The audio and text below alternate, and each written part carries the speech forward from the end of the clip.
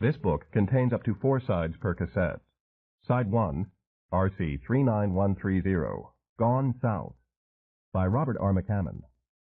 Copyright 1992 by the McCammon Corporation. All rights reserved. Read by Bruce Hunty.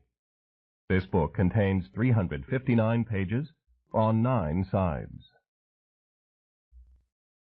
If you would like to skip over any remaining announcements or introductory material, place your cassette player in fast forward until a beep is heard. Stop at that point to hear the beginning of the book. Library of Congress annotation.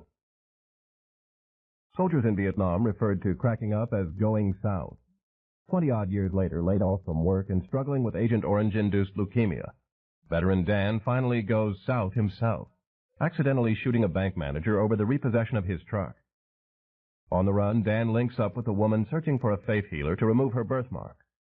They are pursued by a unique pair of bounty hunters. Strong Language and Violence, 1992.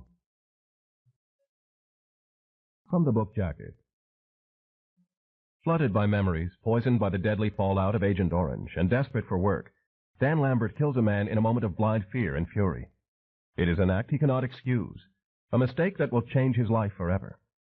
Now, Dan is on the run, heading south toward the Louisiana bayous. On his trail are police officers and bounty hunters, including the most memorable and bizarre team ever paired in modern fiction. Pelvis Isley, an Elvis impersonator of the worst kind, and Flint Murtaugh, a fastidious, ruthless loner and freak show refugee who carries the body of his unformed twin brother on his side. As Dan heads down into the swampland in search of his own salvation, he meets a young woman who is on a similar journey. Like Dan, Arden Halliday bears a great burden, a disfiguring purple birthmark that blankets half her face. Wounded by the stares, by the pity and revulsion, she is making her way into the bayous in search of the Bright Girl, a legendary faith healer who will rid her of her birthmark and her suffering. Though on separate missions, Arden and Dan come to respect each other's quest for freedom, for a touch of simple kindness in a world grown cruel. Thrown together by circumstance, bound by a loyalty stranger than love, they set off on a journey of relentless suspense and impassioned discovery, an odyssey over dark, twisting roads and waterways into the beautiful and mysterious depths of the human heart. About the author. Robert R. McCammon is the author of 11 previous novels, including the New York Times bestsellers Boy's Life, Swan Song, Stinger, and The Wolf's Hour, Mine, Bail, Bethany's Sin, The Night Boat, They Thirst, Usher's Passing, and Mystery Walk. He is the author of a collection of short stories, Blue World, and contributing editor for the Horror Writers of America present Under the Fang, a collection of vampire stories. Mr. McCammon is a native of Birmingham, Alabama. For My Family. 1. The Good Son. It was hell's season, and the air smelled of burning children. This smell was what had destroyed Dan Lambert's taste for barbecued pork sandwiches. Before August of 1969, the year he'd turned 20, his favorite food had been barbecue, crispy at the edges and drenched with sloppy red sauce. After the 11th day of that month, the smell of it was enough to make him sick to death. He was driving east through Shreveport on 70th Street, into the glare of the morning sun. It glanced off the hood of his gray pickup truck and stabbed his eyes, inflaming the slow ache in his skull. He knew this pain and its vagaries. Sometimes it came upon him like a brute with a hammer, sometimes like a surgeon with a precise scalpel. During the worst times, it hit and ran like a Mack truck, and all he could do was chew on his rage and lie there until his body came back to him. It was a hard thing, dying was. In this August of 1991, a summer that had been one of the hottest in Louisiana's long history of hellish seasons, Dan was 42 years old. He looked 10 years older, his raw-boned, heavily lined face a testament to his ceaseless combat with pain. It was a fight he knew he couldn't win. If he knew for certain he would live 3 more years, he wasn't sure if he'd be happy about it. Right now it was day to day. Some days were all right, some weren't worth a bucket of warm spit. But it wasn't in his nature to give up, no matter how tough things got. His father, the quitter, had not raised a quitter. In this at least Dan could find strength. He drove on along the arrow straight line of 70th Street, past strip malls and car lots and fast food joints. He drove on into the merciless sun and the smell of murdered innocence. Lining the commercial carnival of 70th Street was a score of barbecue restaurants, and it was from their kitchen chimneys that this odor of burned flesh rose into the scalded sky. It was just after 9, and already the temperature sign in front of the Friendship Bank of Louisiana read 86 degrees. The sky was cloudless, but was more white than blue, as if all the color had been bleached from it. The sun was a burnished ball of pewter, a promise of another day of misery across the Gulf states. Yesterday the temperature had hit 102, and Dan figured that today it was going to be hot enough to fry pigeons on the wing. Afternoon showers passed through every few days, but it was just enough to steam the streets. The Red River flowed its muddy course through Shreveport to the bayou country, and the air shimmered over the larger buildings that stood iron gray against the horizon. Dan had to stop for a red light. The pickup's brake squealed a little in need of new pads. A job replacing rotten lumber on a patio deck last week had made him enough to pay the month's rent and utilities, and he'd had a few dollars left over for groceries. Still, some things had to slide. He'd missed 2 payments on the pickup, and he needed to go in and see Mr. Jarrett to work something out. Mr. Jarrett, the loan manager at the First Commercial Bank, understood that Dan had fallen on hard times and cut him some slack. The pain was back behind his eyes. It lived there like a hermit crab. Dan reached beside himself on the seat, picked up the white bottle of Excedrin, and popped it open. He shook 2 tablets onto his tongue and chewed them. The light turned green, and he drove on toward Death Valley. Dan wore a rust-colored short-sleeved shirt and blue jeans with patches on the knees. Under a faded blue baseball cap, his thinning brown hair was combed back from his forehead and spilled over his shoulders. Haircuts were not high on his list of priorities. He had light brown eyes and a close-cropped beard that was almost all gray. On his left wrist was a Timex, and on his feet was a sturdy pair of brown, much-scuffed work boots. On his right forearm was the bluish-green ghost of a snake tattoo, a reminder of a burly kid who'd had one too many cheap and potent zombies with his buddies on a night of leave in Saigon. That kid was long gone, and Dan was left with the tattoo. The snake handlers, that's what they'd been. Not afraid to stick their hands in the jungle's holes and pull out whatever horror might be coiled up and waiting in there. They had not known then that the entire world was a snake hole, and that the snakes just kept getting bigger and meaner. They had not known in their raucous rush toward the future that the snakes were lying in wait not only in the holes, but in the mowed green grass of the American dream. They got your legs first, wound around your ankles, and slowed you down. They slithered into your guts and made you sick and afraid. And then you were easy to kill. In the years since that day-glow memory of a night in Saigon, Dan Lambert had shrunken. At his chest-thumping, Charlie-womping best, he'd stood 6'2" and carried 212 pounds of Paris Island-trained muscle. Back then, he'd felt as if he could swallow bullets and shit iron. He weighed about 170 pounds now, and he didn't think he was much over 6 feet. There was a gauntness in his face that made him think of some of the old Vietnamese people who'd huddled in their hooches, with eyes as terrified as those of mongrel dogs expecting a boot. His cheekbones jutted. His chin was as sharp as a can opener under the beard. It was the fact that he rarely ate 3 meals a day, and of course a lot of his shrinkage was due to the sickness, too. Gravity and time were the giant killers, he thought as he drove along the sun-washed highway, with the back of his sweat-wet shirt stuck to the seat. Gravity shrank you, and time pulled you into the grave. And not even the snake handlers could beat such fearsome enemies as those.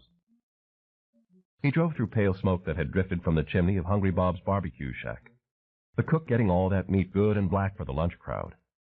A tire hit a pothole, and in the truck's bed his box of tools jangled. They were the hammers, nails, levels, and saws of a carpenter. At the next intersection, he turned right and drove south into an area of warehouses. It was a world of chain-link fences, loading docks, and brick walls. Between the buildings, the heat lay trapped and vengeful. Up ahead, a half-dozen pickup trucks and a few cars were parked in an empty lot. Dan could see some of the men standing around talking.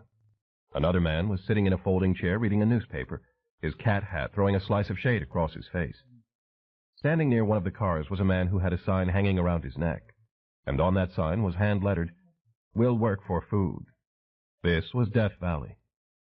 Dan pulled his truck into the lot and cut the engine. He unpeeled his damp shirt from the backrest, slipped the bottle of aspirin into his pocket, and got out. "There's Dan the man," Steve Lynham called from where he stood talking with Darrell Glennon and Curtis Noel, and Dan raised a hand in greeting. "Morning, Dan," Joe Yates said, laying his newspaper in his lap. "How's it hanging?" "It's still there," Dan answered. "I think." "Got iced tea?"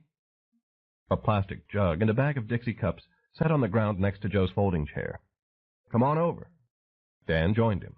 He drew iced tea into a cup and eased himself down beside Joe's shadow. "Terry got a ticket," Joe said as he offered Dan some of the newspaper. "Fella came by about 10 minutes ago looking for a man to set some sheetrock. Picked Terry and off they went." "That's good." Terry Palmeter had a wife and 2 kids to feed. "Fella say he might be needing some more help later on?" "Just the one sheetrock, man." Joe squinted up toward the sun. He was a lean, hard-faced man with a nose that had been broken and flattened by a vicious fist somewhere down the line. He'd been coming here to Death Valley for over a year, about as long as Dan had been. On most days, Joe was an amiable gent, but on others he sat brooding and dark-spirited and was not to be approached.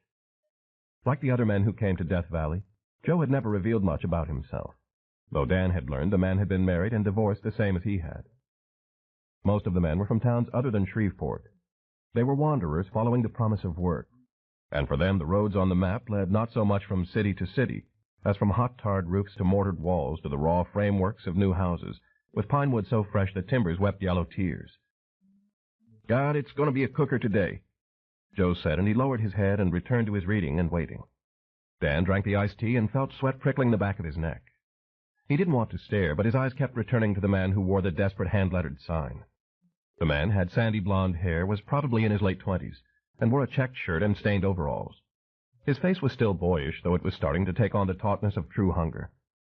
It reminded Dan of someone he'd known a long time ago. A name came to him. Pharaoh. He let it go, and the memory drifted away like the acrid barbecue smoke. "Looky here, Dan." Joe thumped an article in the paper.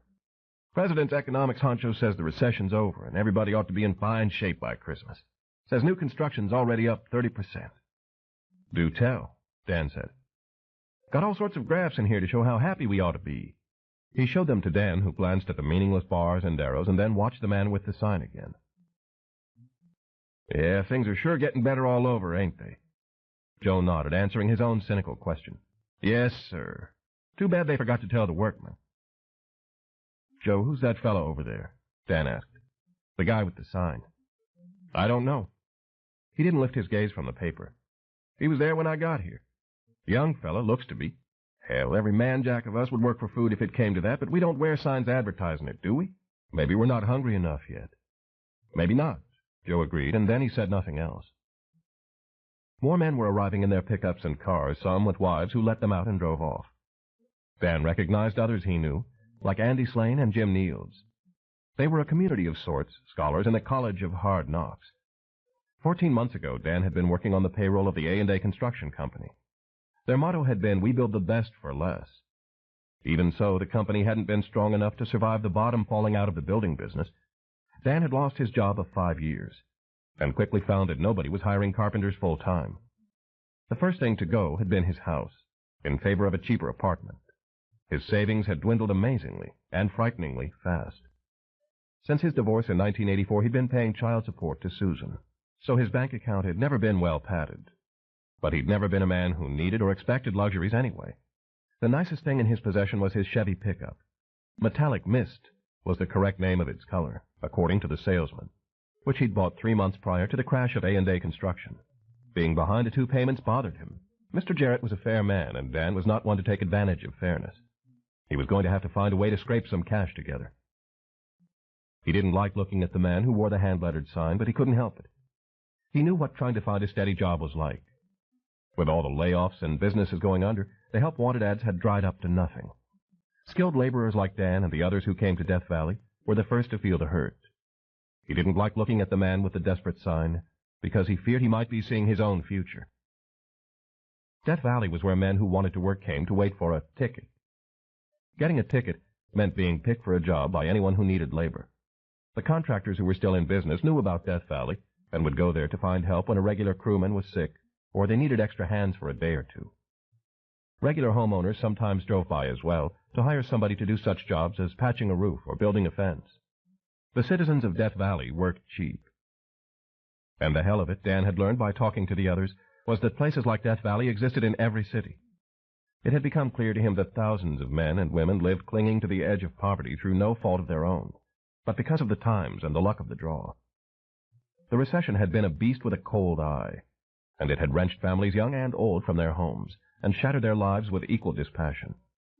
Hey, Dan, how many'd you kill? Two shadows had fallen across him.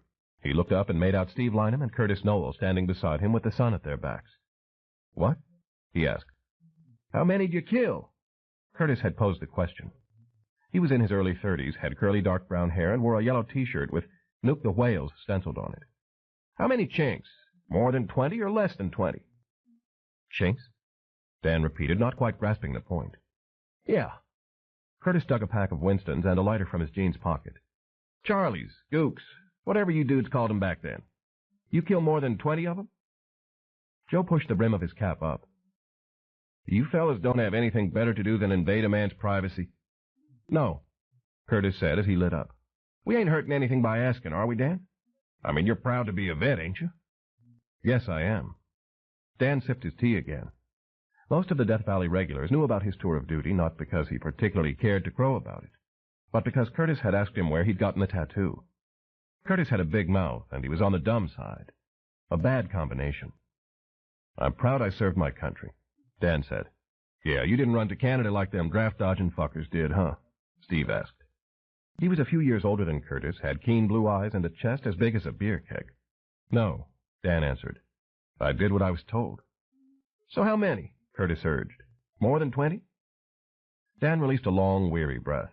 The sun was beating down on his skull, even through the baseball cap. Does it really matter? We want to know, Curtis said, a cigarette clenched between his teeth and his mouth leaking smoke. You kept a body count, didn't you? Dan stared straight ahead. He was looking at a chain-link fence. Beyond it was a wall of brown bricks. Sun and shadow lay worlds apart on that wall. In the air, Dan could smell the burning. Talked to this vet once in Mobile, Curtis plowed on.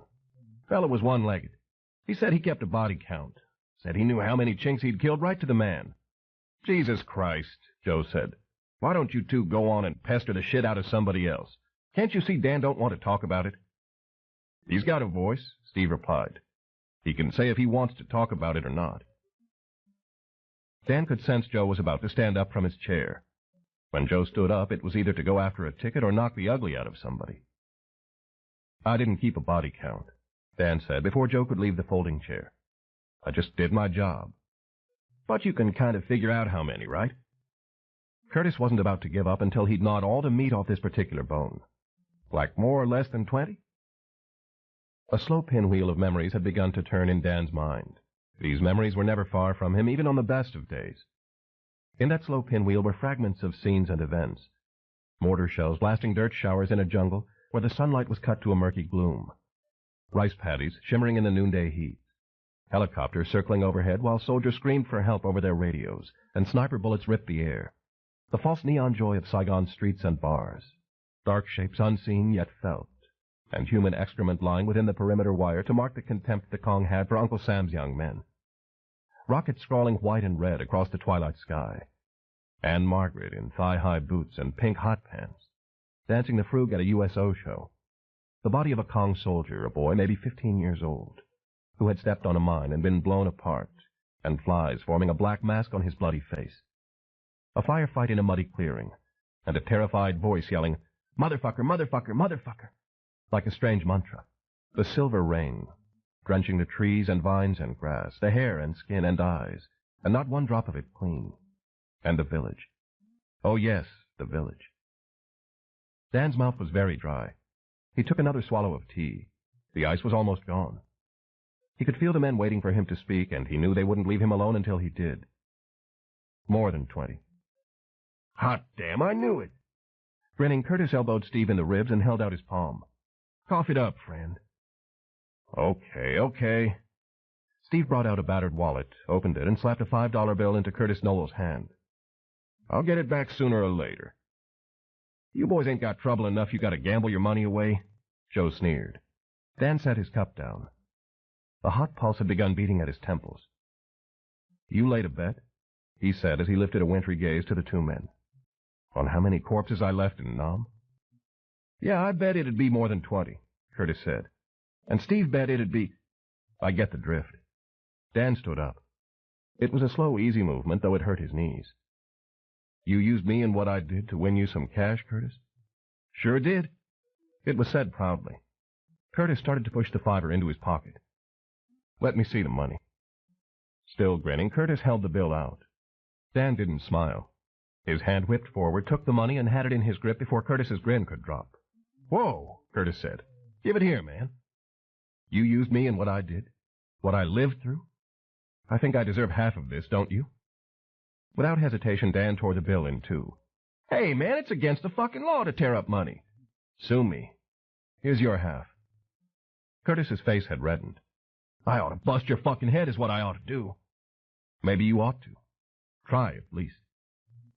Sensing trouble, a few of the other men had started edging closer. Curtis's grin returned, only this time it was mean. "I could take you with one hand, you skinny old bastard." You might be right about that. Dan watched the younger man's eyes, knowing that in them he would see the punch coming before Curtis's arm was cocked for the strike. Might be. But before you try, I want you to know that I haven't raised my hand in anger to a man since I left Nam. I wasn't the best soldier, but I did my job, and nobody could ever say I'd gone south. Dan saw a nerve in Curtis's left eyelid began to tick. Curtis was close to swinging. "If you swing on me," Dan said calmly, "you'll have to kill me to put me down. I won't be used or made a fool of, and I won't have you winning a bet on how many bodies I left in my footprints. Do you understand that, Curtis?" "I think you're full of shit," Curtis said, but his grin had weakened. Blisters of sweat glistened on his cheeks and forehead. He glanced to the right and left, taking in the half-dozen or so onlookers, then back to Dan. "You think you're something special, 'cause you're a vet?" "Nothing special about me," Dan answered. "I just want you to know that I learned how to kill over there. I got better at it than I wanted to be. I didn't kill all those Kong with a gun or a knife. Some of them I had to use my hands. Curtis, I love peace more than any man alive, but I won't take disrespect. So go on and swing if you want to. I'm not going anywhere." "Man, I could break your damn neck with one punch," Curtis said, but the way he said it told Dan he was trying to decide whether to push this thing any further. Dan waited. The decision was not his to make. A few seconds ticked past. Dan and Curtis stared at each other. "Awful hot to be fighting," Joe said. "Grown men, I swear." "Hell, it's only $5, Steve added. Curtis took a deep drag on his cigarette and exhaled smoke through his nostrils. Dan kept watching him, his gaze steady and his face placid, though the pain in his skull had ratcheted up a notch. "Shit," Curtis said at last. He spat out a shred of tobacco. "Give it here, then." He took the half that Dan offered. "Keep you from taping it back together and spending it, at least." "There you go. Y'all kiss and make up," Joe suggested. Curtis laughed, and Dan allowed a smile. The men who'd thronged around began moving away. Dan knew that Curtis wasn't a bad fellow. Curtis just had a bad attitude sometimes and needed a little sense knocked into him. But on this day, with the sun burning down and no breeze stirring the weeds of Death Valley, Dan was very glad push had not come to shove. "Sorry," Steve told him. "Guess we didn't think it'd bother you. The bet, I mean. Now you know. Let's forget it, all right?" Curtis and Steve moved off. Dan took the Excedrin bottle from his pocket and popped another aspirin. His palms were damp, not from fear of Curtis, but from fear of what he might have done had that particular demon bitten loosed. "You okay?" Joe was watching him carefully. "Yeah. Headache. You get a lot of those, don't you?" "A few." "You seen a doctor?" "Yeah." Dan put the bottle away. "Says it's migraine." "Is that so?" "Uh-huh." He knows I'm lying, Dan thought. There was no need to tell any of the men here about his sickness. He crunched the aspirin between his teeth and washed it down with the last of his iced tea. "Curtis is going to get his clock cleaned one fine day," Joe said. "Fella don't have no sense. He hasn't lived enough, that's his problem." "Right. Not like us old relics, huh?" Joe looked up at the sky, measuring the journey of the sun. "Did you see some hell over there, Dan?" Dan settled himself back down beside his friend's chair. He let the question hang for a moment, and then he said, "I did. We all did. I just missed getting drafted. I supported you fellas all the way, though. I didn't march in the streets or nothing. Might have been better if you had. We were over there way too long." "We could have won it," Joe said. "Yes, sir. We could have swept the floor with them bastards if we just—" "That's what I used to think." Dan interrupted quietly. "I used to think if it wasn't for the protesters, we could have turned that damned country into a big asphalt parking lot." He drew his knees up to his chest. The aspirin was kicking in now, dulling the pain. Then I went up to Washington, and I walked along that wall. You know where the names are? Lots of names up there. Fellas I knew. Young boys, 18 and 19. And what was left of them wouldn't fill a bucket. I've thought and thought about it, but I can't figure out what we would have had if we'd won. If we'd killed every Charlie to a man, if we'd marched right into Hanoi and torched it to the ground, if we'd come home to heroes like the Desert Storm boys did, what would we have won? Respect, I guess, Joe said. No, not even that. It was past time to get out. I knew it when I saw all those names on that black wall. When I saw mothers and fathers tracing their dead sons' names on paper to take home with them, because that's all they had left. I knew the protesters were right. We never could have won it. Never. Gone south, Joe said. What? Gone south. You told Curtis nobody could ever say you'd gone south. What's that mean? Dan realized he'd used the term, but hearing it from the mouth of another man had taken him by surprise. Something we said in Nam, he explained. Somebody screwed up, or cracked up. We said he'd gone south. And you never screwed up? Not enough to get myself or anybody else killed. That was all we wanted, to get out alive. Joe grunted. Some life you came back to, huh? Yeah, Dan said. Some life. Joe lapsed into silence, and Dan offered nothing else. Vietnam was not a subject Dan willingly talked about. If anyone wanted to know, and they pressed it, he might tell them hesitantly about the snake handlers and their exploits, the childlike bar girls of Saigon, and the jungle snipers he'd been trained to hunt and kill. But never could he utter a word about two things, the village and the dirty silver rain. The sun rose higher, and the morning grew old. It was a slow day for tickets. Near 10:30, a man in a white panel truck stopped at Death Valley, and the call went up for two men who had experience in house painting. Jimmy Staggs and Curtis Noel got a ticket, and after they left in the panel truck, everybody else settled down to waiting again. Dan felt the brutal heat sapping him. He had to go sit in his truck for a while to get out of the sun. A couple of the younger bucks had brought baseball gloves and a ball, and they peeled off their wet shirts and pitched some as Dan and the older men watched. The guy with the hand-lettered sign around his neck was sitting on the curb, looking expectantly in the direction from which the ticket-givers would be coming like God's emissaries. Dan wanted to go over and tell him to take that sign off, that he shouldn't beg, but he decided against it. You did what you had to do to get by. Again, the young man reminded Dan of someone else. Pharaoh was the name. It was the color of the hair and the boyish face, Dan thought. Pharaoh, the kid from Boston. Well, they'd all been kids back in those days, hadn't they? But thinking about Pharaoh stirred up old, deep pain, and Dan shunted the haunting images aside.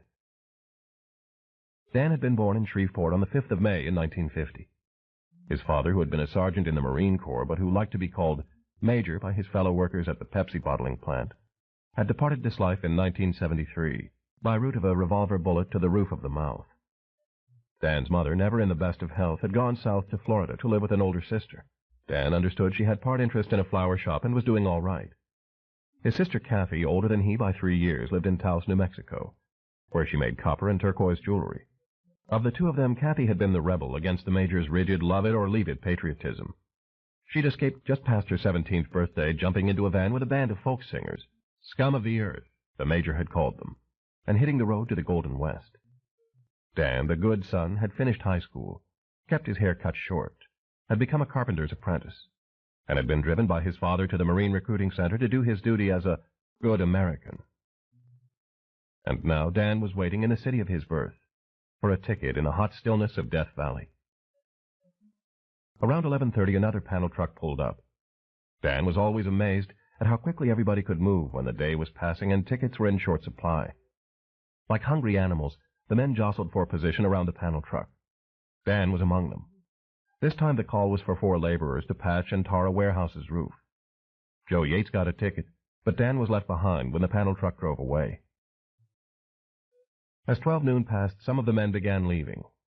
Experience taught that if you hadn't gotten a ticket by noon, you'd struck out. There was always tomorrow.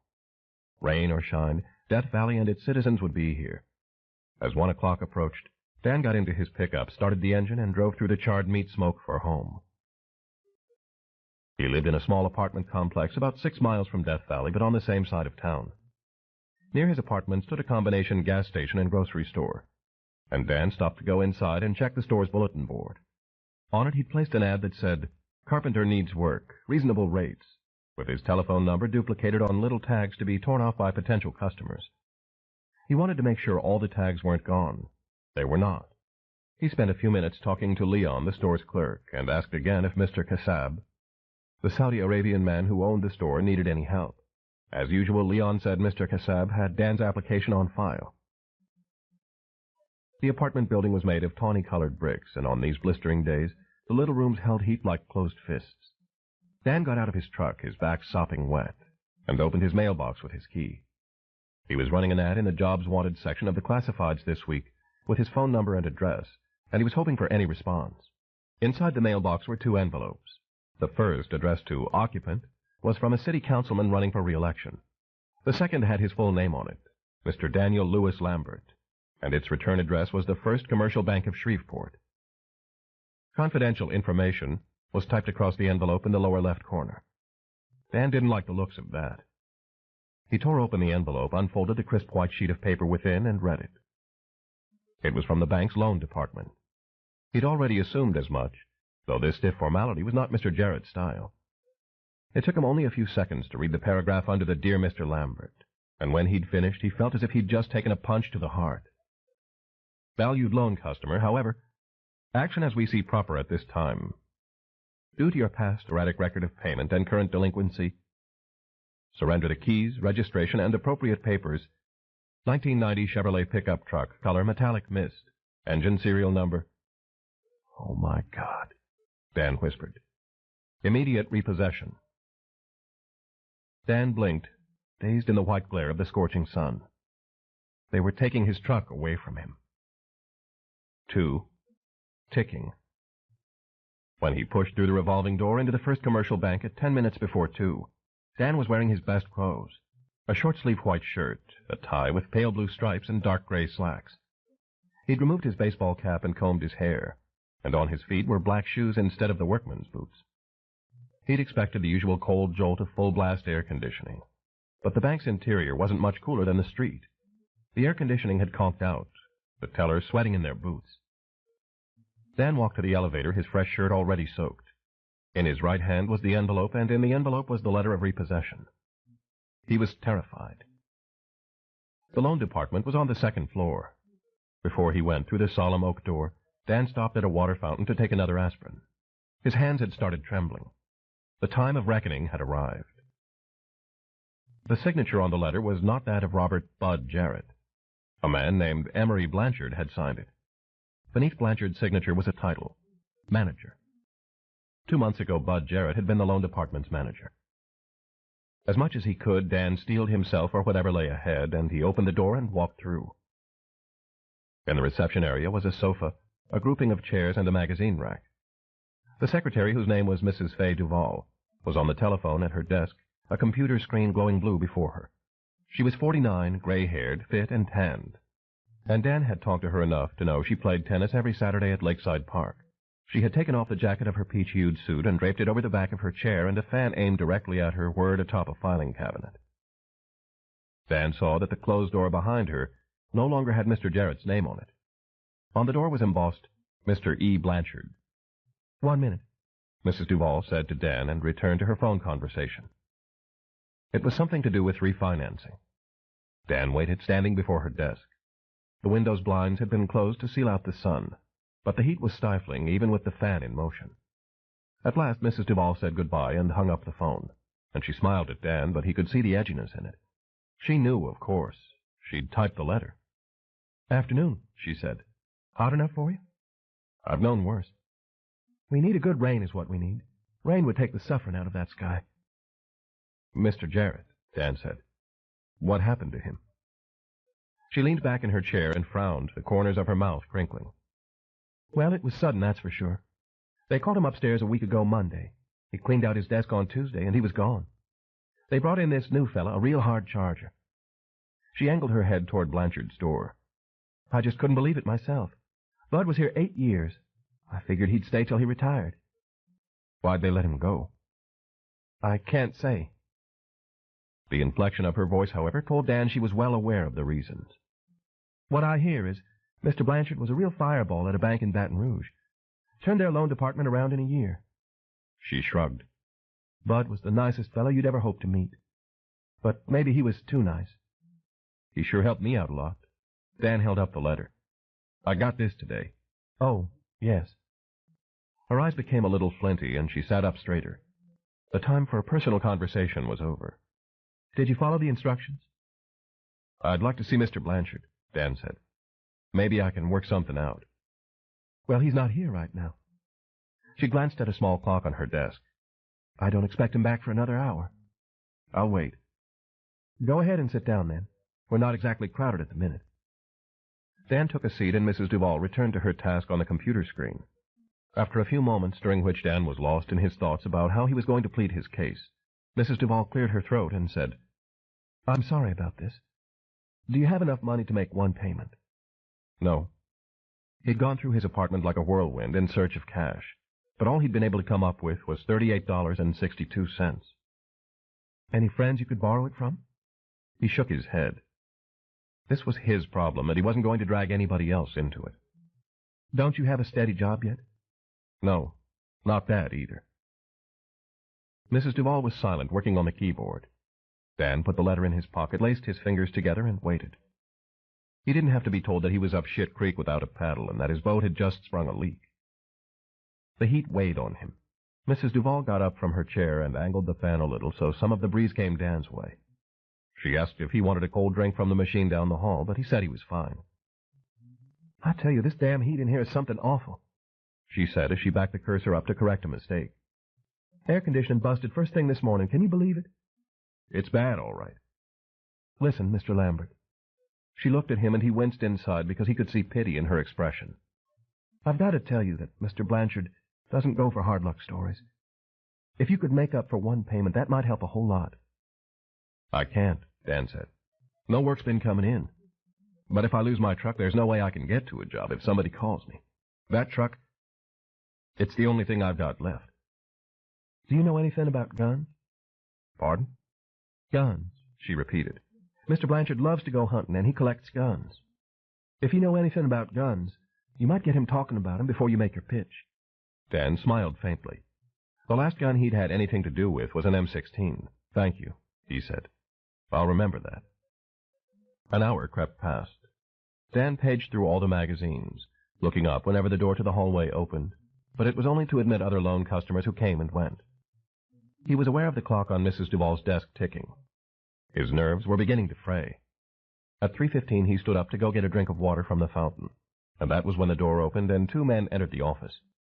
Hello, Mr. Blanchard, Mrs. Duval said cheerfully, cueing Dan that the boss had arrived. Hey, get me Perry Griffin on the phone, please. Emery Blanchard carried the jacket of his light blue seersucker suit over his right arm. He wore a white shirt and a yellow tie with little blue dots on it. There were sweat stains at his armpits. He was a heavy-set, fleshy man, his face ruddy and gleaming with moisture. Dan figured he was in his mid-30s, at least 10 years younger than Bud Jarrett. Blanchard had close-cropped brown hair that was receding in front, and his square and chunky face, coupled with powerful shoulders, made Dan think the man might have played college football before the beers had overtaken his belly. He wore silver wire-rimmed glasses, and he was chewing gum. The second man had likewise stripped off the coat of his tan-colored suit, and he had curly blonde hair going gray on the sides. Step on in here, Jerome, Blanchard said as he headed for his office, and let's do us a little business. Mr. Blanchard? Mrs. Duval had the telephone to her ear. She glanced at Dan and then back to Blanchard, who had paused with one hand on the doorknob. Mr. Lambert's been waiting to see you. Who? Dan stepped forward. Dan Lambert. I need to talk to you, please. The force of Blanchard's full gaze was a sturdy thing. His eyes were steely blue, and they provided the first chill Dan had felt all day. In 3 seconds, Blanchard had taken Dan in from shoe tips to the crown of his head. I'm sorry? His eyebrows rose. A repossession, Mrs. Duval explained. Chevrolet pickup truck. Right. Blanchard snapped his fingers. Got it now. Your letter went out yesterday, I recall. Yes, sir, I've got it here with me. That's what I need to talk to you about. Blanchard frowned, as if his teeth had found a fly in his chewing gum. I believe the instructions in that letter were clear, weren't they? They were, yeah. But can I just have 2 minutes of your time? Mr. Griffin's on the line, the secretary announced. 2 minutes, Dan said. Don't beg, he thought. But he couldn't help it. The truck was his freedom, and if it was taken from him, he'd have nothing. Then I'll be gone, I swear. I'm a busy man. Yes, sir, I know you are. But could you just please hear me out? The chilly blue eyes remained impassive, and Dan feared it was all over. But then Blanchard sighed and said resignedly, "All right, sit down and I'll get to you. Hey, pipe old Perry into my office, will you?" "Yes, sir." Dan settled into his chair again as Blanchard and the other man went into the inner office. When the door had firmly closed, Mrs. Duval said quietly, "He's in a good mood. You might be able to get somewhere with him." "We'll see." His heart felt like a bag full of twisting worms. He took a long, deep breath. There was pain in his skull, but he could tough it out. After a few minutes had passed, Dan heard Blanchard laugh behind the door. It was a hearty, gut-felt laugh, the kind of laugh a man makes when he's got money in his pockets and a steak in his belly. Dan waited, his hands gripped together and sweat leaking from his pores.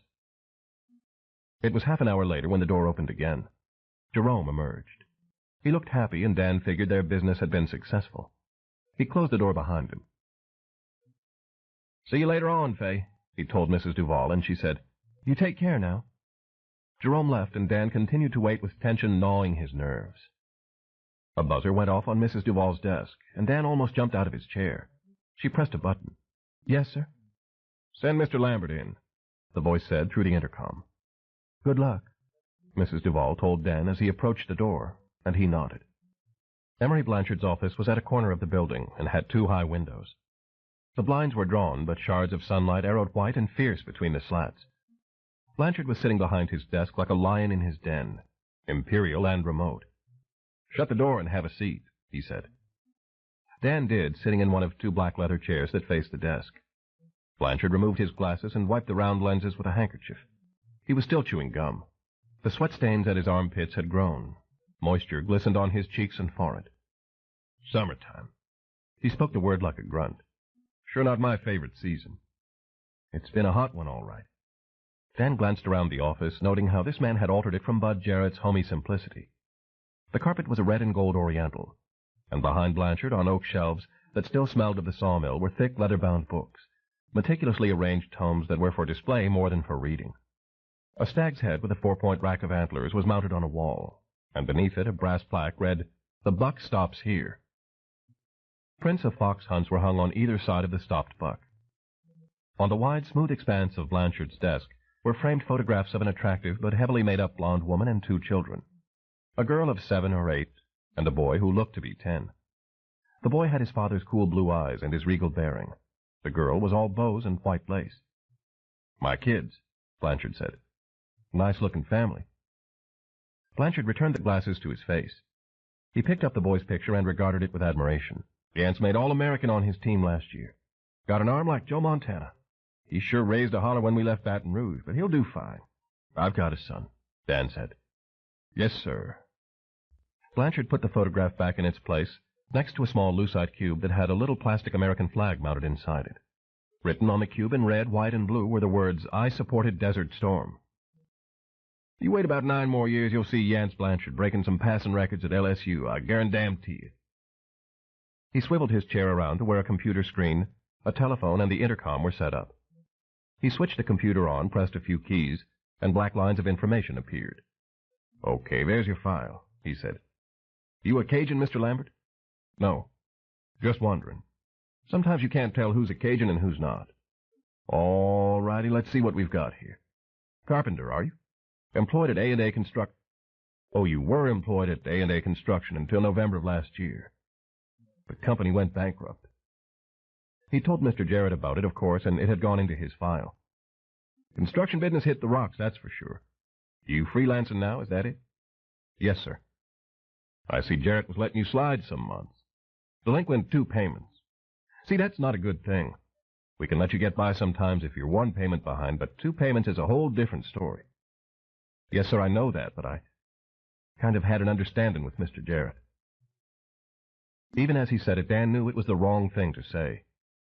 Blanchard's big shoulders hunched up almost imperceptibly, and he slowly swiveled his chair around from the computer screen to face Dan. Blanchard wore a tight, strained smile. "See, there's a problem," he said.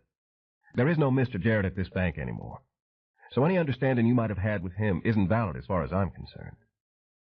Dan's cheeks were stinging. I didn't mean to be.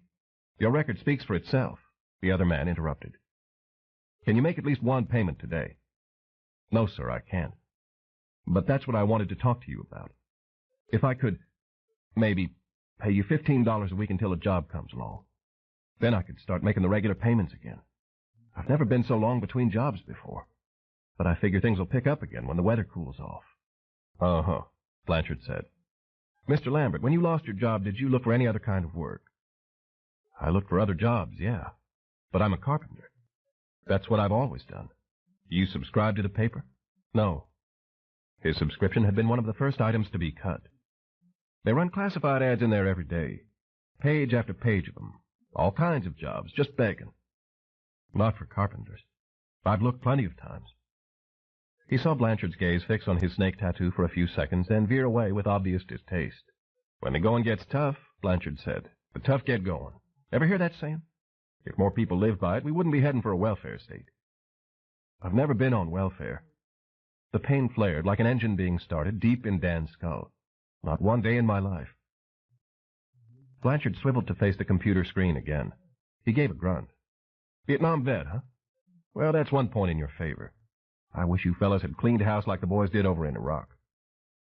It was a different kind of war. Dan swallowed thickly. He thought he could taste ashes. A different time. Hell, fighting's fighting. Jungle or desert, what's the difference? The pain was getting bad now. Dan's guts were clenched up. A lot, he said. In the desert, you can see who's shooting at you. His gaze ticked to the lucite cube that held the plastic flag. Something small was stamped on its lower left corner. 3 words. He leaned forward to read them. Made in China. Health problem, Blanchard said. What? Health problem. Says so right here. What's your health problem, Mr. Lambert? Dan remained silent. Blanchard turned around. You sick or not? Dan put one hand up against his forehead. Oh, Jesus, he thought. To have to bear himself before a stranger this way was almost too much for him. You aren't on drugs, are you? Blanchard's voice had taken on a cutting edge. We could have cleaned house over there if so many of you fellas hadn't been on drugs. Dan looked into Blanchard's sweating, heat-puffed face. A jolt of true rage twisted him inside, but he jammed it back down again, where it had been drowsing so long. He realized in that moment that Blanchard was the kind of man who enjoyed kicking a body when it was beaten. He leaned toward Blanchard's desk, and slowly he pulled himself out of the black leather chair. No, sir, he said tersely. I'm not on drugs. But yeah, I am sick. If you really want to know, I'll tell you. I'm listening. I've got leukemia, Dan said. It's a slow kind, and some days I feel just fine. Other days I can hardly get out of bed. I've got a tumor the size of a walnut right about here. He tapped the left side of his forehead. The doctor says he can operate, but because of where the tumor lies, I might lose the feeling on my right side. Now, what kind of carpenter would I be if I couldn't use my right hand or leg? I'm sorry to hear that, but I'm not finished, Dan said, and Blanchard was quiet. You wanted to know what was wrong with me. You ought to have the manners to hear the whole story. Blanchard chose that moment to glance at the gold Rolex watch on his wrist, and Dan came very close to reaching across the desk and grabbing him by his yellow necktie. I want to tell you about a soldier. Dan's voice was roughened by the sandpaper of raw emotion. He was a kid, really. The kind of kid who always did what he was told. He drew duty in a sector of jungle that hid an enemy supply route. And it was always raining on that jungle. It was always dripping wet, and the ground stayed muddy. It was a silver rain. Sometimes it fell right out of a clear blue sky. And afterward, the jungle smelled like flowers gone over to rot. The silver rain fell in torrents, and this young soldier got drenched by it day after day. It was slick and oily, like grease off the bottom of a frying pan. There was no way to get it off the skin, and the heat and the steam just cooked it in deeper. Dan drew up a tight, terrible smile. He asked his platoon leader about it. His platoon leader said it was harmless unless you were a tree or a vine. Said you could bathe in it and you'd be all right. But if you dipped a blade of sawgrass in it, that sawgrass would blotch up brown and crispy as quick as you please. Said it was to clear the jungle so we could find a supply route. And this young soldier, you know what he did? No, Blanchard said. He went back out in that jungle again. Back out in that dirty rain, whenever they told him to. He could see the jungle dying. All of it was shriveling away, being burned up without fire. He didn't feel right about it. because he knew a chemical as strong as that had to be bad for skin and bones. He knew it. But he was a good soldier, and he was proud to fight for his country. Do you see? I think so. Agent Orange? It could kill a jungle in a week, Dan said. What it could do to a man didn't show up until a long time later. That's what being a good soldier did to me, Mr. Blanchard. I came home full of poison, and nobody blew a trumpet or held a parade. I don't like being out of work. I don't like feeling I'm not worth a damn sometimes. But that's what my life is right now. Blanchard nodded. He wouldn't meet Dan's eyes. I really, truly am sorry. I swear I am. I know things are tough out there. Yes, sir, they are. That's why I have to ask you to give me one more week before you take my truck. Without my truck, I don't have any way to get to a job if one comes open. Can you please help me out? Blanchard rested his elbows on his desk and laced his fingers together. He wore a big LSU ring on his right hand. His brows knitted, and he gave a long, heavy sigh. I feel for you, Mr. Lambert. God knows I do. But I just can't give you an extension. Dan's heart had started pounding. He knew he was facing disaster of the darkest shade. Look at my position. Blanchard's chewing gum was going 90 miles a minute. My superiors kicked Bud Jarrett out of here because of the bad loans he made. They hired me because I don't make bad loans. And part of my job is to fix the mess Jarrett left behind. 1 week or 1 month. I don't think it would really matter very much, do you? I need my truck, Dan rasped. You need a social worker, not a loan officer. You could get yourself checked into the VA hospital. I've been there. I'm not ready to roll over and die yet. I'm sorry, but there's nothing I can do for you. It's business, you see? You can bring the keys and the paperwork tomorrow morning. I'll be in the office by 10. He swiveled around and switched the computer screen off, telling Dan that their conversation was over. I won't do it, Dan said. I can't. You will, Mr. Lambert, or you'll find yourself in some serious trouble. Jesus Christ, man. Don't you think I'm already in serious trouble? I don't even have enough money to buy decent groceries. How am I going to get around without my truck? We're finished, I think. I'd like you to leave now. Maybe it was the pain building in Dan's skull. Maybe it was this final flat command from the man who was squeezing the last of the dignity from his life. Whatever it was, it shoved Dan over the edge. He knew he should not. Knew it. But suddenly he was reaching out toward the photographs and the made-in-China American flag. And as he gritted his teeth, the rage flew from him like a dark bird, and he swept everything off the top of Blanchard's desk in a swelling crash and clatter. Hey, hey! Blanchard shouted. What are you doing? Serious trouble, Dan said. You want to see some serious trouble, mister? He hefted the chair he'd been sitting on and slammed it against the wall. The sign that said "The buck stops here" fell to the floor, and books jittered on the perfect shelves. Dan picked up the wastebasket, tears of frustration and shame stinging his eyes, and he threw its contents over Blanchard, then flung the wastebasket against the stag's head. A small voice inside Dan screamed at him to stop, that this was childish and stupid and would earn him nothing. But his body was moving on the power of single-minded fury. If this man was going to take his freedom from him, he would tear the office apart. Blanchard had picked up the telephone. Security, he yelled. Quick! Dan grabbed the phone and jerked it away from him, and it too went flying into the shelves. As Dan attacked the fox hunt pictures, he was aware in a cold, distant place that this was not only about the truck. It was about the cancer in his bones and the growth in his brain, the brutal heart of Death Valley, the jostling for tickets, the dirty silver rain, the major, the village, his failed marriage, the son who had been infected with his father's poison. It was all those things and more, and Dan tore the pictures off the walls, his face contorted, as Blanchard kept shouting for him to stop. A good soldier, Dan thought as he began pulling the books off the shelves and flinging them wildly around the office. A good soldier, I've always been a good... Someone grabbed him from behind. Get him out, Blanchard hollered. He's gone crazy. A pair of husky arms had clamped around Dan's chest, pinning his own arms at his sides. Dan thrashed to break free, but the security guard was strong. The grip tightened, forcing the air from Dan's lungs. Get him out of here! Blanchard had wedged himself into a corner, his face mottled with red. Hey, call the police. Yes, sir. She'd been standing in the open door, and she hurried to the phone on her desk. Dan kept fighting. He couldn't stand to be confined, the pressure on his chest driving him to further heights of frenzy. Hold still, damn it, the guard said, and he began dragging Dan to the door. Come on, you're going with... Panic made Dan snap his head backward, and a guard's nose popped as bone met cartilage.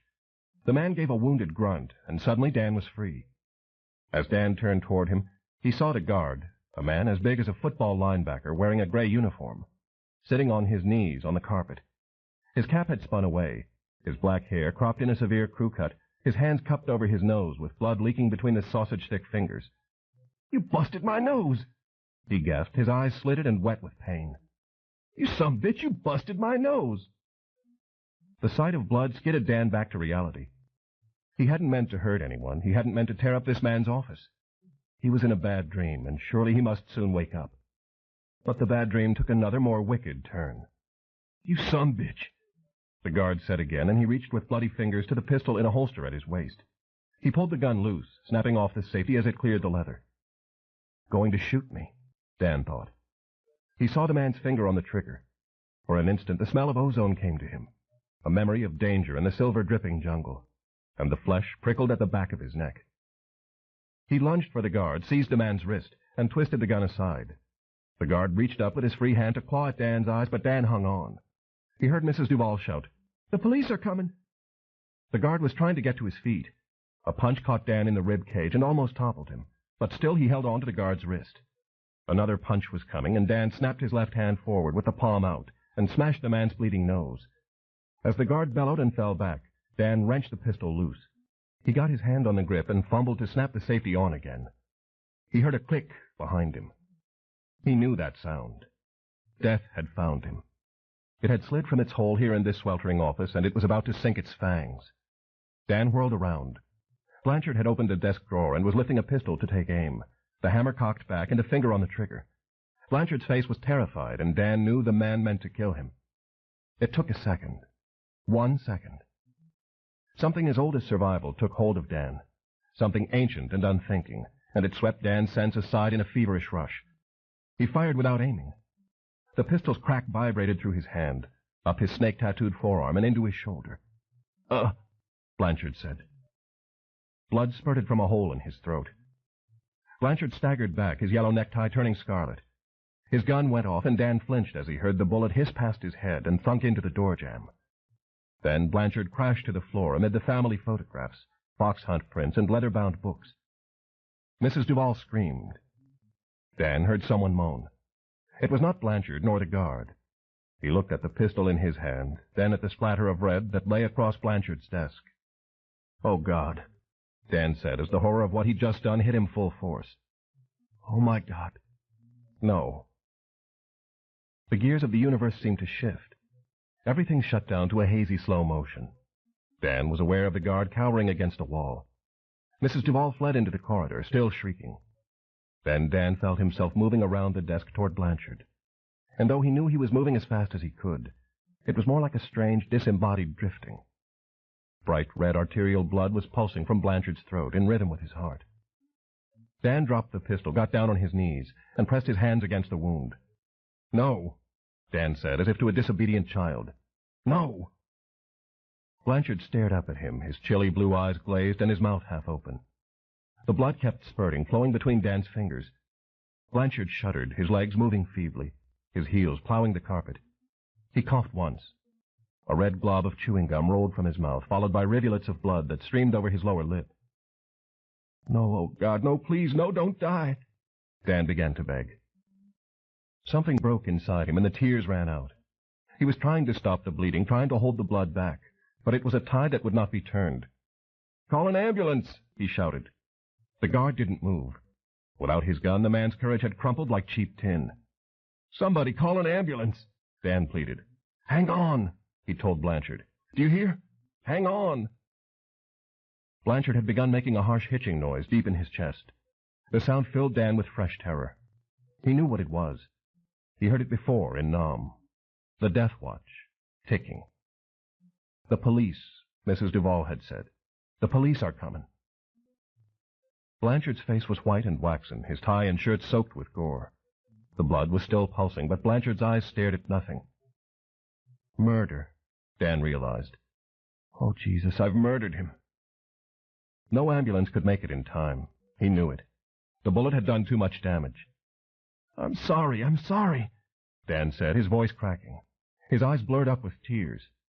"I'm sorry, dear God, I'm sorry." "The police are coming." The image of handcuffs and iron bars came to him. He saw his future confined behind stone walls topped with barbed wire. There was nothing more he could do. Dan stood up, the room slowly spinning around him. He looked at his bloodied hands and smelled the odor of a slaughterhouse. He ran, past the guard and out of the office. Standing in the corridor were people who'd emerged from their own offices. But when they saw Dan's bloody shirt and his gray-tinged face, they scurried out of his way.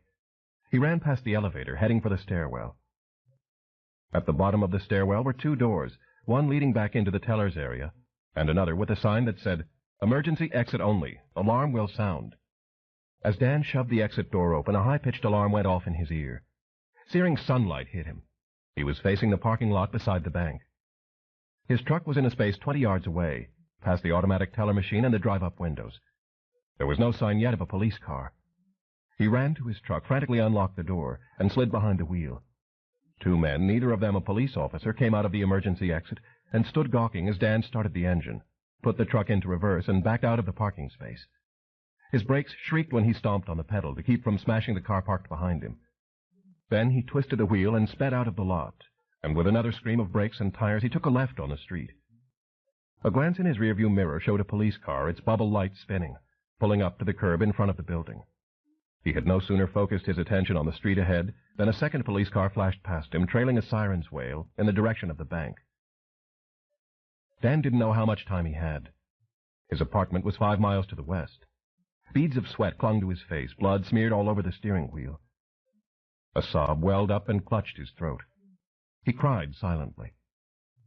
He had always tried to live right, to be fair, to obey orders and be a good soldier no matter what slid out of this world full of snake holes. As he drove to his apartment, fighting the awful urge to sink his foot to the floorboard, he realized what one stupid, senseless second had wrought. "I've gone south," he thought. He wiped his eyes with his snake-clad forearm, the metallic smell of blood sickening him in the hellish August heat. Gone south, after all this time. And he knew, as well, that he'd just taken the first step of a journey from which there could be no return. 3. Mark of Cain. "Hurry," Dan told himself as he pulled clothes from a dresser drawer and jammed them into a duffel bag. "Moving too slow. Hurry, they'll be here soon, any minute now." The sound of a distant siren shocked his heart. He stood still, listening as his pulse rioted. A precious few seconds passed before he realized the sound was coming through the wall from Mr. Wyckoff's apartment. The television set. Mr. Wyckoff, a retired steelworker, always watched the Starsky and Hutch reruns that came on every day at 3:30. Dan turned his mind away from the sound and kept packing, pain like an iron spike throbbing in his skull. He had torn off the bloody shirt, hastily scrubbed his hands in the bathroom sink, and struggled into a clean white T-shirt. He didn't have time to change his pants or his shoes. His nerves were shredding with each lost second. He pushed a pair of blue jeans into the duffel bag, then picked up his dark blue baseball cap from the dresser's top and put it on. A framed photograph of his son, Chad, taken 10 years ago when the boy was 7, caught his attention, and it too went into the bag. Dan went to the closet, reached up to the top shelf, and brought down the shoebox that held $38, all his money in the world. As he was shoving the money into his pocket, the telephone rang. The answering machine, a Radio Shack special, clicked on after 3 rings. Dan heard his own voice asking the caller to leave a message. "I'm calling about your ad in the paper," a man said. "I need my backyard fenced in, and I was wondering—" Dan might have laughed if he didn't feel the rage of the law bearing down on him. "If you could do the job and what you'd charge. If you'd call me back sometime today, I'd appreciate it. My number's—" Too late. Much, much too late. He zipped the bag shut, picked it up, and got out. There were no sounds yet of sirens in the air. Dan threw the bag into the back of his truck, next to the toolbox, and he got behind the wheel and tore out of the parking lot. He crossed the railroad tracks, drove 6 blocks east, and saw the signs for Interstate 49 ahead. He swung the pickup onto the ramp that had a sign saying, I-49 southbound. Then he steadily gave the truck more gas, and emerged with the afternoon traffic, leaving the industrial haze of Shreveport at their backs. Killer, he thought. The image of blood spurting from Blanchard's throat and the man's waxen face was in his brain, unshakable as gospel. It had all happened so fast, He felt still in a strange, dreamlike trance. They would lock him away forever for this crime. He would die behind prison walls. But first they had to catch him, because he sure as hell wasn't giving himself up. He switched on his radio and turned the dial, searching Shreveport stations for the news. There was country music, rock and roll, rap, and advertisements, but no bulletin yet about a shooting at the First Commercial Bank. But he knew it wouldn't take long. Soon his description and the description of his truck would be all over the airwaves. Not many men bore the tattoo of a snake on their right forearms. He realized that what he'd worn as a badge of pride and courage in Nam now was akin to the mark of Cain. Tears were scorching his eyes again. He blinked them away. The time for weeping was over. He had committed the most stupid, insane act of his life. He had gone south in a way he would never have thought possible. His gaze kept ticking to the rearview mirror, and he expected to see flashing lights coming after him. They weren't there yet, but they were hunting for him by now. The first place they'd go would be the apartment. They would have gotten all the information about him from the bank's computer records. How long would it take for the state troopers to get his license number and be on the lookout for a metallic mist Chevrolet pickup truck with a killer at the wheel? A desperate thought hit him. Maybe Blanchard hadn't died. Maybe an ambulance had gotten there in time. Maybe the paramedics had somehow been able to stop the bleeding and get Blanchard to the hospital. Then the charge wouldn't be murder, would it? In a couple of weeks, Blanchard could leave the hospital and go home to his wife and children. Dan could plead temporary insanity, because that's surely what it had been. He would spend some time in jail, yes, but there'd be a light at the end of the tunnel. Maybe. A horn blew, jarring him back to reality. He'd been drifting into the next lane, and a cream-colored Buick swept past him with a furious whoosh. He passed the intersection of the Industrial Loop Expressway and was moving through the outskirts of Shreveport. Subdivisions of blocky tract houses, strip malls, and apartment complexes stood near warehouses and factories with vast parking lots. The land was flat, its summer green bleached to a grayish hue by the merciless sun. Ahead of him the long, straight highway shimmered, and crows circled over small animals that had been mangled by heavy wheels. It came to Dan that he didn't know where he was going. He knew the direction, yes, but not the destination. Does it matter? He asked himself. All he knew is he had to get as far from Shreveport as he could. A glance at the gas gauge showed him the tank was a little over a quarter full. The Chevy got good gas mileage for a pickup truck. That was one of the reasons he'd bought it. But how far could he get with $38 and some change in his pocket? His heart jumped. A state trooper's car was approaching, heading north on the other side of the median. He watched it come nearer, all the spit drying up in his mouth. Then the car was passing him, doing a steady 55. Had the trooper behind the wheel looked at him? Dan kept watching the rearview mirror, but the trooper car's brake lights didn't flare. But what if the trooper had recognized the pickup truck and radioed to another highway patrol car waiting farther south? On this interstate, the troopers could be massing in a roadblock just through the next heat shimmer. He was going to have to get off I-49 and take a lesser-traveled parish road. Another 4 miles rolled under the tires before he saw the exit of Highway 175, heading south toward the town of Mansfield. Dan slowed his speed and eased on to the ramp, which turned into a 2-lane road bordered by thick stands of pines and palmettos. As he'd figured, this route was all but deserted, just a couple of cars visible far ahead and none at his back. Still, he drove the speed limit and watched warily for the highway patrol. Now he was going to have to decide where to go. The Texas line was about 20 miles to the west. He could be in Mexico in 15 hours or so. If he continued on this road, he would reach the bayous and swampland on the edge of the Gulf in a little over 3 hours. He could get to the Gulf and head either west to Port Arthur or east to New Orleans. And what then? Go into hiding? Find a job? Make up a new identity? Shave off his beard? Bleach out the tattoo? He could go to Alexandria, he thought. The city was less than 100 miles away, just below the heart of Louisiana. He'd lived there for 9 years, when he'd been working with Fordham Construction. His ex-wife and son lived there still, in the house on Jackson Avenue. Right. His mouth settled into a grim line. The police would have that address, too, from the bank's records. Dan had faithfully made his child support payments every month. If he went to that house, the police would swarm all over him. And besides, Susan was so afraid of him anyway that she wouldn't let him in the door even if he came as a choir boy instead of a killer. He hadn't seen his ex-wife and 17-year-old son in over 6 years. It had been better that way because his divorce was still an open wound. He wondered what the other snake handlers would think of a father who had attacked his own little boy in the middle of the night. Did it matter that in those days Dan had been half crazy and suffered nightmarish flashbacks? Did it matter that when he'd put his hands around the boy's throat, he believed he was trying to choke to death the Viet Cong sniper in the silver-puddled mud? No, it didn't. He remembered coming out of the flashback to Susan's scream. He remembered the stark terror on Chad's tear-streaked face. 10 seconds more. Just 10. And he might have killed his own son. He couldn't blame Susan for wanting to be rid of him, and so he hadn't contested the divorce. He caught himself. The truck was drifting toward the center line again as his attention wandered. He saw some dried blood between his fingers that he'd missed with the soap and rag, and the image of Blanchard's bleached face stabbed him. A glance in the rearview mirror almost stopped his heart entirely. Speeding after him was a vehicle with its lights flashing. Dan hesitated between jamming the accelerator and hitting the brake. But before he could decide to do either, a cherry-red pickup truck with 2 grinning teenagers in the cab roared past him, and the boy on the passenger side stuck a hand out with the middle finger pointed skyward. Dan started trembling.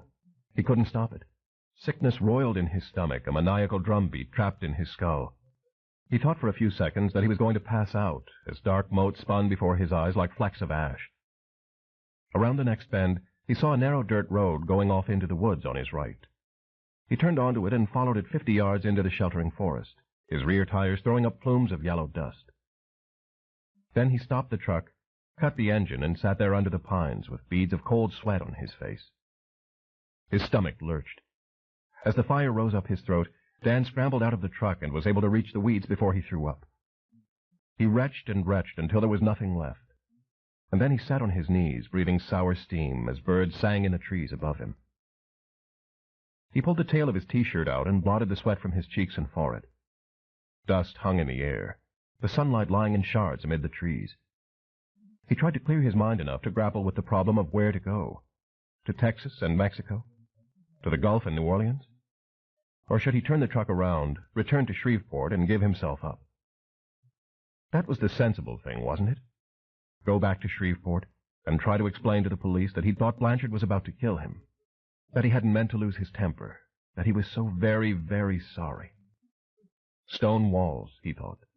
Stone walls waiting. At last he stood up and walked unsteadily back to his truck. He got in, started the engine, and turned on the radio. He began to move the dial through the stations. They were weaker now, diminished by distance. 7 or 8 minutes passed, and then Dan came upon a woman's cool, matter-of-fact voice. Shooting at the First Commercial Bank of Shreveport just after 3:30 this afternoon. Dan turned it up. According to police, a disturbed Vietnam veteran entered the bank with a gun and shot Emery Blanchard, the bank's loan manager. Blanchard was pronounced dead on arrival at All Saints Hospital. We'll have more details as this story develops. In other news, the City Council and the Waterworks Board found themselves at odds again today when... Dan stared at nothing, his mouth opening to release a soft, agonized gasp. Dead on arrival. It was official now. He was a murderer. But what was that about entering the bank with a gun? That's wrong, he said thickly. It's wrong. The way it sounded, he'd gone to the bank intent on killing somebody. Of course they had to put the disturbed Vietnam veteran in there, too. Might as well make him sound like a psycho while they were at it. But he knew what the bank was doing. What would their customers think if they knew Blanchard had been killed with a security guard's gun? Wasn't it better, then, to say that the crazy Vietnam veteran had come in packing a gun and hunting a victim? He kept searching the stations, and in another couple of minutes he found a snippet. Rushed to All Saints Hospital, where he was pronounced dead on arrival. Police caution that Lambert should be considered armed and dangerous. Bullshit, Dan said. I didn't go there to kill anybody. He saw what would happen if he gave himself up. They wouldn't listen to him. They'd put him in a hole and drop a rock on it for the rest of his life. Maybe he might live only 3 more years, but he wasn't planning to die in prison and be buried in a pauper's grave. He engaged the gears. Head to the Bayou country, he decided. From there he could go either to New Orleans or Port Arthur. Maybe he could find a freighter captain who needed cheap labor and didn't care to ask questions. He turned the truck around, and then he drove back to Highway 175. He took a right, southbound again. The truck's cab was a sweatbox, even with both windows down. The heat was weighing on him, wearing him out. He thought about Susan and Chad. If the news was on the radio, it wouldn't be long before it hit the local TV stations. Susan might already have gotten a call from the police. He didn't particularly care what she thought of him. It was Chad's opinion that mattered. The boy was going to think his father was a cold-blooded killer, and this fact pained Dan's soul. The question was, what could be done about it? He heard an engine gunning behind him. He looked in the rearview mirror, and there was a state trooper's car right on his tail, its blue bubble light spinning. Dan had known true terror before in the jungles of Vietnam, and when he'd seen Blanchard's gun leveling to take aim. This instant, though, froze his blood and stiffened him up like a dime-store dummy. The siren yowled. He was caught. He jerked the wheel to the right, panic sputtering through his nerves. The trooper whipped past him and was gone around the next curve in a matter of seconds. Before he could think to stop and turn around, Dan was into the curve and saw the trooper pulling off onto the road's shoulder. A cherry-red pickup truck was down in a ditch, and one of the teenage boys was standing on the black scrawl the tires had left when he'd lost control of the wheel. The other boy was sitting in the weeds, his head lowered and his left arm clasped against his chest. As Dan glided past the accident scene, he saw the trooper get out of the car and shake his head as if he knew the boys were lucky they weren't scattered like bloody rags amid the pines. When the trooper's car was well behind, Dan picked up his speed again. Dark motes were still drifting in and out of his vision, the sun's glare still fierce even as the afternoon shadows lengthened. He'd had not a bite of food since breakfast, and he'd lost the meager contents of his stomach. He considered stopping at a gas station to buy a candy bar and a soft drink, but the thought of pulling off while a state trooper was so close behind him put an end to that idea. He kept going, following the sun-baked road as it twisted like the serpent on his forearm. Mile after mile passed. The traffic was sparse both in front and behind, but the strain of watching in either direction began to take its toll.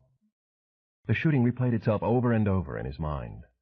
He thought of Blanchard's wife, widow, that is, and the two children, and what they must be going through right now. He began to fear what might be lying in wait for him around the curves. His headache returned with a vengeance, as did his tremors. The heat was sapping his last reserves of strength, and soon it became clear to him that he had to stop somewhere to rest. Another few miles past the highway leading between pine forest, broken by an occasional dusty field, and then Dan saw a gravel road on his right. As he slowed down, prepared to turn into the woods and sleep in his truck, he saw that the road widened into a parking lot. There was a small whitewashed church standing beneath a pair of huge weeping willow trees. A little wooden sign in need of repainting said, "Victory in the Blood Baptist." It was as good a place as any. Dan pulled into the gravel lot, which was deserted, and he drove the truck around to the back of the church. When he was hidden from the road, he cut the engine and slid the key out. He pulled his wet shirt away from the backrest and lay down on the seat. He closed his eyes, but Blanchard's death leapt at him to keep him from finding sleep. He'd been lying down for only a few minutes when someone rapped twice against the side of his truck. Dan bolted upright, blinking dazedly. Standing there beside his open window was a slim black man with a long-jawed face and a tight cap of white hair. Over the man's deep-set ebony eyes, the thick white brows had merged together. "You okay, mister?" he asked. "Yeah." Dan nodded, still a little disoriented. "Just needed to rest." "Heard you pull up. Looked out the window, and there you were." "I didn't know anybody was around." "Well," the man said, and when he smiled he showed alabaster teeth that looked as long as piano keys. "Just me and God sitting inside talking." Dan started to slide the key back into the ignition. "I'd better head on." "Now, hold on a minute. I ain't running you off. You don't mind me saying you don't appear to be up to snuff. You traveling far?" "Yes." "Seems to me that if a fellow wants to rest, he ought to rest. If you'd like to come in, you're welcome." "I'm not a religious man," Dan said. "Well, I didn't say I was going to preach to you. Of course, some would say listening to my sermons is a surefire way to catch up on your sleep. Name's Nathan Gwynn." He thrust a hand toward Dan, who took it. Dan, his mind skipped tracks for a few seconds. A name came to him. "Farrow," he said. "Pleased to meet you. Come on in, there's room to stretch out on a pew if you'd like." Dan looked at the church. It had been years since he'd set foot in one. Some of the things he'd seen, both in Vietnam and afterward, had convinced him that if any supernatural force was the master of this world, it smelled of brimstone and devoured innocent flesh as its sacrament. "Cooler inside," Gwynn told him. "The fans are working this week." After a moment of deliberation, Dan opened the door and got out. "I'm obliged," he said, and he followed Gwynn, who wore black trousers and a plain light blue short-sleeved shirt, through the church's back door.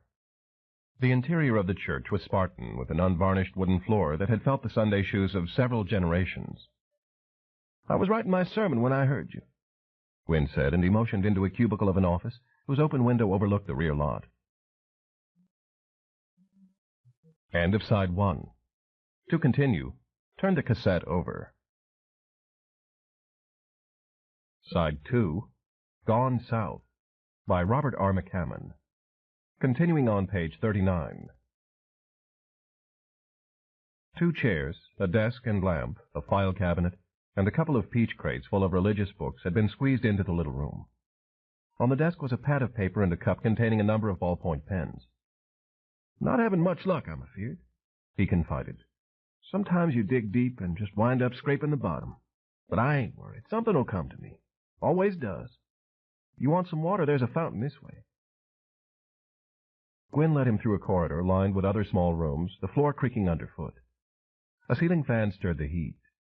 There was a water fountain, and Dan went to work satisfying his thirst. "You a regular camel, ain't you?" Gwyn asked. "Come on in here. You can stretch yourself out." Dan followed him through another doorway into the chapel.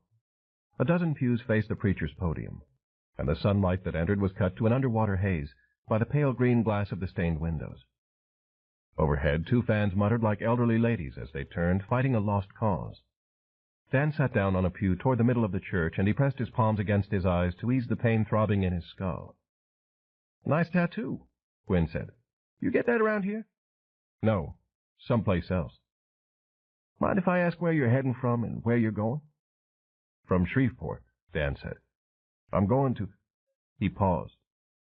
"I'm just going." "Your home in Shreveport, is it?" "Used to be." Dan took his hands away from his eyes.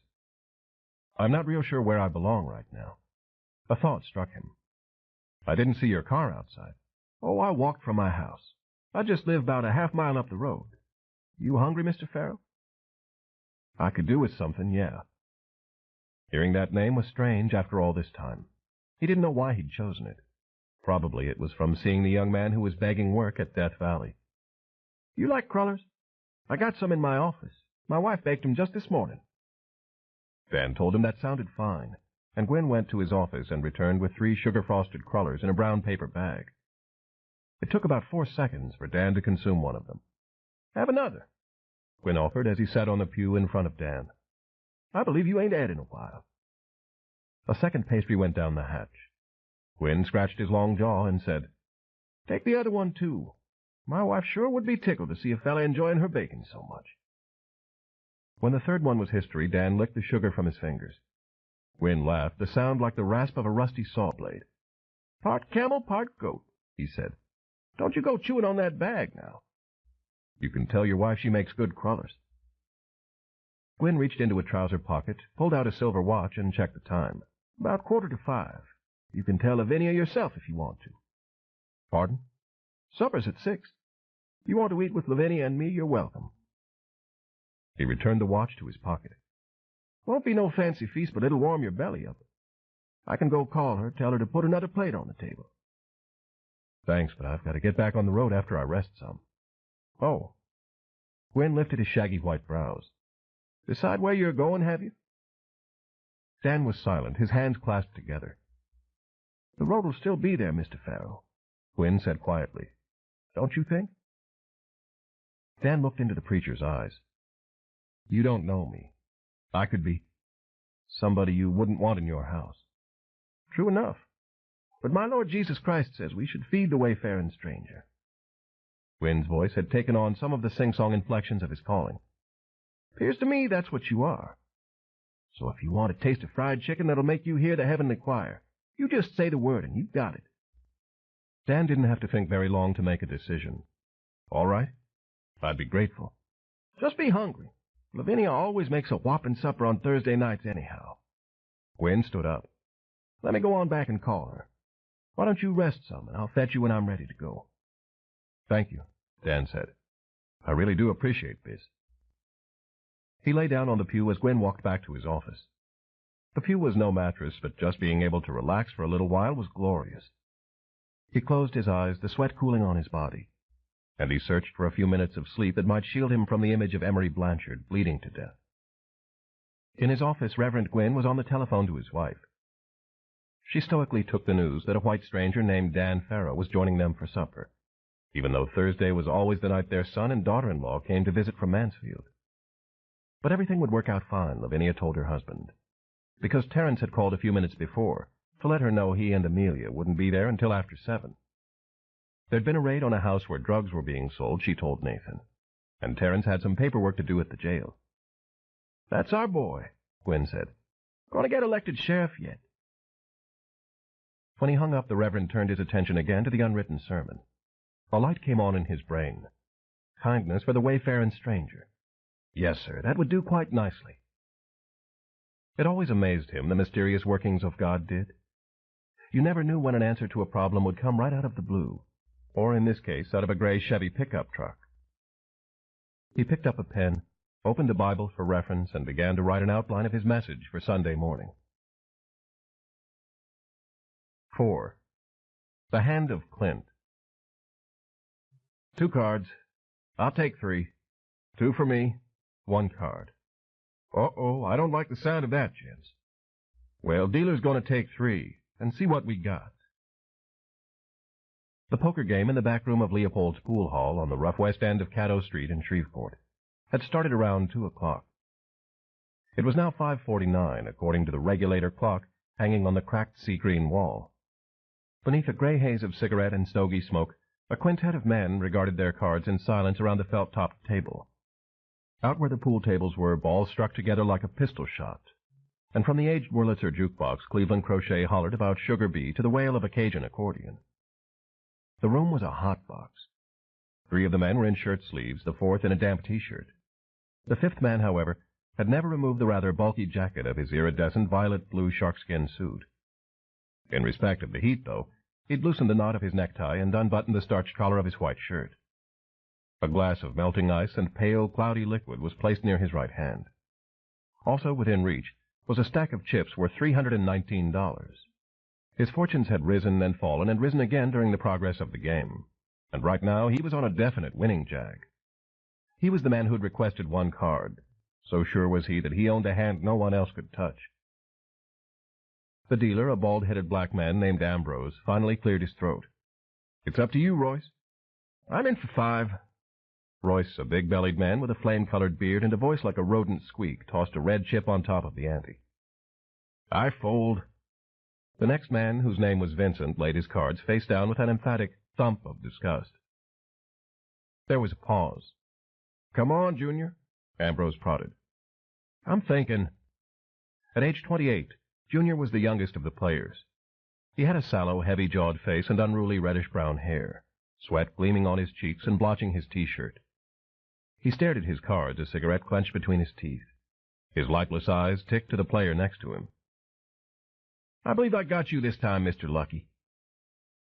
The man in the sharkskin suit was engrossed in his own cards. His eyes were pallid blue, his face so pale the purple-tinged veins were visible at his temples. He looked to be in his mid-30s, his body as lean as a drawn blade. His black hair was perfectly combed, the part straight to the point of obsessiveness. At the center of his hairline, a streak of white showed like a touch of lightning. "Put up or fold 'em," Ambrose said. "See the 5 and raise you 10. The chips clattered down. $15. The man in the sharkskin suit said, his voice so soft it neared a whisper. And 15 more. He tossed the chips in with a flick of his right wrist. "Oh, Lordy!" Ambrose studied his cards with heightened interest. "Talk to me, chillin', talk to me." He picked up his cigar stub from an ashtray and puffed on it as if trying to divine the future in smoke signals. Nick, the pool hall's bartender, came in while Ambrose was deliberating and asked if anybody needed their drinks freshened. Junior said he wanted another Budweiser, and Vincent said he'd have a refill of iced tea. The man in the sharkskin suit downed his cloudy drink in 2 long swallows and said, "I'll have another of the same." You sure you don't want some sugar in that?" Nick asked. "No sugar. Just straight lemon juice." Nick returned to the front room. Ambrose puffed out a last question mark and put his cards face down. "Nope. My wife's going to have my ass as it is." Royce stayed in and raised another 5 spot. Junior chewed his lower lip. Damn it, I've got to stay in, he decided. Hell, I'll raise 5 to you. And 15 more, came the reply. Shit, Ambrose grinned. We got us a showdown here. I'm out.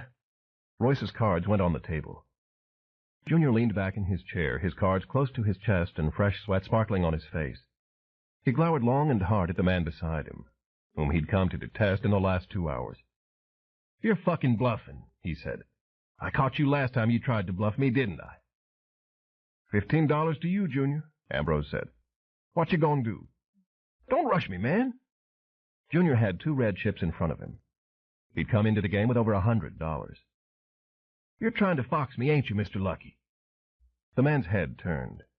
The pale blue eyes fixed upon Junior, and the whispery voice said, The name is Flint. I don't give a shit. You're trying to rob me. I figure I can call you whatever I please. Hey, Junior, Royce cautioned. Watch that tongue now. Well, who the hell knows this guy anyhow? He comes in here, gets in our game, and takes us all for a ride. How do we know he ain't a pro? I paid for my seat, Flint said. You didn't holler when you took my money. Maybe I'm hollering now, Junior sneered. Does anybody know him? He asked the others. Nick came in with the drinks on a tray. Hey, Nick, you ever see this here dude before? Can't say I have. So how come he just wandered in off the street looking to play poker? How come he's sitting there with all our damn money? Flint snapped the card shut in his left hand, drank some of the fresh lemon juice, and rubbed the cold glass across his forehead. Meet the Rays, he said, or go home and cry to your mommy. Junior exhaled swirls of smoke. Crimson had risen in his cheeks. Maybe you and me ought to go dance in the alley. What do you think about that? Come on, Junior, Ambrose said. Play or fold. Nick, loan me $5. No way. Nick retreated toward the door. This ain't no bank in here, man. Somebody loan me $5, Junior said to the others. This demand was met with a silence that might have made stones weep. $5? What's wrong with you guys? We don't loan money in this room, Ambrose reminded him. Never have and never will. You know the house rules. I'd loan it to you if you were in a tight. No, you wouldn't, and I wouldn't ask. The rule is, you play with your own money. Well, it's sure nice to know who your friends are. Junior wrenched the cheap wristwatch off his arm and slid it in front of Flint. Here, damn it. That's got to be worth 15 or 20 bucks. Flint picked up the watch and examined it. Then he returned it to the table and leaned back, his cards fanned out again and resting against his chest. Merchandise isn't money. But since you're so eager to walk out of here a loser, I'll grant you the favor. Favor? Junior almost spat the word. Yeah, right. Come on, let's see what you've got. Lay yours down first, Flint said. Glad to. Slap went the cards on the table. 3 queens. I always was lucky with the women. Junior grinned, one hand already reaching out to rake in the chips and his watch. But before his hand got there, it was blocked by 3 aces. I was always smart at poker, Flint said. And smart beats lucky any day. Junior's grin evaporated. He stared at the trio of aces, his mouth crimping around the cigarette. Flint scooped up the chips and put the wristwatch into his inside coat pocket. While Nick didn't loan money, he did sell poker chips. It was time, Flint knew, to cash in and be on his way. That does it for me. He pocketed the rest of his winnings and stood up. Thank you for the game, gentlemen. Cheater! Junior, Ambrose snapped. Hush up. Cheater! Junior scraped his chair back and rose to his feet. His sweating face was gorged with blood. You cheated me, by God! Did I? Flint's eyes were heavy-lidded. How? I don't know how. I just know you won a few too many hands today. Oh, yeah, maybe you lost some, but you never lost enough to put you too far behind, did you? No, sir. You lost just to keep us playing, so you could set me up for this shit. Sit down, Junior, Vincent told him. Some people gotta win, some gotta lose. That's why they call it gambling. Hell, can't you see it?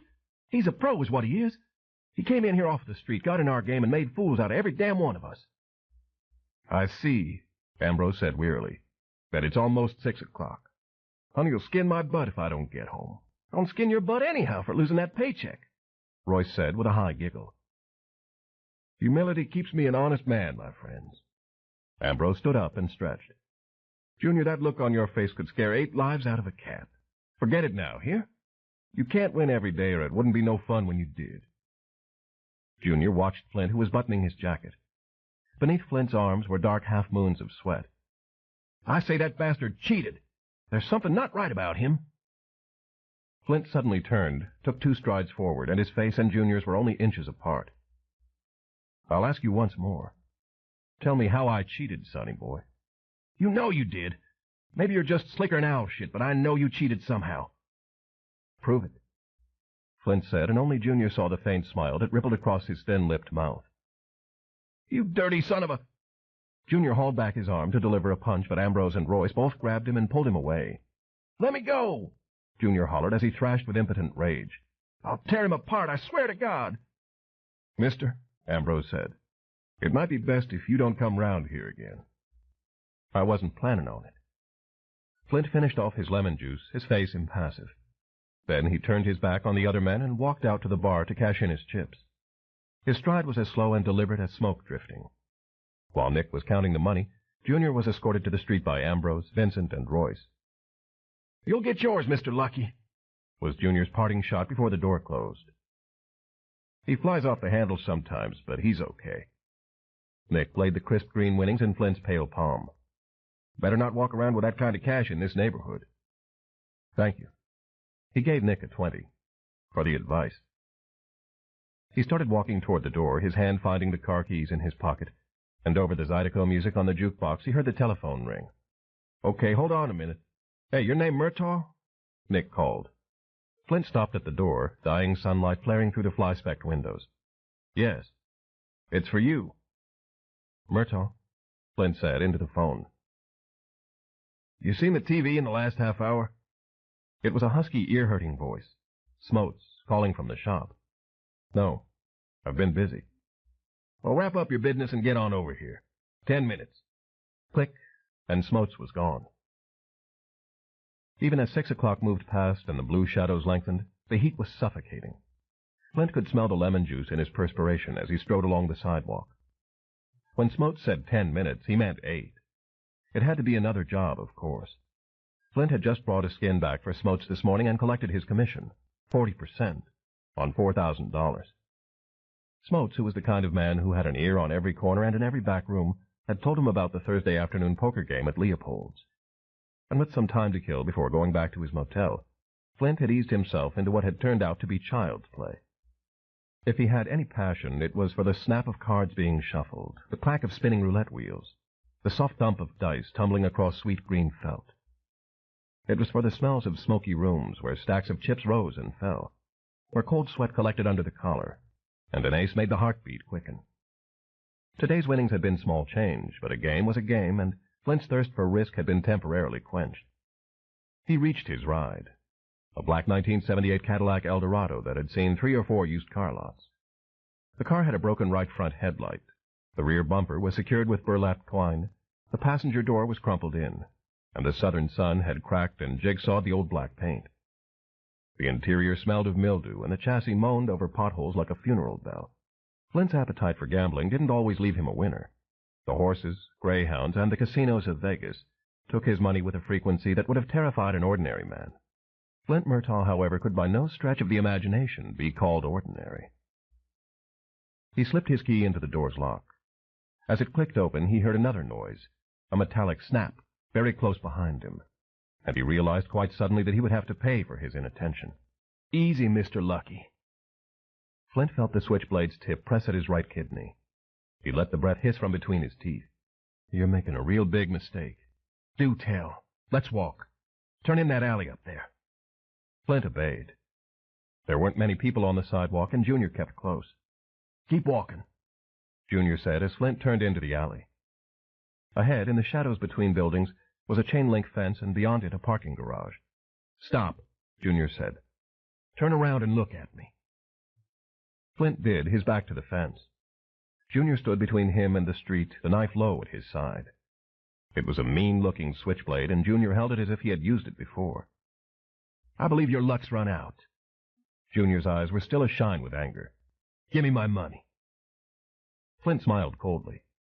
He unbuttoned his sharkskin jacket, and in so doing he tapped a finger twice on his belt buckle, which bore his initials in scrolled letters. He lifted his hands. "It's inside my coat.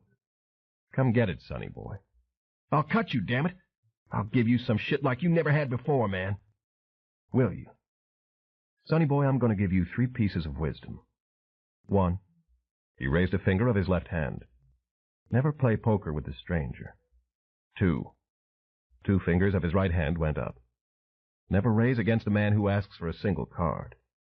And 3. Something moved at Flint's chest underneath a white linen shirt. Flint's necktie was pushed aside. Through the opening of an undone button emerged a dwarf-sized hand and a slim, hairless white arm. The hand gripped a small double-barreled Derringer aimed at Junior's midsection. "When you've got the drop on a man," Flint continued, "never, never let him face you." Junior's mouth hung open. "Jesus," he whispered. "You've got 3? "Clint, steady." Flint's voice was sharp. The Derringer had wobbled a few inches to the right. "Drop the knife, sonny boy." But Junior was too stunned to respond. "Clint, down, down, down." The arm obeyed, and now the Derringer was pointed in the vicinity of Junior's knees. "You'll be a cripple in 3 seconds, Flint promised. The knife clattered to the gritty pavement. Flint frowned, sliding his 2 hands into his pants pockets. The third hand held the Derringer steady. "I should have figured on this," Flint said, mostly to himself. "Clint, holster." The wiry arm retreated into his shirt. Flint felt the gun slide into the small holster under his right shoulder. The arm twitched once, a muscle spasm, and then lay pressed against Flint's chest with the fingers wedged beneath his belt buckle. "Good, Clint," Flint said, and he walked quickly toward Junior, who still stood shocked and gaping. Flint withdrew his right hand, which now wore the set of brass knuckles that had been in his pocket. The blow that followed was fast and decisive, hitting Junior on the chin and snapping his head back. Junior gave a garbled cry and staggered into some garbage cans, and then Flint swung again, a graceful, almost balletic motion, and the brass knuckles crunched into the cheekbone on the left side of Junior's face. Gasping, Junior fell to his knees. He stayed there, his head swaying from side to side, and the anger washed from his eyes by the tears of pain. "You know," Flint observed, "what you said about giving me some shit is really funny. It really, truly is." Flint touched the knuckles of Junior's right hand with the toe of his polished black wingtip. The cheap wristwatch fell to the pavement beside Junior's fingers. "See, nobody on this earth can give me any more shit than I've already had to endure. Do you understand?" "Oh, please," Junior managed. "I've been where you are," Flint said. "It made me meaner. But it made me smarter, too. Whatever doesn't kill you makes you smarter. Do you believe that?" "I'm Junior said. "Take your watch," Flint told him. "Go on. Pick it up." Slowly, Junior's hand closed around the watch. "There you go." The cold smile had never left Flint's face. "Now I'm going to help your education along." He summoned up his rage. It was an easy thing to find. It had grinning faces in it, and harsh, jeering laughter. It had the memory of a bad night at the blackjack table, and of a loan shark's silky threats. It had Smote's voice in it, commanding 10 minutes. It had a lifetime of torment and bitterness in it. And when it emerged from Flint, it was explosive. The hand of Clint felt that rage and clenched into a knotty fist. Flint inhaled, lifted his foot, exhaled in a whoosh, and stomped Junior's fingers beneath his shoe. The watch broke. So did 2 of the fingers and the thumb. Junior gave a wail that shattered into croaking, and he lay writhing on his side with his hand clasped to his chest, and bits of watch crystal sticking into his palm. Flint stepped back, sweat on his face and the blood pounding in his cheeks. It took him a few seconds to find his voice, and it came out thick and raw. "You can tell the police about this if you want to." Flint returned the brass knuckles to his pocket. "Tell him a freak with 3 arms did it, and listen to him laugh." Junior continued to writhe, his attention elsewhere. "Fare thee well," Flint said. He stepped over Junior, walked out of the alley, and got into his car. In another moment he had fired up the rough and rumbling engine and pulled away from the curb en route to the Twilight Zone pawn shop on Stoner Avenue. As he drove, Flint felt sick to his stomach. The rage was gone, and in its place was shame. Breaking the boy's fingers had been cruel and petty. He'd lost control of himself, had let his baser nature rule him. Control was important to Flint. Without control, men fell to the level of animals. He pushed a cassette tape into the deck and listened to the cool, clean sound of Chopin's piano preludes, some of his favorite music. It made him think of his dream. In the dream, he stood on a rolling, beautiful emerald green lawn, looking toward a white stone mansion with 4 chimneys and a huge stained glass window in front. He believed it was his home, but he didn't know where it was. "I'm not an animal." His voice was still coarse with emotion. "I'm not." A dwarf-sized left hand suddenly rose up before his face, swatting at his cheek with the ace of spades. "Stop that, you bastard," Flint said, and he pushed Clint's arm back down where it belonged. The Twilight Zone pawn shop stood between Uncle Joe's Loans and the Little Saigon takeout restaurant. Flint drove around back and parked next to Eddie Smotes' late-model Mercedes-Benz. The door at the rear of the pawn shop had a sign identifying it as Dixie Bail Bonds and Collections. Flint was moving around under Flint's shirt, getting hungry, so Flint reached into the back seat for a box of Ritz crackers before he got out of the car. He pressed a button on the brick wall beside the door, and a few seconds later, Smotes' voice growled through an intercom mounted there. "You're late." "I came as soon as I—" A buzzer cut him off, announcing that the door had been electronically unlocked. Flint pushed through it into the air conditioning. The door locked again at his back. Smotes kept a lot of valuables around, and he was a careful man. There was a small reception area with a few plastic chairs, but the office had closed for regular business an hour ago. Flint knew where he was going. This place was as familiar to him as his brother's arm. He walked past the reception desk and knocked on a door behind it. "In," Smotes said, and Flint entered. As usual, Eddie Smotes sat at the center of a rat's nest of piled-up papers and file folders. The office smelled of garlic, onions, and grease, the prime ingredients of the Little Saigon takeout dinner that lay in styrofoam plates and cups atop Smotes' untidy desk. The man was stuffing the rubber-lipped mouth in his moon-round face with stringy chicken. Smotes had the quick, dark eyes of a ferret, his broad scalp shaved bald, and a gray goatee adorning his chin. He had massive forearms and shoulders that swelled his lime-green polo shirt, though his belly was becoming voluminous as well. 20 years ago, Smotes had been a professional wrestler, wearing a mask and going by the name X the Unknown. He said, "Sit down," as he sucked pieces of garlic chicken off the bones, and Flint sat in one of the 2 chairs that faced the desk. Behind Smotes was a metal door that led into the pawn shop, which he also owned. On a rack of shelves pushed precariously against a wall were a half-dozen TV sets, 10 VCRs, and a dozen or so stereo amps. The TV sets were on, all tuned to different channels, though their volumes were too low to be audible. Smotes, a noisy eater, kept feasting.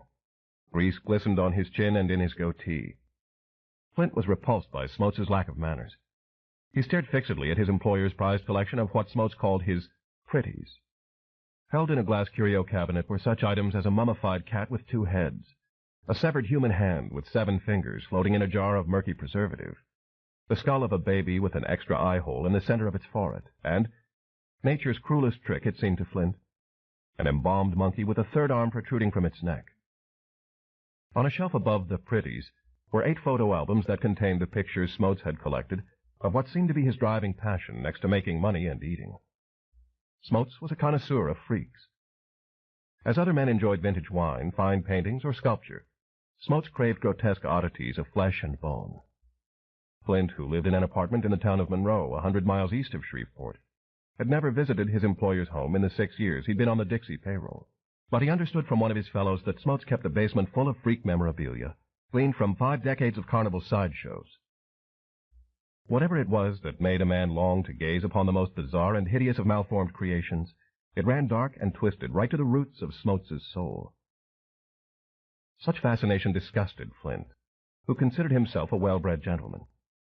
But then, Flint himself might still be an object of disgusting fascination, had Smotes not visited the sideshow tent that advertised, among other attractions, Flint and Clint, the 2-in-1.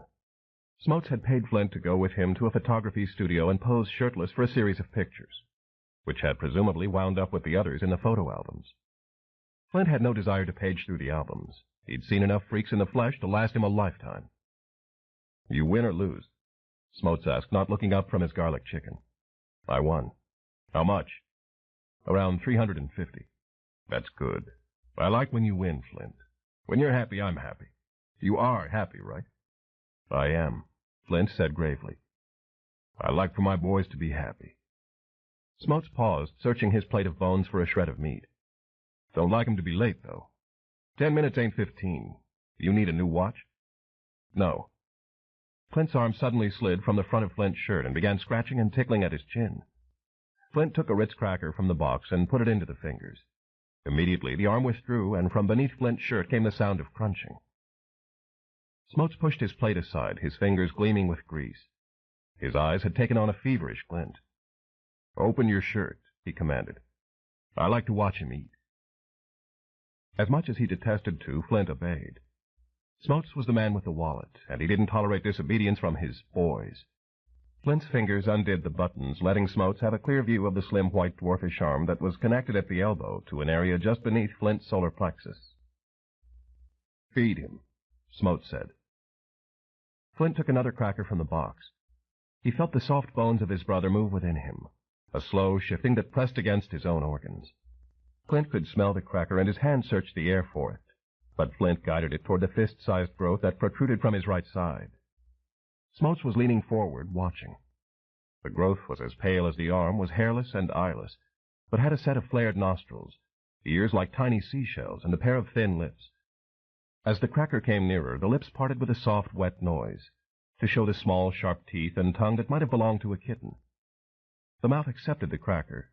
The teeth crunched down, and Flint pulled his fingers back to avoid being nicked. Sometimes Clint was overeager in his feeding. Amazing. Smotes wore a dreamy smile. I swear, I don't know how your wires got crossed, but they sure did, didn't they? Flint rebuttoned his shirt, except for the single button at the center he usually left open. His face was impassive. What did you want to see me about? Take a look at this. Smotes picked up a remote control from his desk, pressed down with a big, greasy thumb, and one of the VCRs clicked into play mode. Static sizzled on one of the TV screens for a few seconds, then the attractive face of a dark-haired newswoman appeared. She was speaking into a microphone, while behind her was a police car and a knot of people standing around a building's revolving door. Smotes used a second remote control to boost the volume.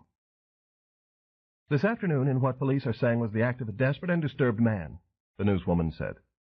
Emery Blanchard, who was the loan manager of the First Commercial Bank, was pronounced dead on arrival at All Saints Hospital. This was the scene just a few moments ago when Clifton Lyles, the bank's president, made a public statement. The picture changed.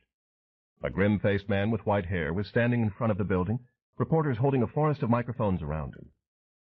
I want to say we don't intend to sit still for this outrage, Lyles said. I'm announcing right now a reward in the amount of $15,000 for Lambert's capture. He held up a hand to ward off the shouts. No, I'm not taking questions. There'll be a full statement for the press later. I just hope and pray that man is caught before he kills anybody else.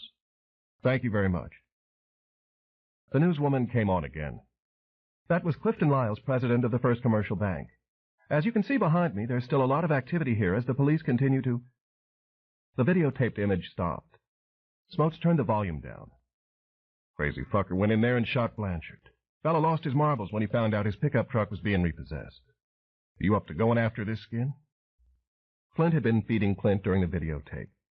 Now he chewed on a cracker himself, leaving his brother's fingers searching through the opening of the undone button. I always am, he answered. Figured so. I got a call in.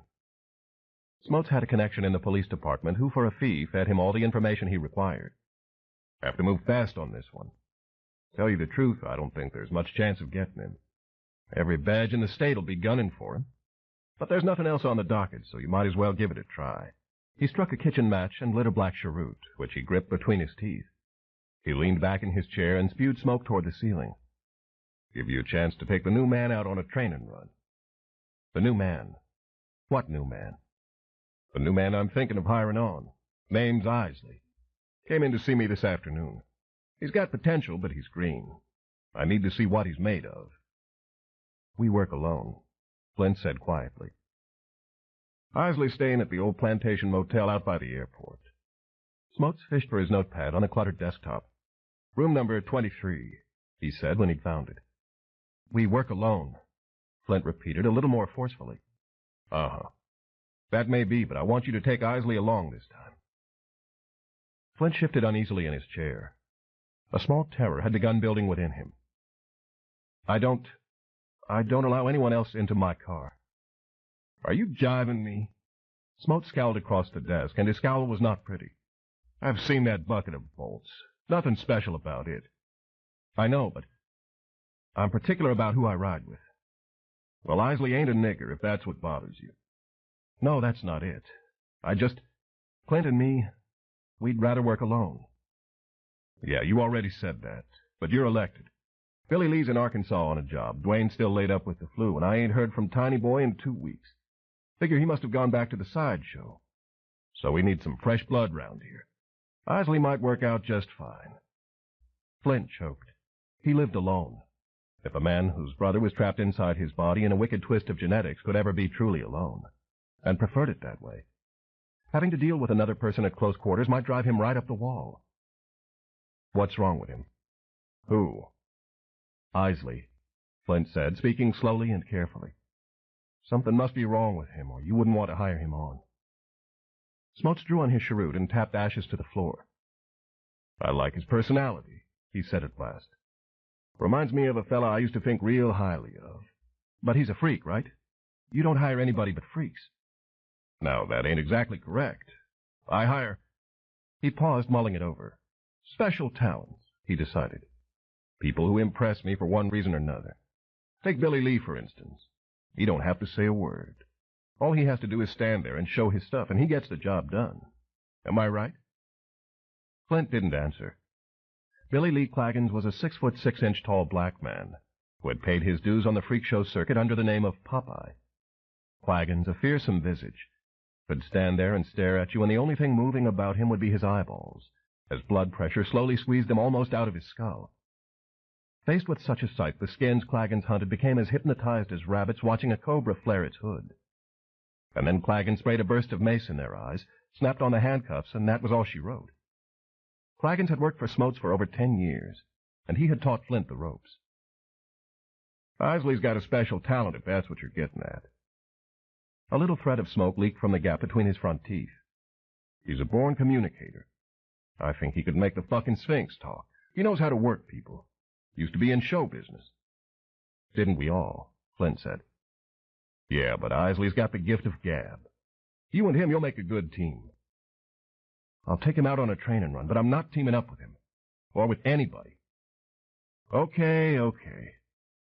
Smotes grinned, but on his face it looked more like a sneer. Flint, you gotta loosen up, boy. You gotta get over this antisocial problem. You'll be a lot happy.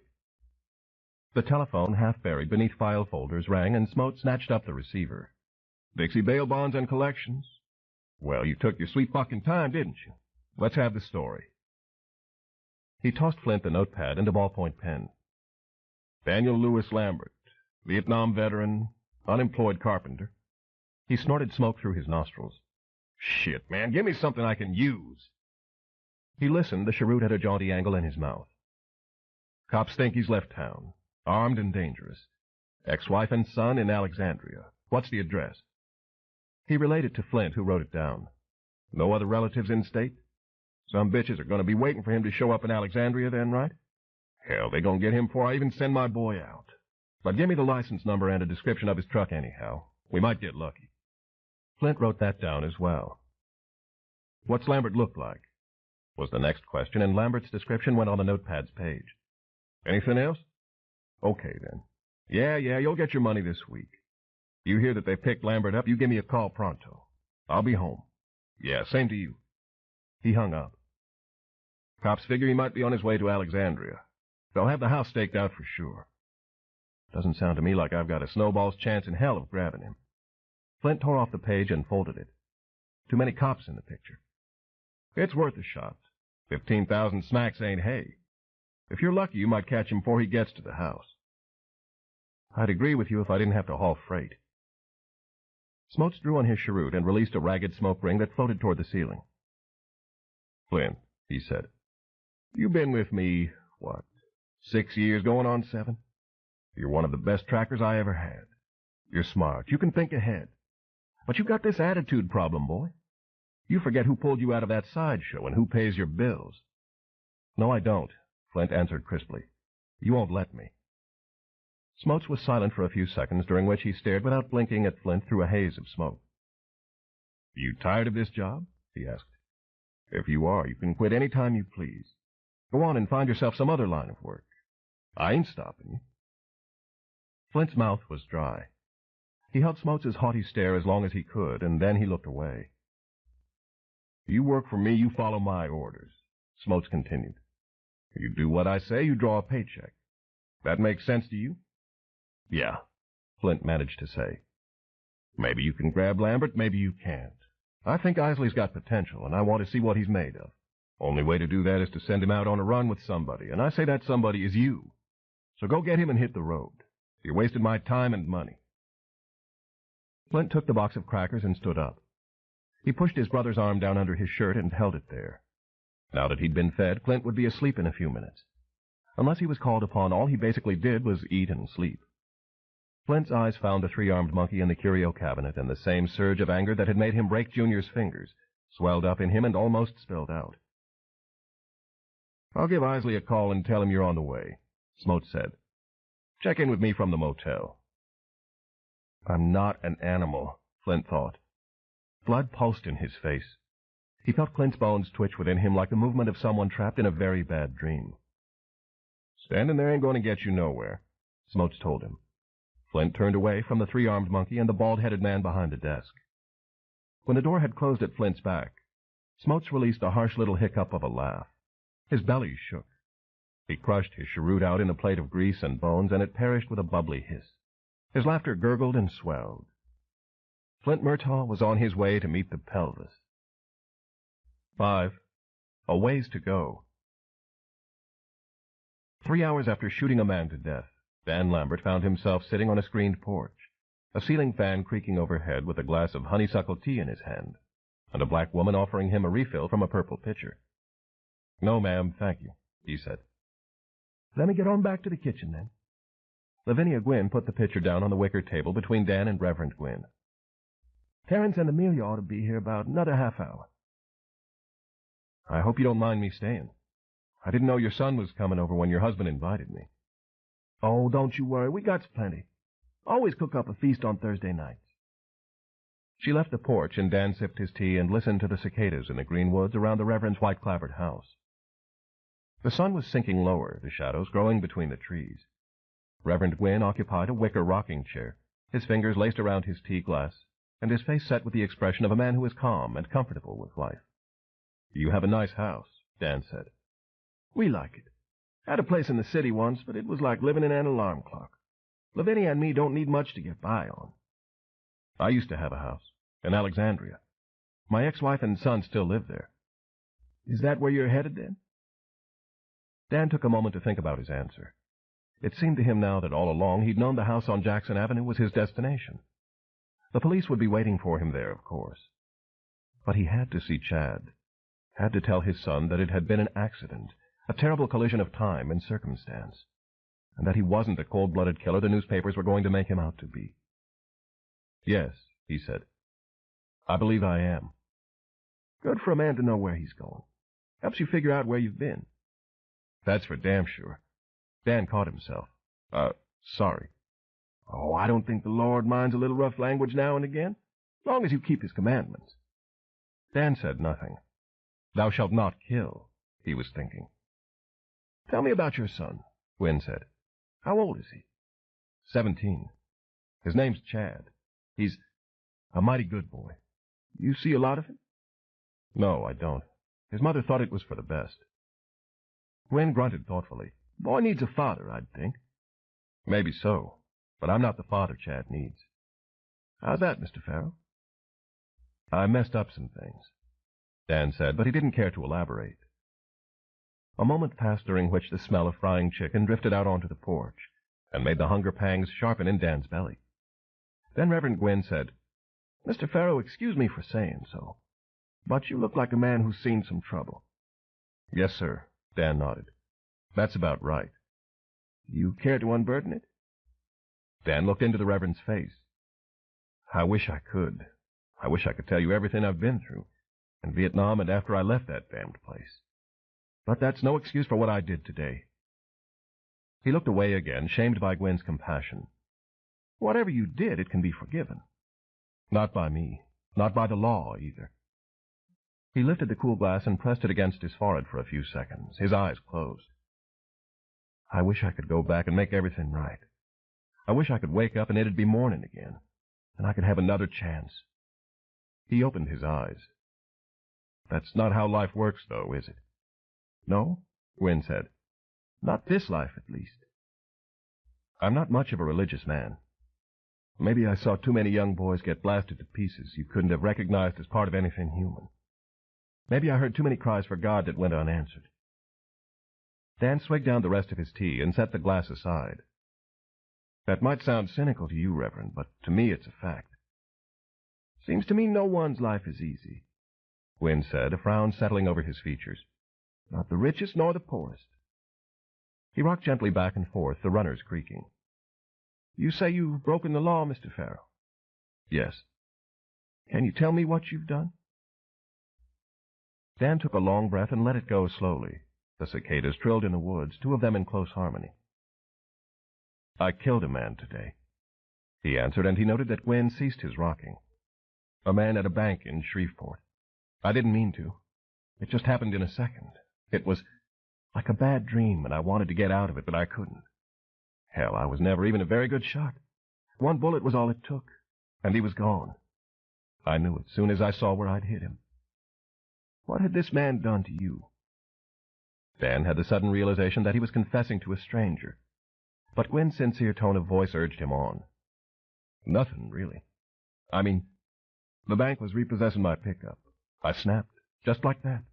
I started tearing up his office. Then all of a sudden the guard was there, and when he pulled a gun on me, I got it away from him. Blanchard, the man I shot, brought a pistol out of his desk and aimed it at me. I heard the hammer of his gun click. Then I pulled the trigger. Dan's fingers gripped the armrests, his knuckles white. I tried to stop the bleeding, but there wasn't much I could do. I'd cut an artery in his neck. I heard on the radio that he was dead on arrival at the hospital. I figure the police are going to catch me sooner or later, but I've got to see my son first. There are some things I need to tell him. Lord have mercy, Gwyn said very quietly. Oh, I'm not deserving of mercy, Dan told him. I'd just like some time, that's all. Time, the Reverend repeated. He took the silver watch from his pocket, snapped it open, and looked at the numerals. If you don't want me sitting at your table, Dan said, I can understand. Gwyn's watch was returned to the pocket. My son, he said, will be here any minute now. You didn't ask what kind of work Terrence does. Never thought to. My son is a deputy sheriff in Mansfield, Gwyn said, and those words caused the flesh to tighten at the back of Dan's neck.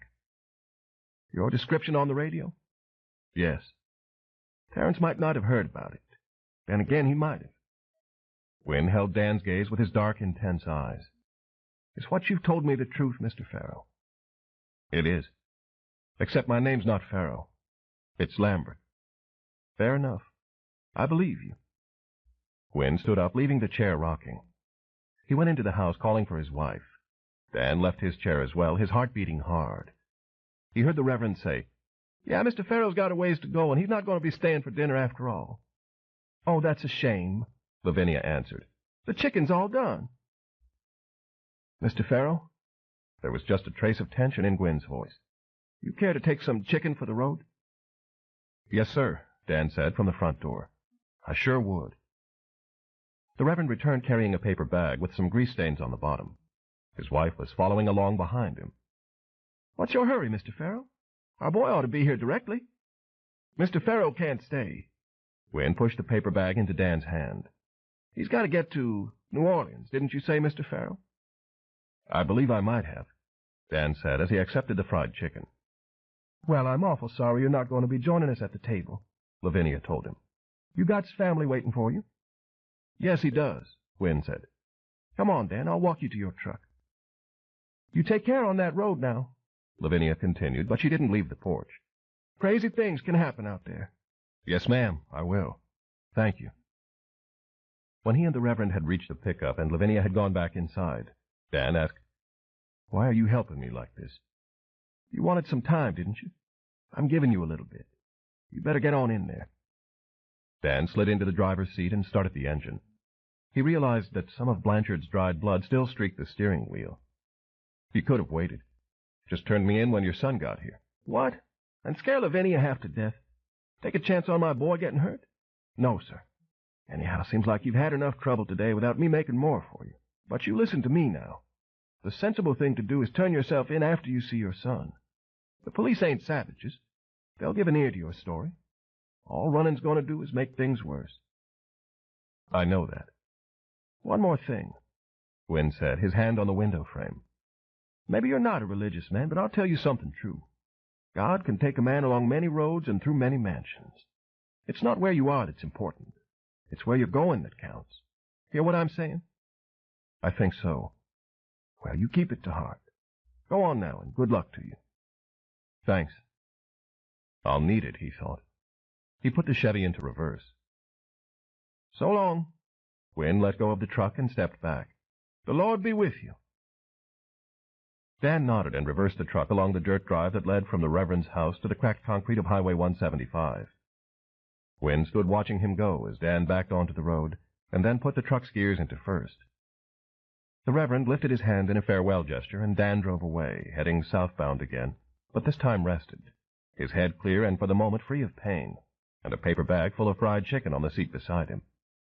He had driven perhaps a mile from Gwynne's house when a car came around the bend and passed him, going north, and he saw a young black man at the wheel and a black woman on the passenger side. Then he was around the curve himself, and he gave the truck a little more gas. The Lord be with you, he thought. But where had the Lord been at 3 o'clock this afternoon? Dan reached into the bag and found a drumstick, and he chewed on it as he followed the curvy country road deeper into the Louisiana heartland. As the sun continued to settle in the west and the miles clicked off, Dan focused his thoughts on what lay ahead of him. If he swung east and got on the freeway again, he would reach Alexandria in about an hour. If he stayed on this slower route, it would take double that. The sun would be gone in another 30 minutes or so. The police would surely be staking out the house on Jackson Avenue, and those prowl cars had mighty strong spotlights. He couldn't even risk driving past the house. How long would it take before the police slacked off their surveillance? He might think about giving himself up after he'd talked to Chad, but he wasn't going to let the boys see him wearing handcuffs. So the question was, how was he going to get to Chad without the police jumping all over him first? South of a small hamlet called Belmont, Dan pulled into a Texaco station, bought $5 worth of gas, a Buffalo Rock ginger ale to wash down the excellent fried chicken, and a Louisiana road map. The gray-haired woman who took his money was too interested in her soap opera digest to pay him much attention. In the steamy blue evening, Dan switched on the pickup's headlights and followed Highway 175 as it connected with Highway 171 and became a little smoother. At the town of Leesville, where he found himself stopped at a traffic light right in front of the police station, he took a left onto Highway 28 East, which was a straight shot into Alexandria. He had about 30 miles to go. Fear started clawing at him again. The dull throbbing in his head returned. Full dark had fallen, a sickle moon rising over the trees. Traffic was sparse on the road, but every set of headlights in his rearview mirror stretched Dan's nerves. The nearer he got to Alexandria, the more he doubted this mission could be accomplished. But he had to try. If he didn't at least try, he wouldn't be worth a damn. He passed a sign that said, Alexandria, 18 miles. The police are going to be there, he told himself. They'll get me before I can walk up the front steps. Would they have the telephone tapped, too? If I called Susan, would she put Chad on the phone, or would she hang up? He decided he couldn't drive up to the house. There had to be another way. But he couldn't drive around in circles, either. Alexandria, 10 miles, the next sign said. He didn't know what to do. He could see the glow of Alexandria's lights on the horizon. 2 more miles, reeled off the odometer. And then he saw a blinking sign through the trees on his right. Hideaway Torcourt. And he lifted his foot from the accelerator. Dan slowed down as the turnoff to the motor court approached. He had another instant of indecision, but then he turned off Highway 28 and guided the pickup along a dirt road bordered by scraggly pines and palmettos. The headlights revealed green-painted cottages tucked back amid the trees. A red wooden arrow with office on it pointed in the direction he was going. Dan saw no lights in any of the cottages, and a couple of them looked as if their roofs were an ill wind away from collapse. The grounds were weeded up and forlorn, the swing set rusted and drooping next to an area of decaying picnic tables. Then the driveway stopped at a house painted the same shade of vomito green as the cottages, a rust-splotched station wagon parked alongside. A yellow bug light burned on the front porch, and other lights showed in the windows. The hideaway, it appeared, was open for business. As Dan cut the engine, he saw a figure peer through a window at him, then withdraw. He'd just gotten out when he heard a screen door's hinges squeak. "Howdy," a man said. "How are you doing?" "I'm all right," Dan lied. He was facing a slim, buck-toothed gent who must have stood 6'4", his dark hair cut as if a bowl had been placed on his head as a guide for the ragged scissors. "You got a vacancy?" The man, who wore blue jeans and a black Hawaiian print shirt with orange flowers on it, gave a snorty laugh. "Nothing but," he said. "Come on in and we'll fix you up." Dan followed the man up a set of creaky stairs onto the porch. He was aware of a deep, slow rumbling noise on the sultry air. Frogs, he thought it must be. Sounded like hundreds of them not very far away. Dan went into the house behind the man, who walked to a desk in the dingy little front room and brought out a nifty notebook and a ballpoint pen. "All righty," the man said, offering a grin that could have popped a bottle top. "Now we're ready to do some business." He opened the notebook, which Dan saw was a registration log that held only a few scribbled names. "I'm Harmon DeCane. Glad you decided to stop over with us." "Dan Farrow." They shook hands. DeCane's palm felt oily. "How many nights, Mr. Farrow?" "Just one." "Where are you from?" "Baton Rouge," he decided to say. "Well, you're a long way from home tonight, ain't you?" DeCane wrote down the fake information. He seemed so excited, his hand was trembling. "We got some nice cottages, real nice and comfortable." "That's good." Dan hoped the cottages were cooler than the house, which might have served as a steam bath. A small fan on a scarred coffee table was chattering, obviously overmatched. "How much?" He reached for his wallet. DeCane paused, his narrow brow wrinkling. "Does $6 suit you?" $7. Paid in advance, if you please." DeCane jumped. The woman's voice had been a high, nasty whiplash. She had come through a corridor that led to the rear of the house, and she stood watching Dan with small, dark eyes. $7, she repeated. "We don't take no checks or plastic." "My wife," DeCane said. His grin had expired. "Hannah." She had red hair that flowed over her thick-set shoulders in a torrent of kinky curls. Her face was about as appealing as a chunk of limestone, all sharp edges and forbidding angles. She wore a shapeless lavender-colored shift and rubber flip-flops, and she stood maybe 5 feet tall, her body compact and wide-hipped, and her legs like white tree trunks. She was holding a meat cleaver, her fingers glistening with blood. $7 it is, Dan agreed, and he paid the man. The money went into a metal tin that was instantly locked by one of the keys on a key ring attached to DeCane's belt. Hannah DeCane said, "Give him number 4. It's cleanest." "Yes, hon." DeCane plucked the proper key from a wall plaque where 6 other keys were hanging. "Get him a fan," she instructed her husband. He opened a closet and brought out a fan similar to the one that fought the steam currents. "A pillow, too." "Yes, hon." He leaned into the closet again and emerged with a bare pillow. He gave Dan a nervous smile that didn't do much to hide a glint of pain in his eyes. "Nice and comfortable cottage, number 4 is." "Does it have a phone?" Dan asked. "Phone's right here," the woman said, and she motioned with the meat cleaver toward a telephone on a table in the corner. "Local calls cost 50 cents. "Are Alexandria numbers long distance?" "We ain't in Alexandria. Cost you $1 a minute." And she'd time him to the second, too, he figured. He couldn't call Susan with this harpy listening over his shoulder. "Is there a payphone around anywhere?" "One at the gas station a couple of miles up the road," she said, "if it's working." Dan nodded. He stared at the cleaver in the woman's fist. "Been chopping some meat?" "Frog legs," she said. "Oh." He nodded again, as if this made perfect sense. "That's what we live on," she continued, and her lower lip curled. "Ain't no money in this damn place. We sell frog legs to a restaurant in town. Come out of the pond back that way." She motioned with the cleaver again toward the rear of the house. Dan saw jewels of blood on the table. "What did you say your name was?" "Farrow. Dan Farrow." "Uh-huh. Well, Mr. Farrow, you ever seen a cockeyed fool before?" She didn't wait for an answer. "There's one standing right beside you.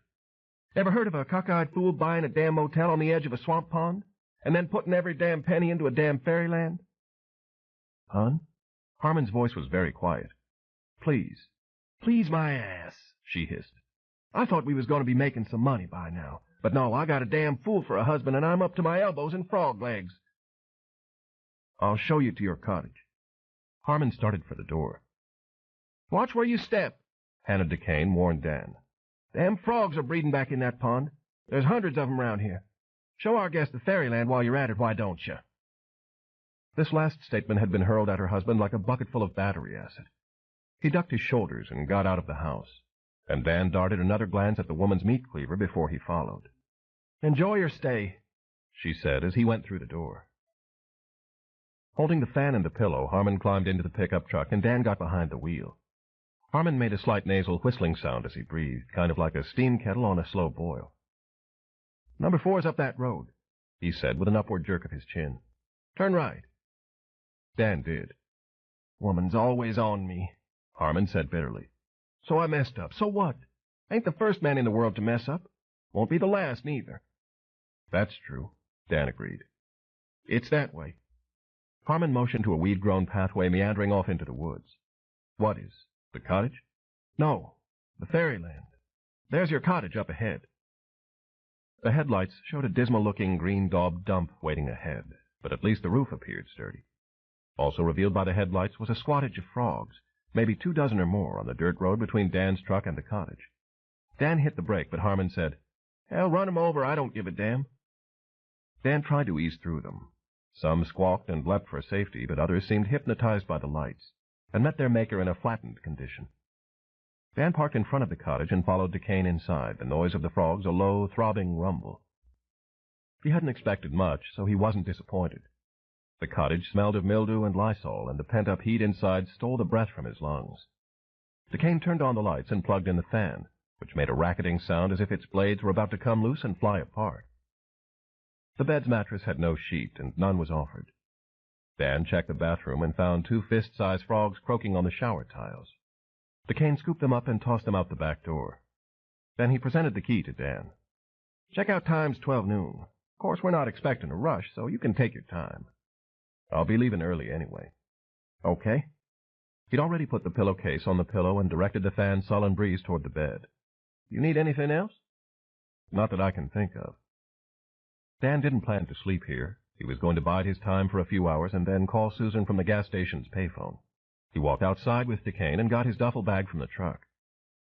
"Hannah's right about watching where you step," the man said. "They can make an awful mess. And if you find any more in the cottage, just pitch 'em out back." DeCane looked toward his own house, which stood 50 yards or so away, the lights just visible through the woods. "Well, I'd better get on back. You married, Mr. Farrell?" "Used to be." "I knew you were a free man. Got the look of freedom about you. I swear sometimes I'd give anything to be free." "All it takes is a judge."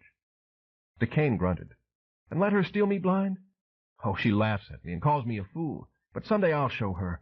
Yes, sir. I'll fix up the fairyland the way it ought to be, and the tourists will come from miles around. You know, I bought all that stuff for a song." "What stuff?" "In the fairyland. The statues and stuff. It's all in there. Cinderella's castle, Hansel and Gretel, the whale that swallowed Jonah. All they need is patching and paint. They'll be like new." Dan nodded. It was obvious the man had constructed some kind of half-baked tourist attraction along that weeded-up pathway, and obvious, too, that the tourists had failed to arrive. "One of these days I'll show her who's a fool and who's smart," DeCane muttered, mostly to himself. He sighed resignedly. "Well, hope you have a good night's sleep." He began walking back to his house, frogs jumping around his shoes. Dan carried his duffel bag into the cottage. In the bathroom, he found a sliver of soap on the sink, and he removed his baseball cap and damp shirt, and washed his face and hands with cool water. He was careful to get rid of the last traces of blood between his fingers and under his nails. Then he took a wet piece of toilet paper outside and cleaned the pickup steering wheel. When he returned to the cottage, he discovered in the bedside table's drawer a 6-month-old Newsweek magazine with Saddam Hussein's face on the cover. Beneath the magazine was the more useful discovery of a deck of cards. He sat down on the bed, leaning back against the plastic headboard, and he took off his wristwatch and laid it beside him. It was 12 minutes after 9. He'd decided that he'd go make the call at 11 o'clock. He dealt himself a hand of solitaire, the first of many, and he tried with little success to get Blanchard's dying face out of his mind. In a couple of hours he might either see Chad or be in the back of a police car, heading for jail. Was it worth the risk? He thought it was. For now, though, all he could do was wait and play out the cards before him. The wristwatch's second hand was moving, and the future would not be denied. 6. Meet the Pelvis. As Dan had been driving away from Reverend Gwynne's house, a black 1978 Cadillac Eldorado with a broken right headlight and a crumpled passenger door turned into the parking lot of the old Plantation Motel near Shreveport's regional airport. In the sultry twilight gloom, the place looked as if Sherman had already passed through. Flint Murtaugh guided his car past a rusted cannon that defiantly faced the north. A tattered Confederate flag drooped on its warped pole. The motel's office was constructed to resemble a miniature plantation manor, but the rest of the place was definitely meant for the slaves. Trash floated on the brown surface of the swimming pool's water, and 2 men sat sharing a bottle beside an old Lincoln up on cinder blocks. Flint stopped his car before the door marked 23 and got out. Beneath Flint's shirt, Flint twitched in an uneasy sleep. Flint heard a man's and woman's voices tangled in argument through an open door, cursing each other purple. Beer cans and garbage littered the parched grass. Flint thought that the South wasn't what it used to be. He knocked on the door of number 23. A dog began barking from within, a high-pitched yap, yap, yap, yap. "It's all right, Mama," he heard a man say. That voice. Familiar, wasn't it? A latch clicked. The door opened a few inches before the chain stopped it. Flint was looking at a slice of pudgy face and a sapphire blue eye. An oily comma of dark brown hair hung down over the man's forehead. "Yes, sir?" That deep, slightly raspy, oh-so-familiar voice asked as the dog continued to yap in the background. "I'm Flint Murtaugh. Smote sent me." "Oh, yes, sir. Come on in." The man took the chain off, opened the door wider, and Flint caught his breath with a startled gasp. Standing before him, wearing a pair of black pants and a red shirt with a wide, tall collar and silver spangles on the shoulders, was a man who had died 14 years before. "Don't mind Mama," Elvis Presley said with a nervous grin. "She's got a bark, but she don't have no bite." "You're—" No, of course it wasn't. "Who the hell are you?" "Elvis Isley's the name." He offered a fleshy hand, the fingers of which were laden with gaudy fake diamond rings. Flint just looked at it, and the other man withdrew it after a few seconds as if fearful he'd caused offense. "Mama, get on back now. Give him some room. Come on in. Pardon the mess." Flint crossed the threshold as if in a daze. Pelvis Isley, the big-bellied, fat-jowled twin of Elvis Presley as he'd been the year of his death at Graceland, closed the door, relocked it, and scooped up a grocery sack from the nearest chair. It was filled, Flint saw, with potato chip bags, boxes of donuts, and other junk food. "There you go, Mr. Murtaugh. You can set yourself right here." "This is a joke, isn't it?" Flint asked. "Sir?" A spring jabbed his butt, and only then did Flint realize he'd sat down in a chair. "This has got to be a—" Before he could finish, a little barking thing covered with brown and white splotches leapt onto his lap, its wet pug nose mashed flat and its eyes bulbous. It began yapping in his face. "Mama," Pelvis scolded. "you mind your manners." He lifted the bulldog off Flint and put her down, but the animal was instantly up on Flint's lap again. "I reckon she likes you," Pelvis said, smiling an Elvis sneer. "I hate dogs," Flint replied in his chill whisper. "Get it off me. Now." "Lordy, Mama." Pelvis picked the dog up and held her against his jiggling belly while the animal continued to bark and struggle. "Don't everybody in this world enjoy your shenanigans, you hear? Hold still." The dog's thrashings made Flint think of a slinky. Its watery eyes remained fixed on him as he used his handkerchief to brush the dog hairs from the knees of his pants. "You want something to drink, Mr. Murtaugh? How about some buttermilk?" No. The very smell of buttermilk made him deathly ill.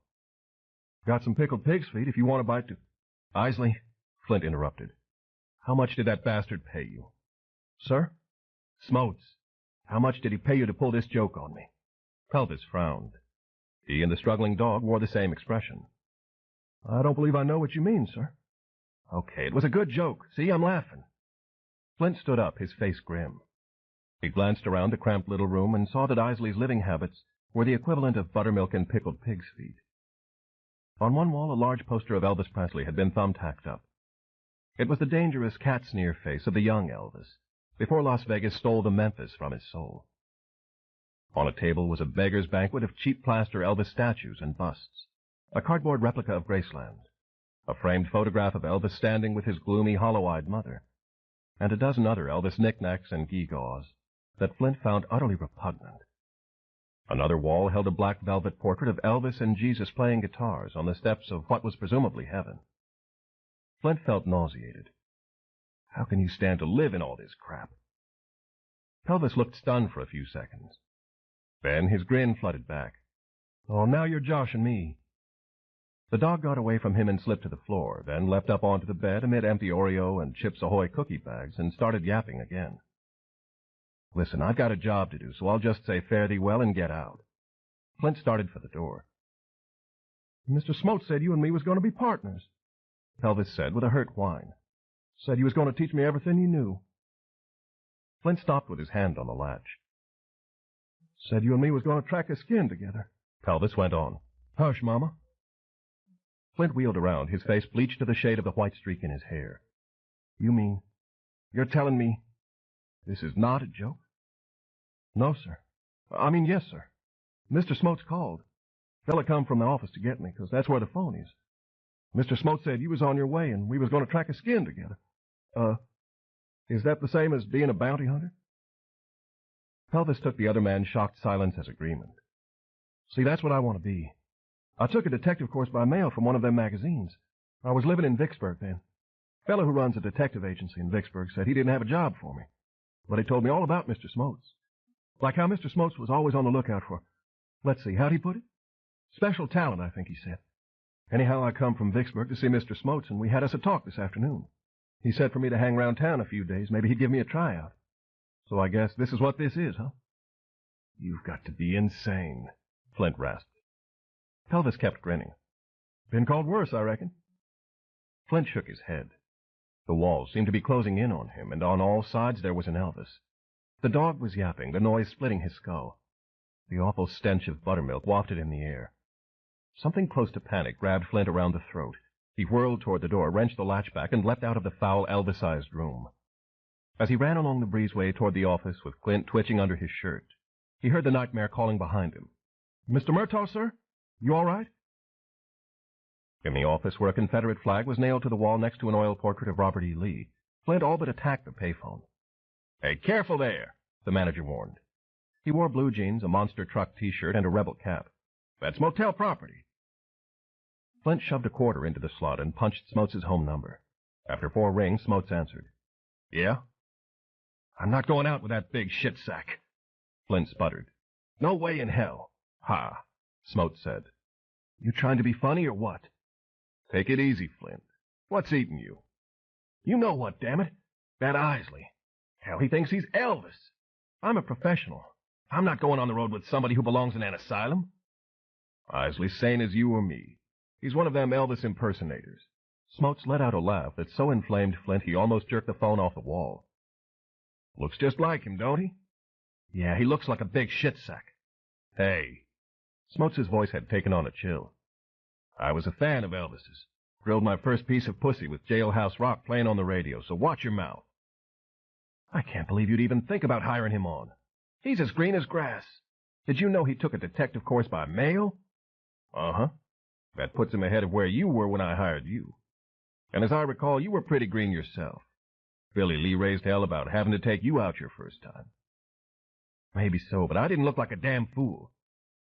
Flint, Smote said. I like the way he looks. That's why I want to give him a chance. Are you crazy or am I?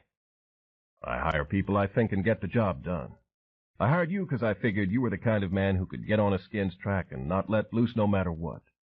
I figured a man with 3 arms was going to have to be tough, and he was going to have something to prove, too.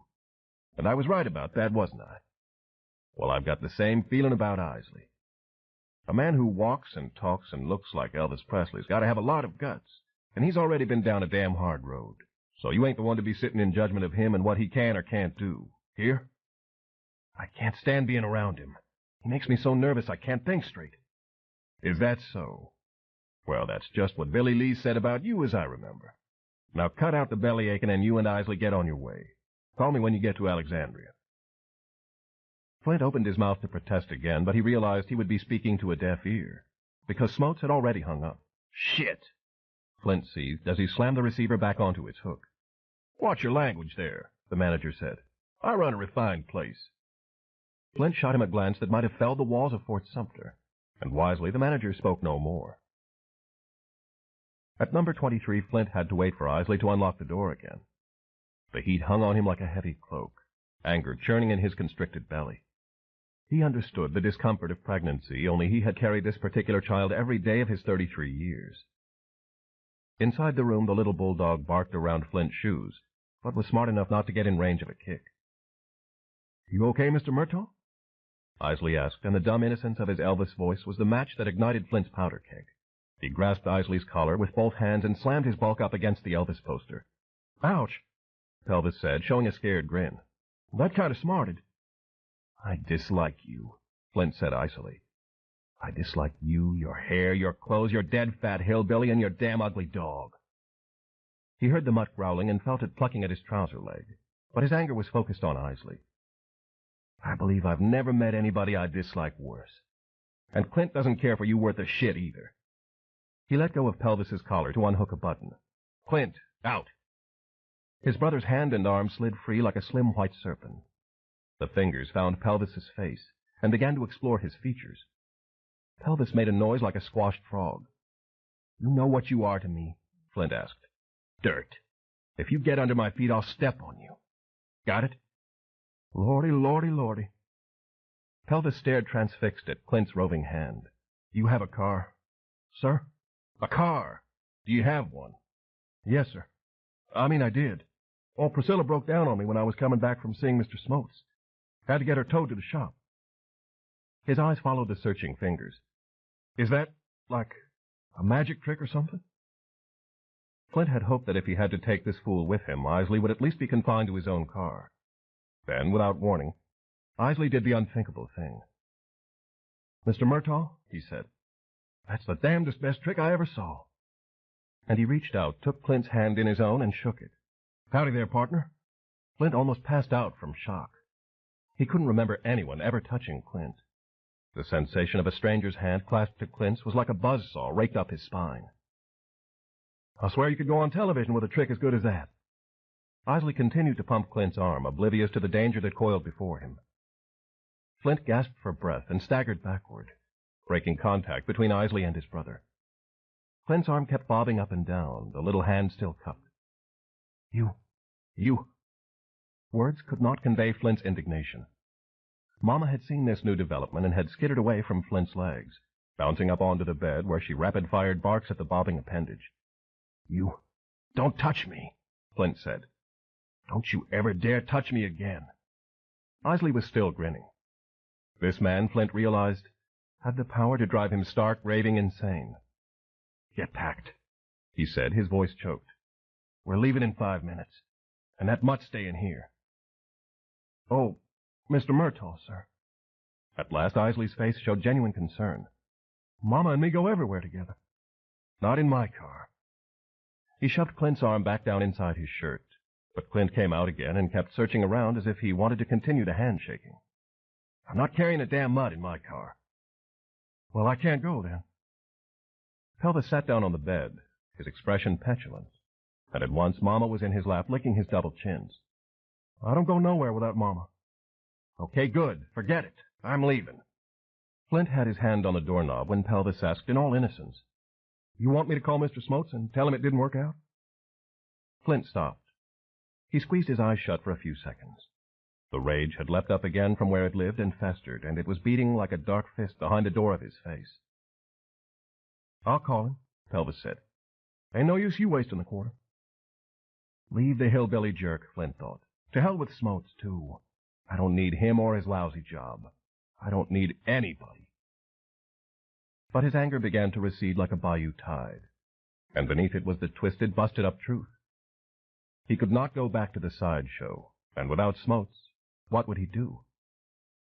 Flint turned toward Pelvis. Mama sat in Pelvis's lap, warily watching Flint. "Do you even know what this job is about?" Flint asked. "Do you have any idea?" "You mean bounty hunting?" "Yes, sir. It's like on TV where—" "Wrong!" Flint had come close to shouting it, and Mama stiffened her back and began a low growling. Pelvis stroked her a couple of times, and she settled down again. "It's not like on TV. It's dirty and dangerous, and you're out there on your own with nobody to help you if things screw up. You can't ask the cops for help. 'Cause to them you're trash. You have to walk or crawl through hellholes you couldn't even imagine. Most of the time, all you're going to do is spend hours sitting in a car, waiting. You're going to be trying to get information from the kind of slime balls who'd just as soon be cutting your throat to see your blood run. Oh, I can take care of myself, Pelvis asserted. I ain't got a gun, but I know how to use one. That was Chapter 4 in the manual. Chapter 4 in the manual. Flint's voice dripped sarcasm. Uh-huh. Well, being a gunslinger in this business will either get you killed or behind bars. You can't use firepower on anybody, unless it's in self-defense and you've got witnesses. Otherwise, it's you who's going to prison. And let me tell you, a bounty hunter in prison would be like a T-bone steak in a dog pound. End of Side 2. To continue, change side selector switch and turn the cassette over. Side 3, Gone South, by Robert R. McCammon. Continuing on page 79. You mean if the fellow's running away from you, you can't shoot him? Right. You nail somebody in the back and he dies, it's your neck in the noose. So you have to use your wits and be a good poker player. Sir? You've got to know how to stack the deck in your favor, Flint explained. I've got my own tricks. At close range, I use a can of mace. Know what that is? Yes, sir. It's that spray stuff that burns your skin. The kind I use can blind a man for about 30 seconds. By that time, you ought to have the cuffs on him, and he's on the ground, docile as a little lamb. Well, I'll be, Pelvis said. Mr. Smotes told me you were going to be a mighty good teacher. Flint had to endure another wave of anger. He lowered his head and waited it out. Isley, he said, do you know what a loan shark is? Yes, sir, I do. That's what Smotes is. He owns 5 or 6 loan companies in Louisiana and Arkansas, and 90% of the work he'll expect you to do is collecting money. And that's not pretty work either, I promise you, because you have to shut your eyes to people's misfortunes, and either scare the cash out of them or get rough if it comes to that. The bounty hunting thing is just kind of a sideline. You can make some good money out of it if the reward's high enough, but it's no game. Every time you go out after a skin, you're risking your life. I've been shot at, swung on with knives and billy clubs. I've had a Doberman set on me, and one skin even tried to take my head off with a samurai sword. You don't get a lot of second chances in this business, Isley. And I don't care how many mail-order detective courses you took. If you're not cold-blooded enough, you'll never survive your first skin hunt. Flint watched the other man's eyes to see if his message was getting through, but all he saw was dumb admiration. Do you know anything about the skin we're supposed to collect? No, sir. His name's Lambert. He's a Vietnam veteran. Killed a man at a bank this afternoon. He's probably half crazy and armed to the teeth. I wouldn't care to meet him if there wasn't a chance of some big money in it. And if I were you, I'd just go call Smotes and tell him you've thought this thing over and you've decided to pass. Pelvis nodded. From the glint in Pelvis's eye, Flint could tell that a spark had fired in the man's brain like a bolt of lightning over Lonely Street. Is that what you're going to do, then? Well, I just figured it out, Pelvis said. That ain't no trick, is it? You really do have 3 arms, don't you? The better to strangle you with, Flint thought. That's right. I never saw such a thing before. I swear I thought it was a trick at first. But then I got to looking at it, and I could tell it was real. What does your wife have to say about it? I've never been married. Why did I tell him that? Flint asked himself. There was no reason for me to tell him about myself. Listen to me, Isley. You don't want to go with me after this skin. Believe me, you don't. Yes, sir, I do, Pelvis answered firmly. I want to learn everything I can. Mr. Smote said you was the best bounty hunter there is, and I was to listen to you like you was God himself. You say jump, I'll ask how high. And don't you worry about Mama. She don't have accidents in the car. When she wants to pee or dookie, she lets out a howl. He shook his head, awestruck. 3 arms. Now I've seen it all. Ain't we, Mama? Ain't we seen it all now? Flint drew a long breath and let it out. Time was wasting. Get up, he said, and those were 2 of the hardest words he'd ever uttered. Pack enough for 2 nights.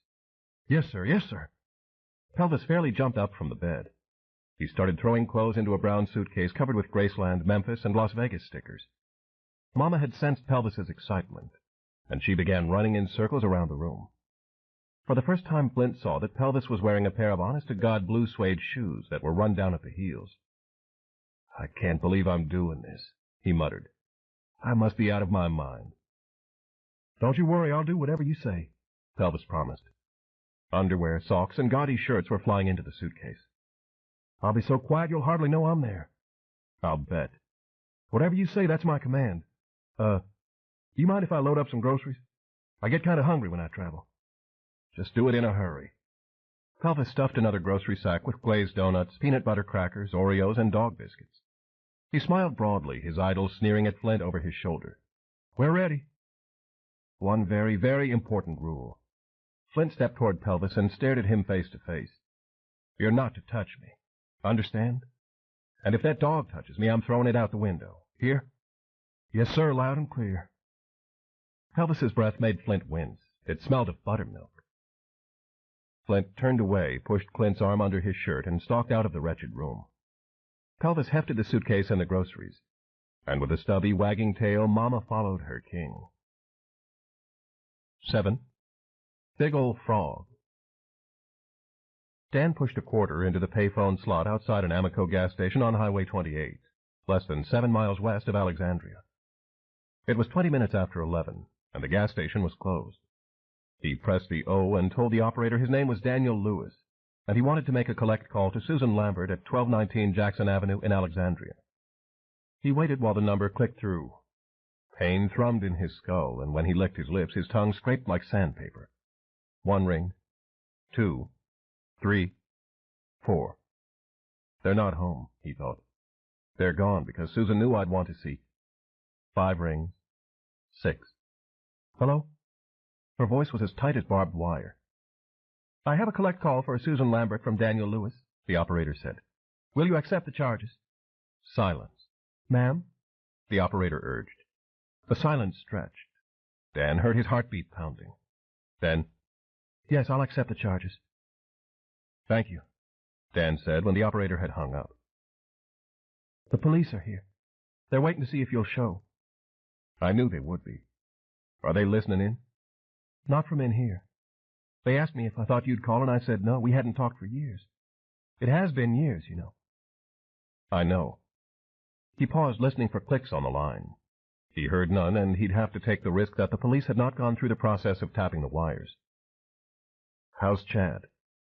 "How would you think he is to find out his father shot a man dead?" That one hurt. Dan said, "I don't know what you've heard, but would you like to hear my side of it?" Again she was silent. Susan had always had a way of making silence feel like a chunk of granite pressed down on your skull. At least she hadn't hung up yet.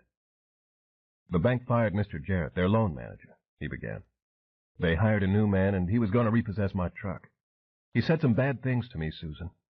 I know that's no excuse, but—" "You're right about that," she interrupted.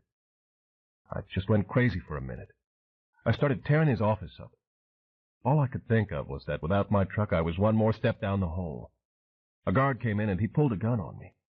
I got it away from him, and then all of a sudden Blanchard had a pistol too, and I knew he was going to shoot me. I swear I didn't mean to kill him. Everything was happening so fast. It was like falling off a train. No matter what the TV or radio says, I didn't go to that bank looking to kill somebody. Do you believe me?" No answer. "We've had our troubles," Dan said. His knuckles were aching. He was gripping the receiver so tightly. "I know you got afraid of me, and I can't blame you. I should have gotten help a long time ago, but I was afraid to. I didn't know what was wrong with me. I thought I was losing my mind.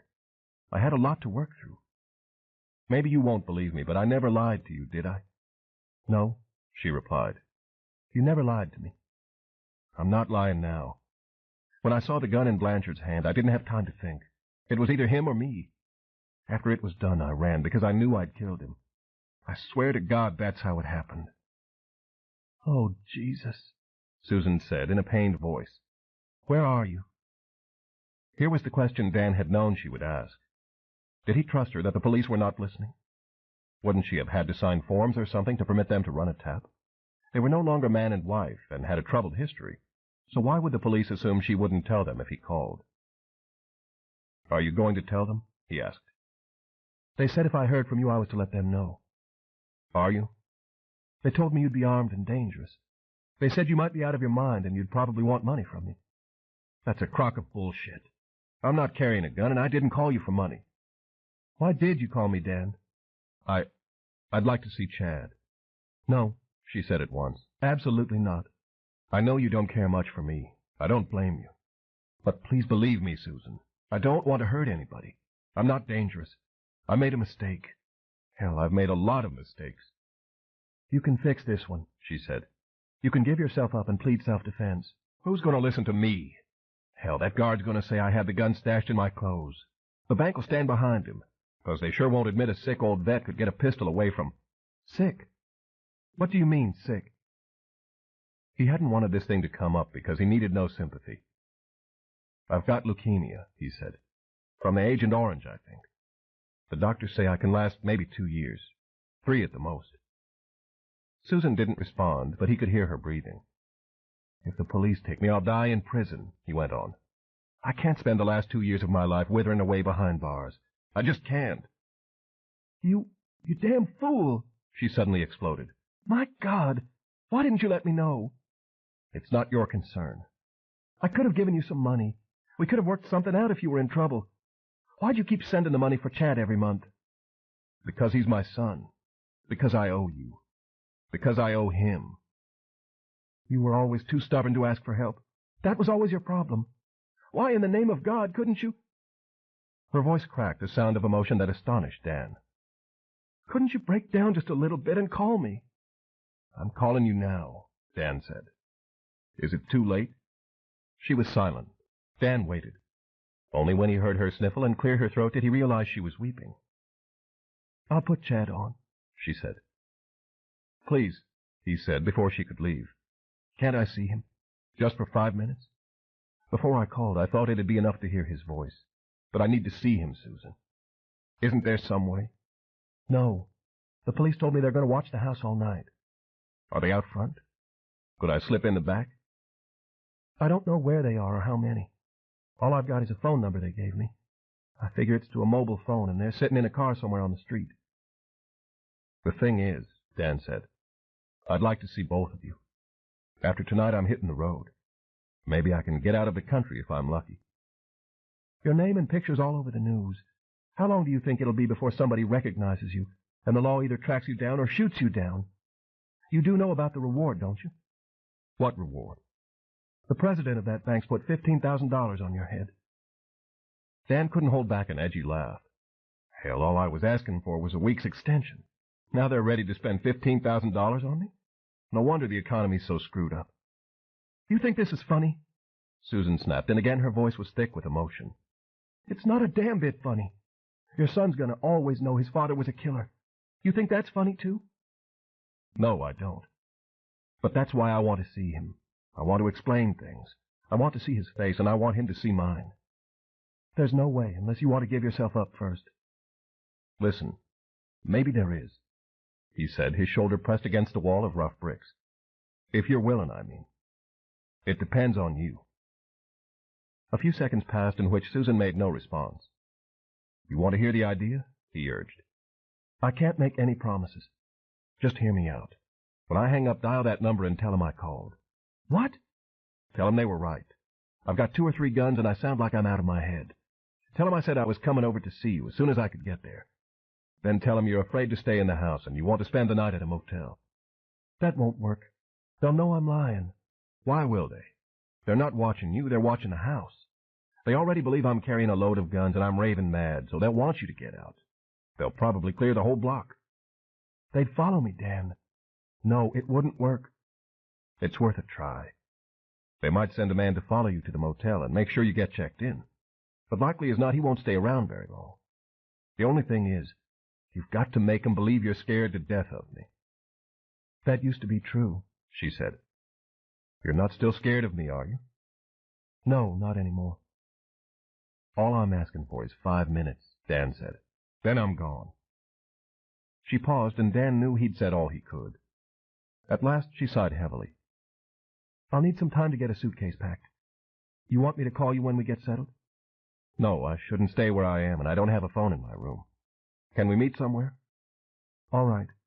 How about Basile Park, at the amphitheater? Basile Park was about 3 miles from the house. That'll do. What time? An hour or so, I guess. But listen, if a policeman comes with me, or they won't let me take my own car, I won't be there. They might follow me without me knowing. Are you willing to chance it? I am. All right. I'm crazy for doing it, but all right. I'll try to make it, but if I'm not there, I'll wait as long as I can, Dan said. Thank you, Susan. You don't know how much this means to me. I'll try, she repeated, and then she hung up. He returned the receiver to its cradle. His spirit felt lightened. He and Susan had gone to several outdoor concerts at Basile Park, and he knew the amphitheater there. He checked his watch to give himself an hour. Then he got back into the pickup truck and drove toward the hideaway. He thought about the $15,000, and he wished he'd seen that much money in a year's time. They wanted him caught fast, that was for sure. Before he reached the turnoff to the motor court, it crossed Dan's mind that Susan might be setting him up. The police might have been listening after all, and would be waiting for him at the park. There was no way to know for certain. He and Susan had parted on bitter terms, yes, but there had been some good times, hadn't there? A few good memories to hold on to. He remembered some, and he hoped she did. He was Chad's father, and that was a link to Susan that could never be broken. He would have to take the risk that she wasn't planning on turning him in. If she was, well, he'd cross that bridge when he came to it. He drove past the DeCanes' house on the way to his cottage, and he was unaware that the sound of his engine awakened Hannah from a troubled sleep. She wasn't sure what had wakened her. Harmon was snoring in the other bed, his mouth a cavern. Hannah got up from under the sweat-damp sheet, her red hair the texture of a Brillo pad confined by a shower cap. She recalled bits and pieces of a nightmare she'd had.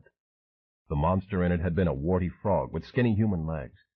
Wearing only a bra and panties that barely held her jiggling mounds in check, she padded into the kitchen, opened the refrigerator's freezer, and got an ice cube to rub over her face. The kitchen still smelled of blood and frog guts, and in the freezer were dozens of frog legs wrapped in butcher's paper for delivery to the restaurant. While she was at it, Hannah opened the carton of vanilla ice cream that was in the freezer as well, and she got a spoon and took the carton with her to the front room to gorge herself until she was sleepy again. She switched on the radio, which was tuned to the local country music station. Garth Brooks was singing about Texas girls. Hannah walked to a window and pushed aside the curtain. The lights were on in number 4. Something about that man she didn't like, she decided. Of course, she didn't like too many people to begin with, but that man in number 4 gave her a creepy feeling. He looked sick, for one thing. Skinny and pale, like he might have AIDS or something. She didn't like his tattoo, either.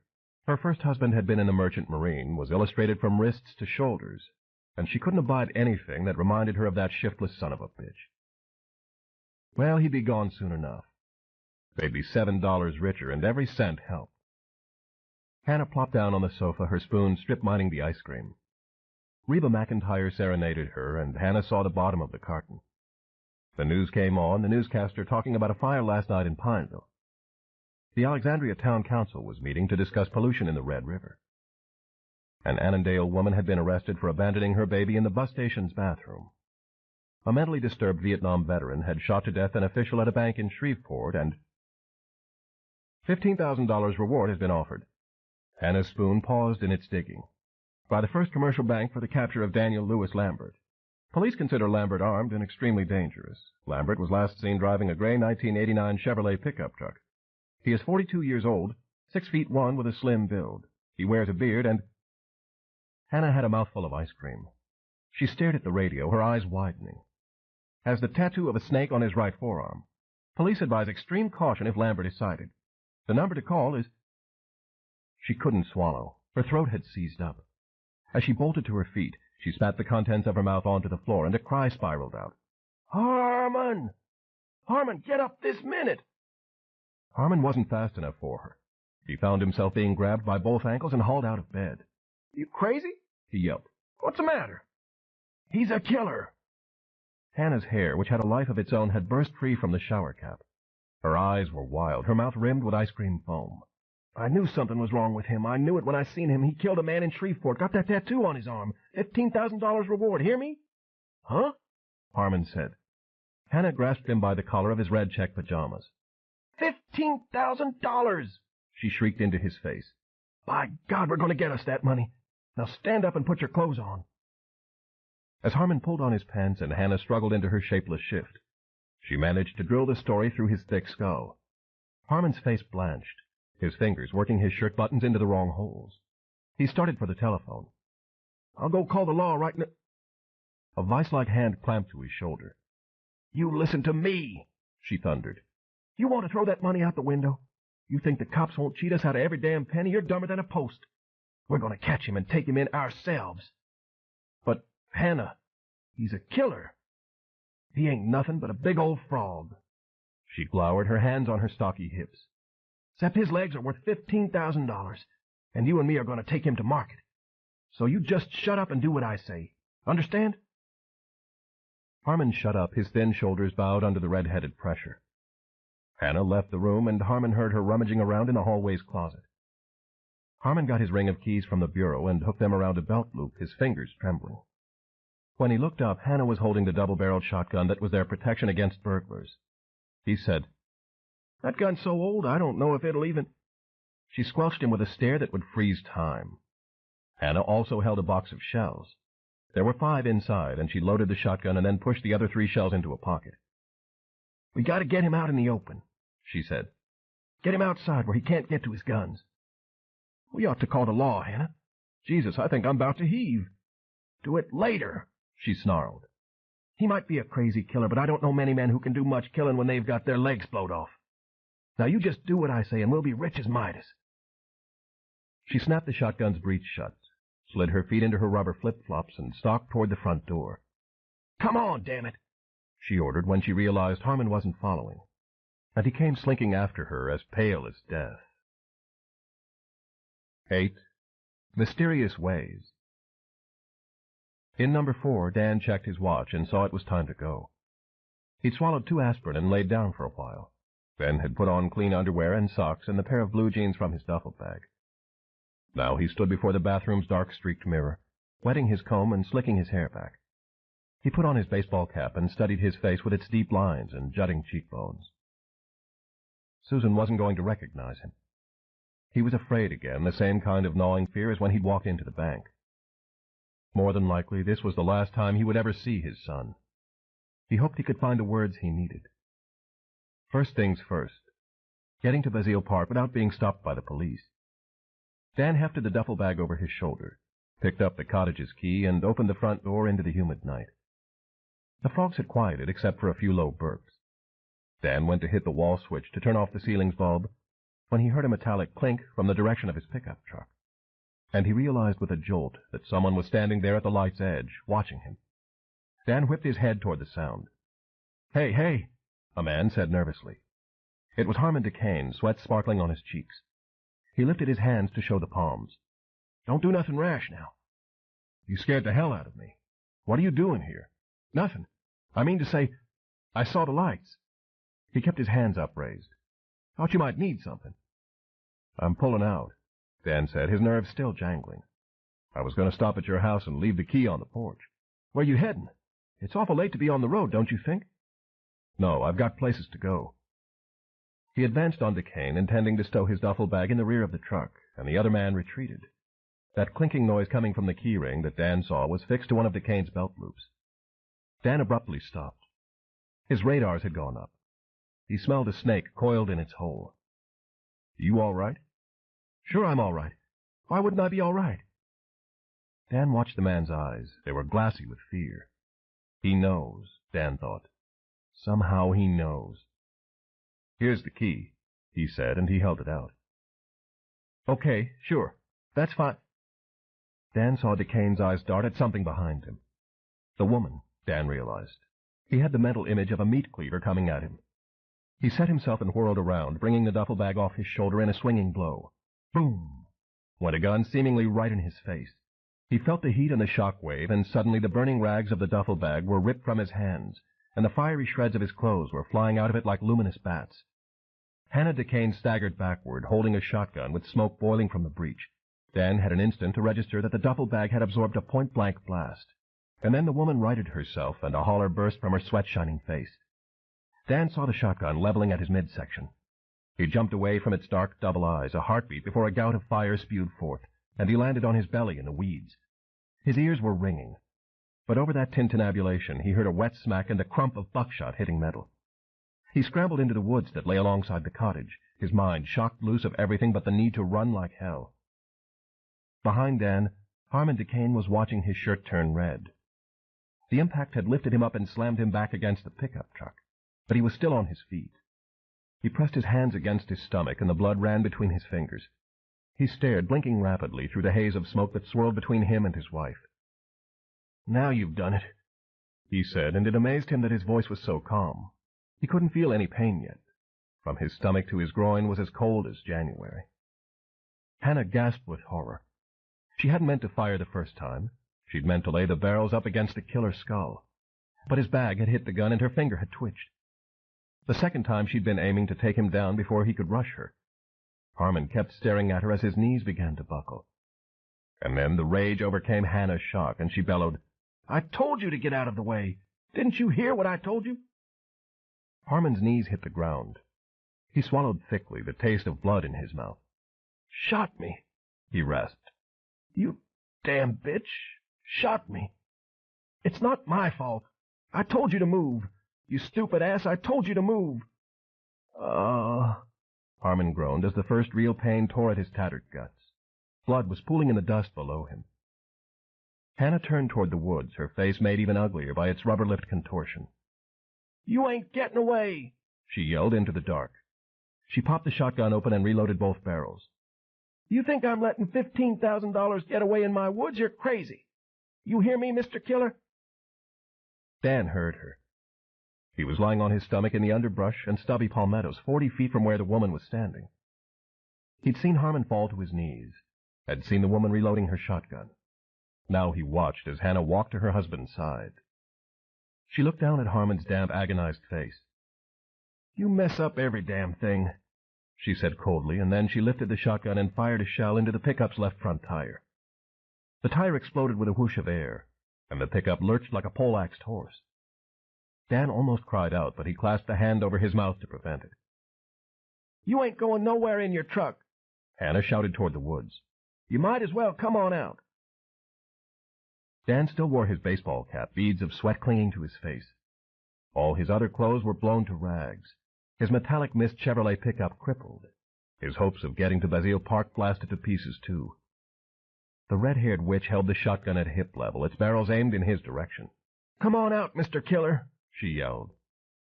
Beside her, Harmon was still on his knees, his hands pressed to the wet mess of his midsection and his head drooping. "All right, then," she said. "I can play hide-and-seek if you want to, and first chance I get, I'll blow your damn brains out."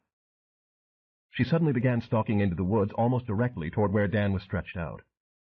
Panic skittered through him. There was no way he could fight a loaded shotgun. He bolted up and ran again, deeper into the thicket. His spine crawled in expectation of the blast. "I hear you," Hannah squalled. He heard the noise of her stocky body smashing through the foliage. "Don't you run, you bastard!" She was coming like a hell-bound freight train. Low pine branches whipped into Dan's face as he ran, thorns grabbing at his trousers. Under his feet, frogs grumped and jumped.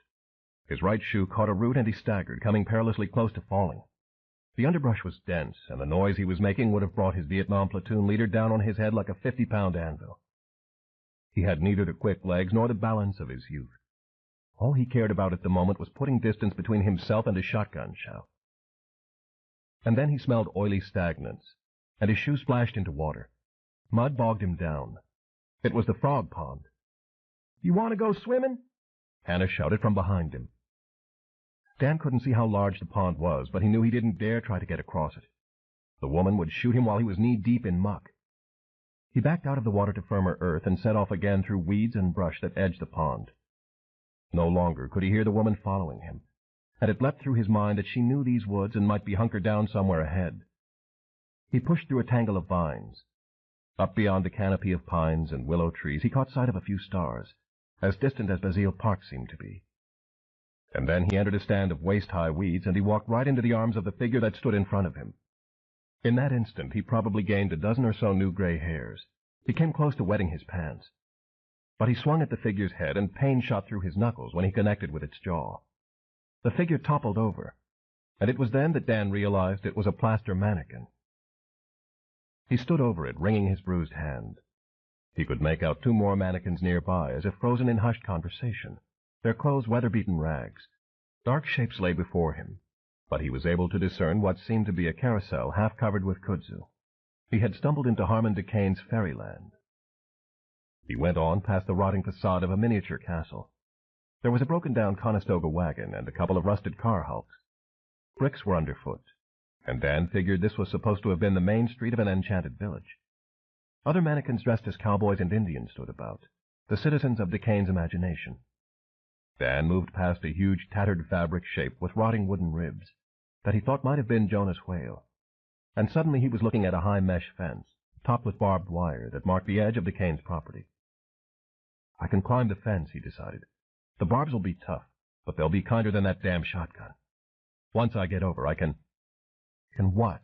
He asked himself. Without my truck, I'm not getting very far. But there was another set of wheels close by, wasn't there?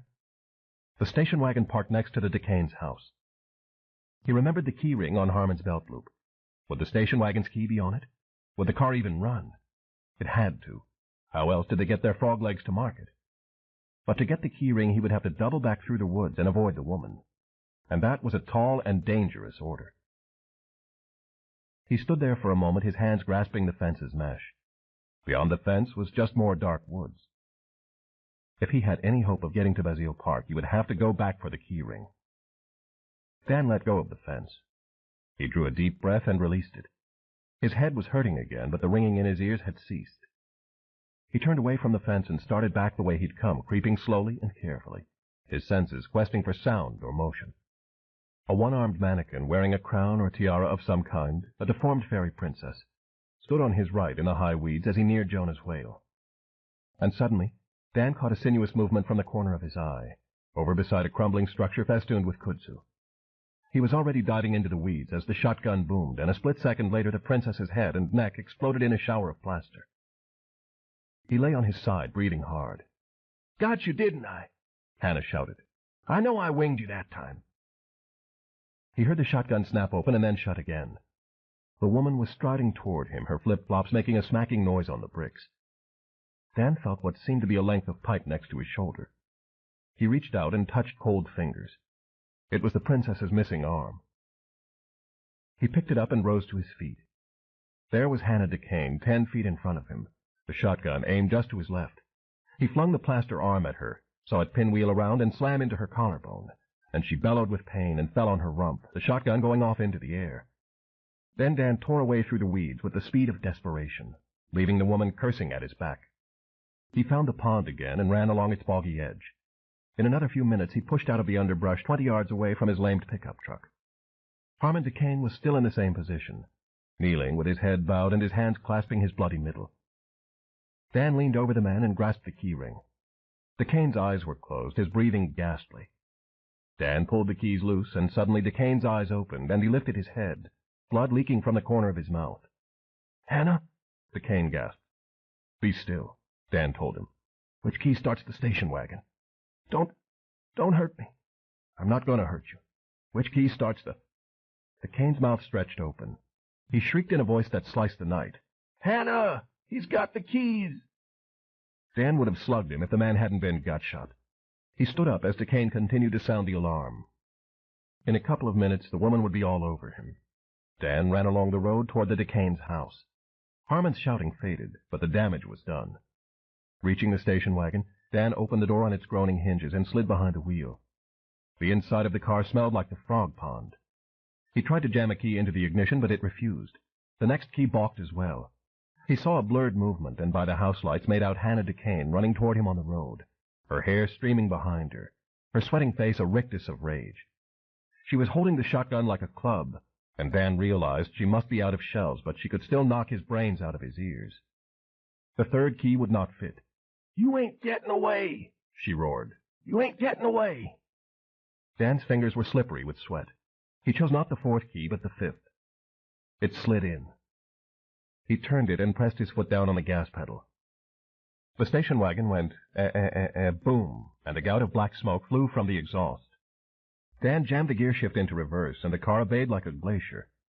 And then Hannah DeCane was right there beside him, and she jerked his door open and swung at his skull with the shotgun stock.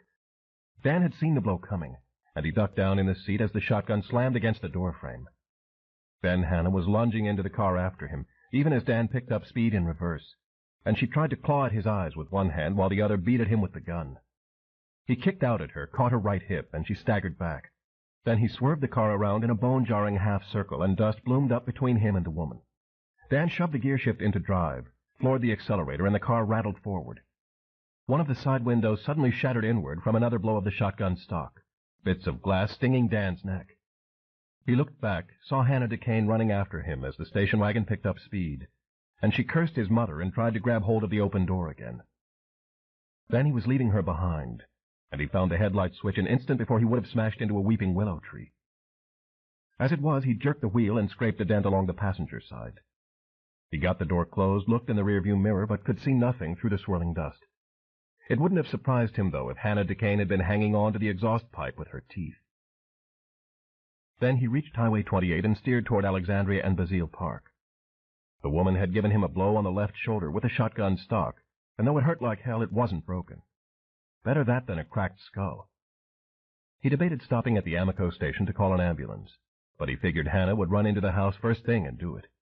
The station wagon's tank was a little less than 3/4 full, which was a real blessing. He had his wallet, the clothes on his back, and his baseball cap. He still had his skin on, too. He counted himself lucky. Hannah had stopped running. There was no use in it, and her lungs were on fire. She watched the station wagon's lights move away. For a long time she stood in the dark, her hands clenching and loosening again on the empty shotgun. She heard his voice, a weak voice now, calling her. "Hannah? Hannah?" At last she turned her back on the highway and limped, painfully, a bruise blackening on her right hip, to where Harmon was crouched on his knees. "Hannah," he groaned. "I'm hurt bad." She'd lost her flip-flops. She looked at the bottom of her left foot, which had been cut by a shard of glass. The sight of that wound with its angry edges made something start ticking like a bomb in her brain. "Call somebody," Harmon said. His eyelids were at half-mast, his hands clasped together in the gory swamp of his stomach. "You gotta—" "Lost us $15,000. Hannah's voice was hollow and weary. "You mess up every damn thing."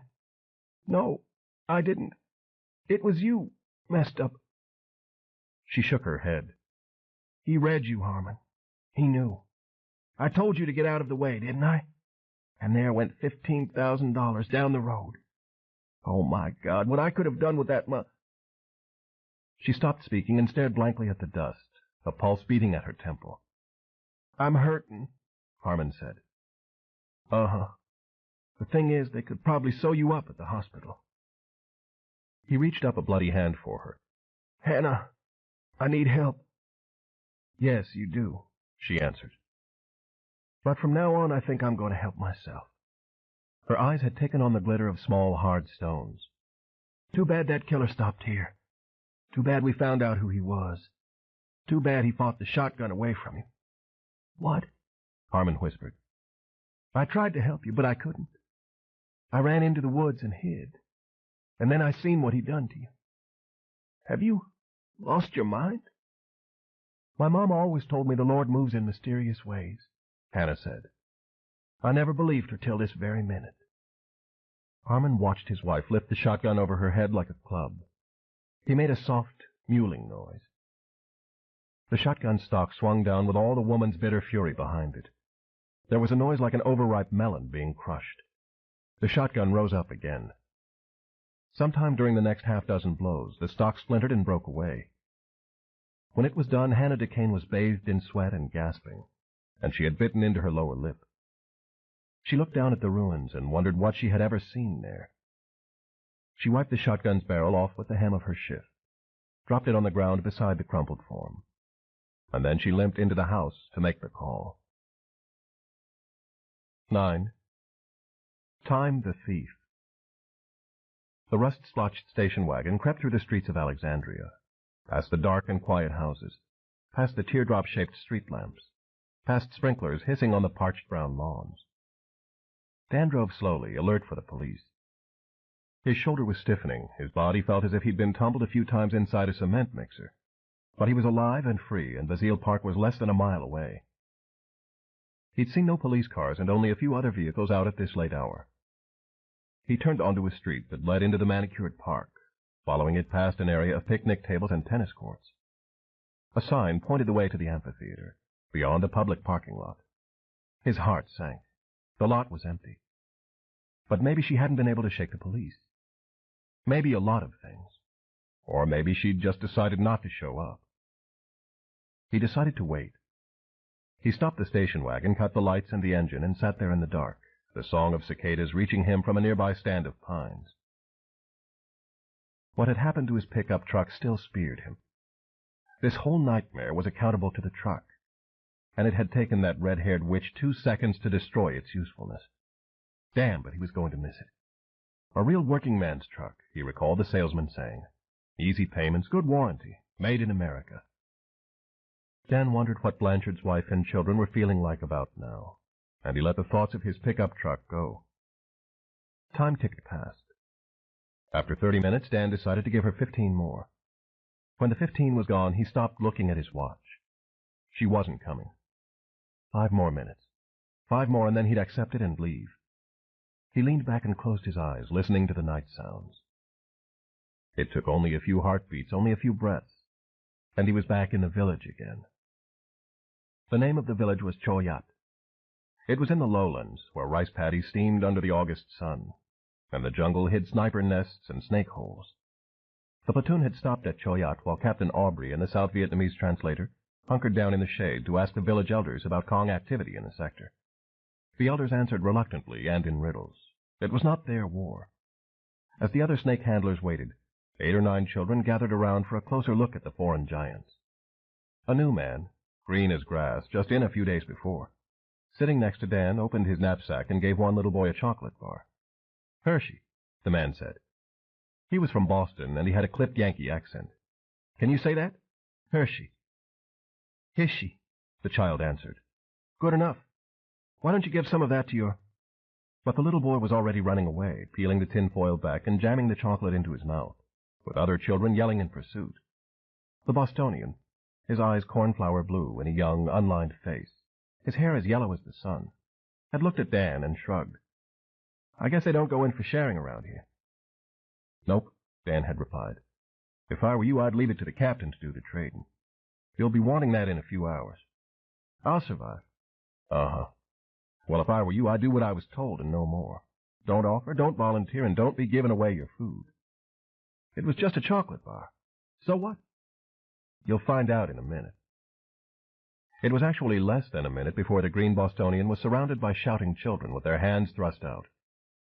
Some of the other villagers came over to see what they might scrounge from the bountiful knapsacks of the foreign giants. The commotion interrupted Captain Aubrey's questioning of the elders, and he came storming at the Bostonian like a monsoon cloud.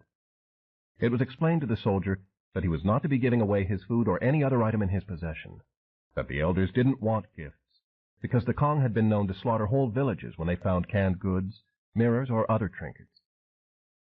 All this had been said with Captain Aubrey's face about 2 inches from the Bostonians, and by the time the captain was finished speaking in his voice that could curl a chopper's rotors, the Bostonian's face had gone chalky under his fresh sunburn. It was just a piece of candy, the young man had said when Captain Aubrey returned to his business and the children had been scattered away.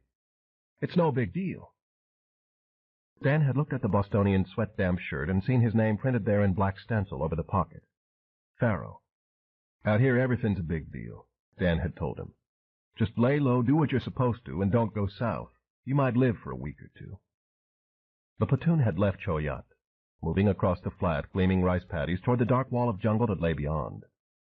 Their patrol had lasted 4 hours and discovered not so much as the print of a good year-soled sandal. It was on the way out when the point team had radioed to Captain Aubrey with the message that something was burning in Choyat. Emerging from the jungle with the others, Dan had seen the dark scrawl of smoke in the ugly yellow sky. A harsh, hot wind had washed over him, and in it he'd smelled a sickly sweet odor like pork barbecue. He'd known what the odor was. He'd smelled it before, after a flamethrower had done its work on a snake hole. Captain Aubrey had ordered them to double-time it to the village, and Dan had done what he was told because he'd always been a good soldier. The smell of burning flesh swirling around him in the pungent air, and his boots slogging through rice-paddy mud. His eyes opened in the dark. He peered into the rearview mirror. Headlights were approaching along the park road. He stopped breathing. If it was a police car. His fingers went to the key in the ignition switch. The headlights came closer. Dan watched them coming, sweat glistening on his face. Then the car stopped about 20 feet away and the lights went out. His breathing resumed on a ragged note. It was a dark-colored Toyota, not a police car. Dan watched the rearview mirror for a few seconds longer, but he saw no other lights. He sat there, waiting. So did the Toyota's driver. Well, he would have to make the first move. He got out and stood beside the station wagon. The driver's door of the Toyota opened, and a woman got out. The courtesy light gave Dan a brief glimpse of the young man who sat in the passenger seat. Dan? If the sound of her voice had been glass, it would have cut his throat. It's me, he answered. His palms were wet. His nerves seemed twisted together in the pit of his stomach. She came toward him. She stopped suddenly when she could see his face a little better. You've changed, she said. Lost some weight, I guess. Susan had never been one to shrink from a challenge. She showed him she still had her grit. She continued to walk toward him, toward the man who had suffered midnight rages and deliriums, who had attacked their son in his bed, who had brought some of the hell of that war back with him when the last helicopter left Saigon. Susan stopped again when she was an arm's length away. You look good, he told her, and it was the truth. Susan had been on the thin side when they'd divorced, but now she looked fit and healthy. He figured her nerves were a lot steadier without him around. She'd cut her dark brown hair to just above her shoulders, and Dan could tell that there was a lot of gray in it. Her face was still firm-jawed and more attractive than he remembered. More confident, too.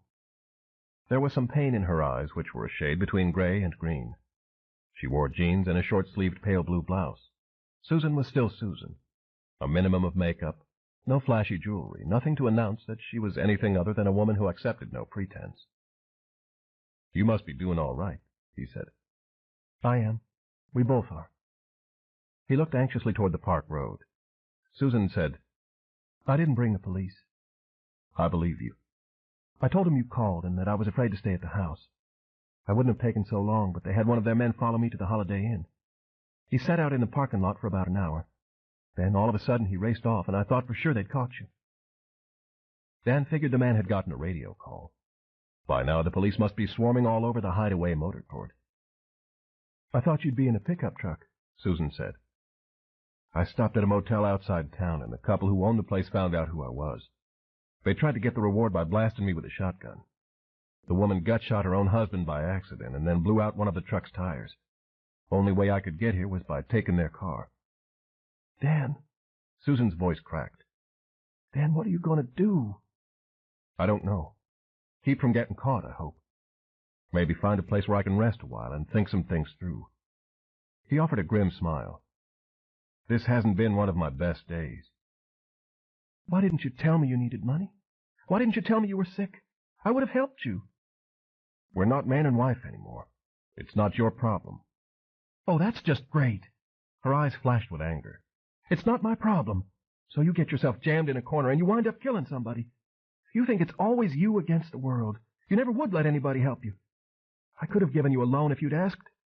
Didn't you ever think about that? I thought about it, he admitted. Not very long, though. Bull-headed and stubborn. Where'd it get you? Tell me that. Susan, he said quietly, it's too late for us to be fighting, don't you think? The stubbornest man in this world. Susan went on, but the anger was leaving her.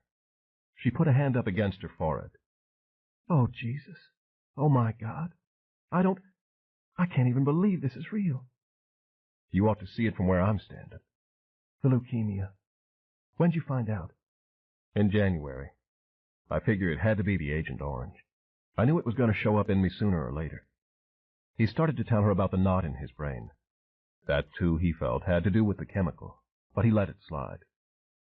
They ran some tests at the VA hospital. Doctors wanted me to stay there, but I'm not going to lie in a bed and wait to die. At least I could work. When I had a job, I mean. I'm sorry, she said. I swear to God I am. Well, it's the hand I got dealt. What happened at that bank was my own damn fault. I went south, Susan, like we used to say in Nam. I screwed up. The second passed, and there was no bringing it back again. He frowned, staring at the pavement between them. I don't want to spend whatever time I have left in prison. Worse yet, in a prison hospital. So I don't know where I'm going, but I know I can't go back. He leveled his gaze at her again. Did you tell Chad my side of it? She nodded. You took a big chance coming out here to meet me. I know it's not easy for you the way I used to be and all. But I couldn't just say a few words to him over the phone and leave it like that. Letting me see him is the kindest thing you ever could have done for me. He's your son, too, she said. You've got the right. Do you mind if I sit in the car with him for a few minutes? Just the two of us? She motioned toward the Toyota. Dan walked past her, his heart pounding. He opened the driver's side door and looked in at the boy. Hi, Chad, he meant to say, but he couldn't speak.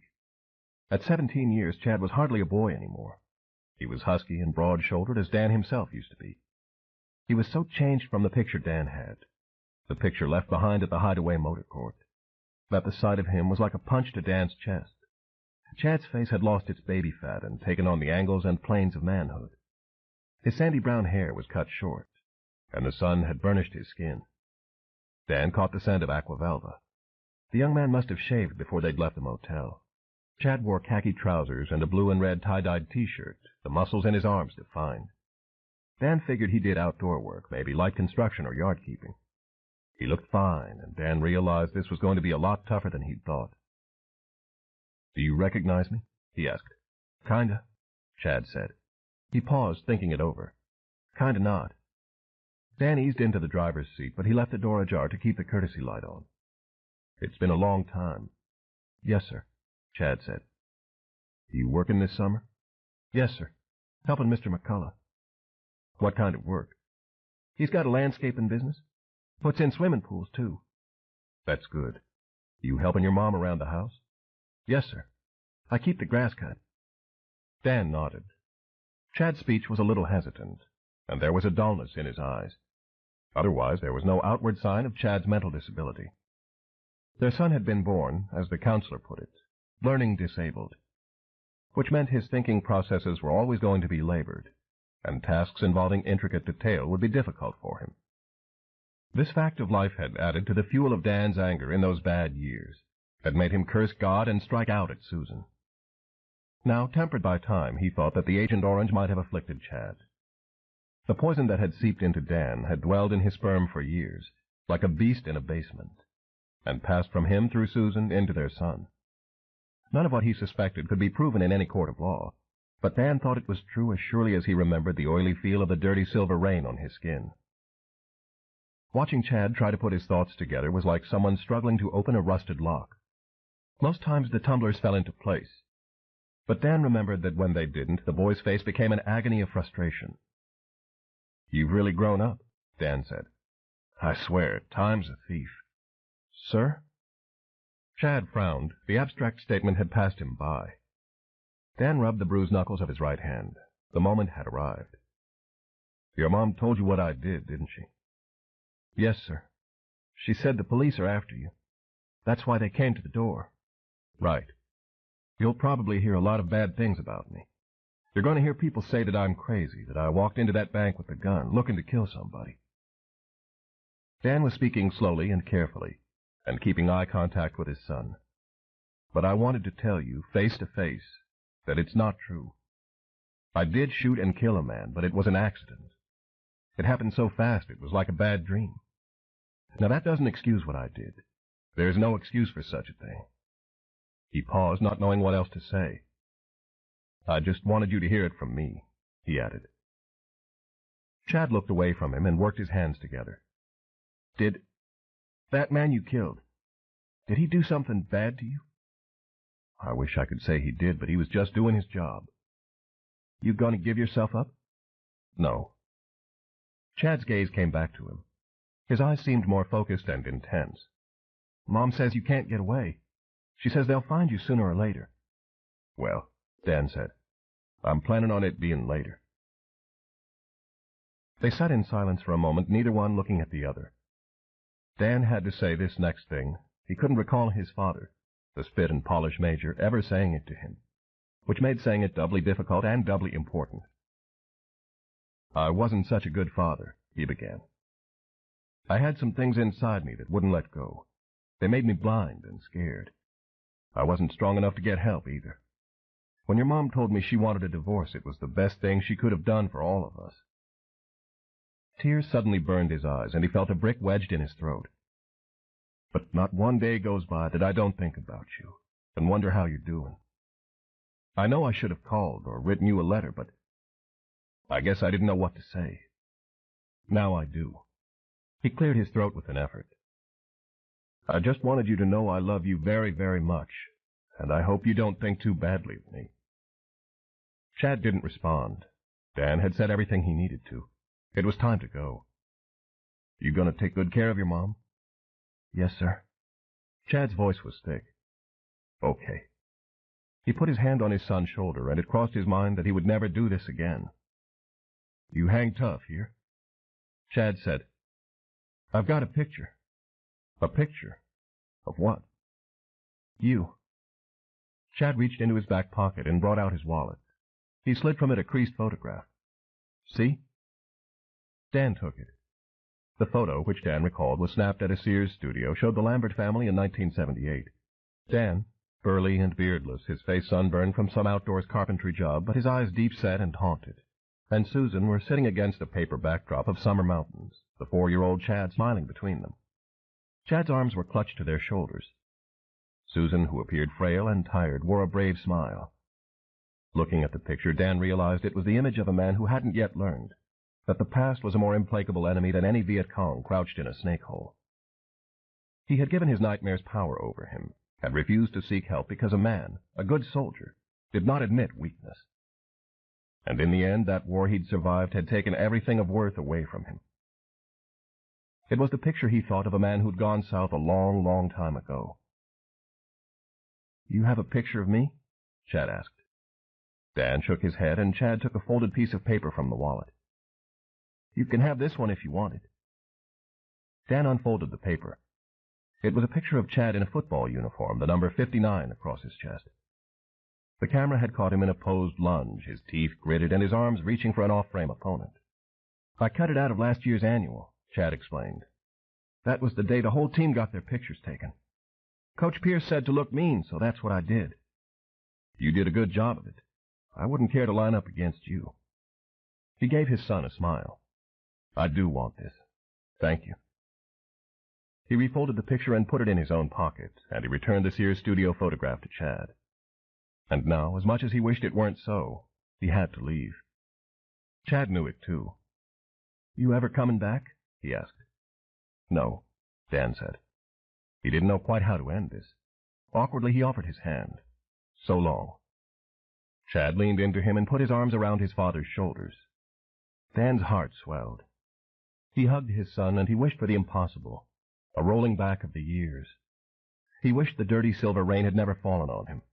He wished Chad had never been contaminated, that things could have been patched up with Susan, and that he'd been strong enough to seek help for the nightmares and flashbacks. He guessed he was wishing for a miracle. Chad said, up close to his ear, "So long, Dad." Dan let his son go and got out of the car. His eyes were wet. He wiped them with his forearm as he walked to the station wagon where Susan waited. He'd almost reached her when he heard a dog barking, a high-pitched yap, yap, yap. Dan stopped in his tracks. The sound had drifted across the park, its direction hard to pinpoint. It was close enough, though, to instantly set Dan's nerves on edge. Where had it come from? Was somebody walking a dog in the park at this hour? Wherever it was, the dog had stopped barking. Dan glanced around, saw nothing but the dark shapes of pine trees that stood in clusters surrounding the parking lot. "You all right?" Susan looked as if she'd aged 5 years in the last few minutes. "Yeah." A tear had trickled down his cheek into his beard. "Thanks for bringing him." "Did you think I wouldn't?" "I didn't know. You took a chance, that's for sure." "Chad needed to see you as much as you needed to see him." Susan reached into her jeans pocket. "I want you to have this." Her hand emerged with some greenbacks. I raided the cookie jar before we left the house. Put it away, Dan said. I'm not a charity case. This isn't the time to be proud or stupid. She grabbed his hand and slapped the money into it. I don't know how much cash you've got, but you can use another $60. He started to protest, but thought better of it. An extra $60 was, in its own way, a small miracle. I'll call it a loan. Call it whatever you please. Where are you going from here? I don't know yet. Maybe I'll head to New Orleans and sign on a freighter. I can still do a day's work. Susan's face had taken on the grave expression Dan remembered that meant she had something important to say, but she was working up to it. Listen, she said after a moment. You mentioned finding a place to rest. I've been seeing a fella for the past year.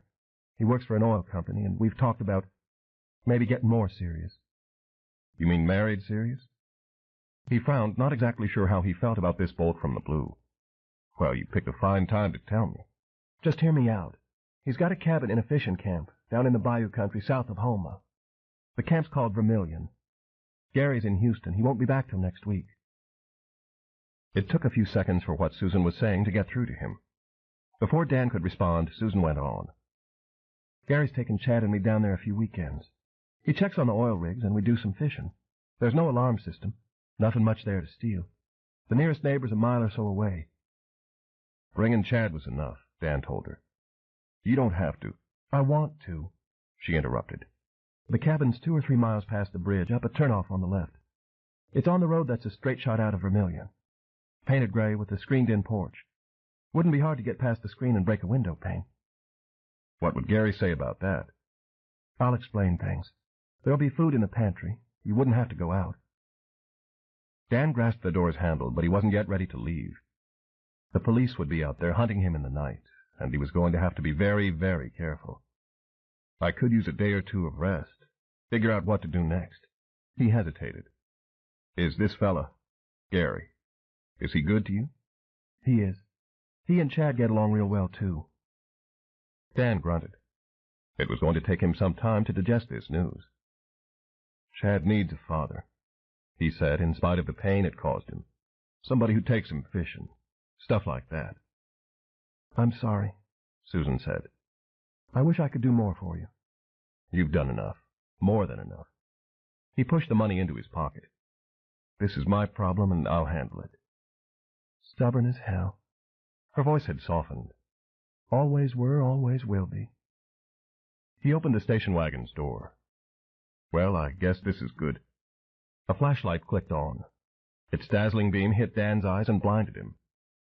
Freeze, Lambert, a man's voice ordered. 10. Line of fire. The shock paralyzed Dan. Susan caught her breath with a harsh gasp and spun around to face the intruder.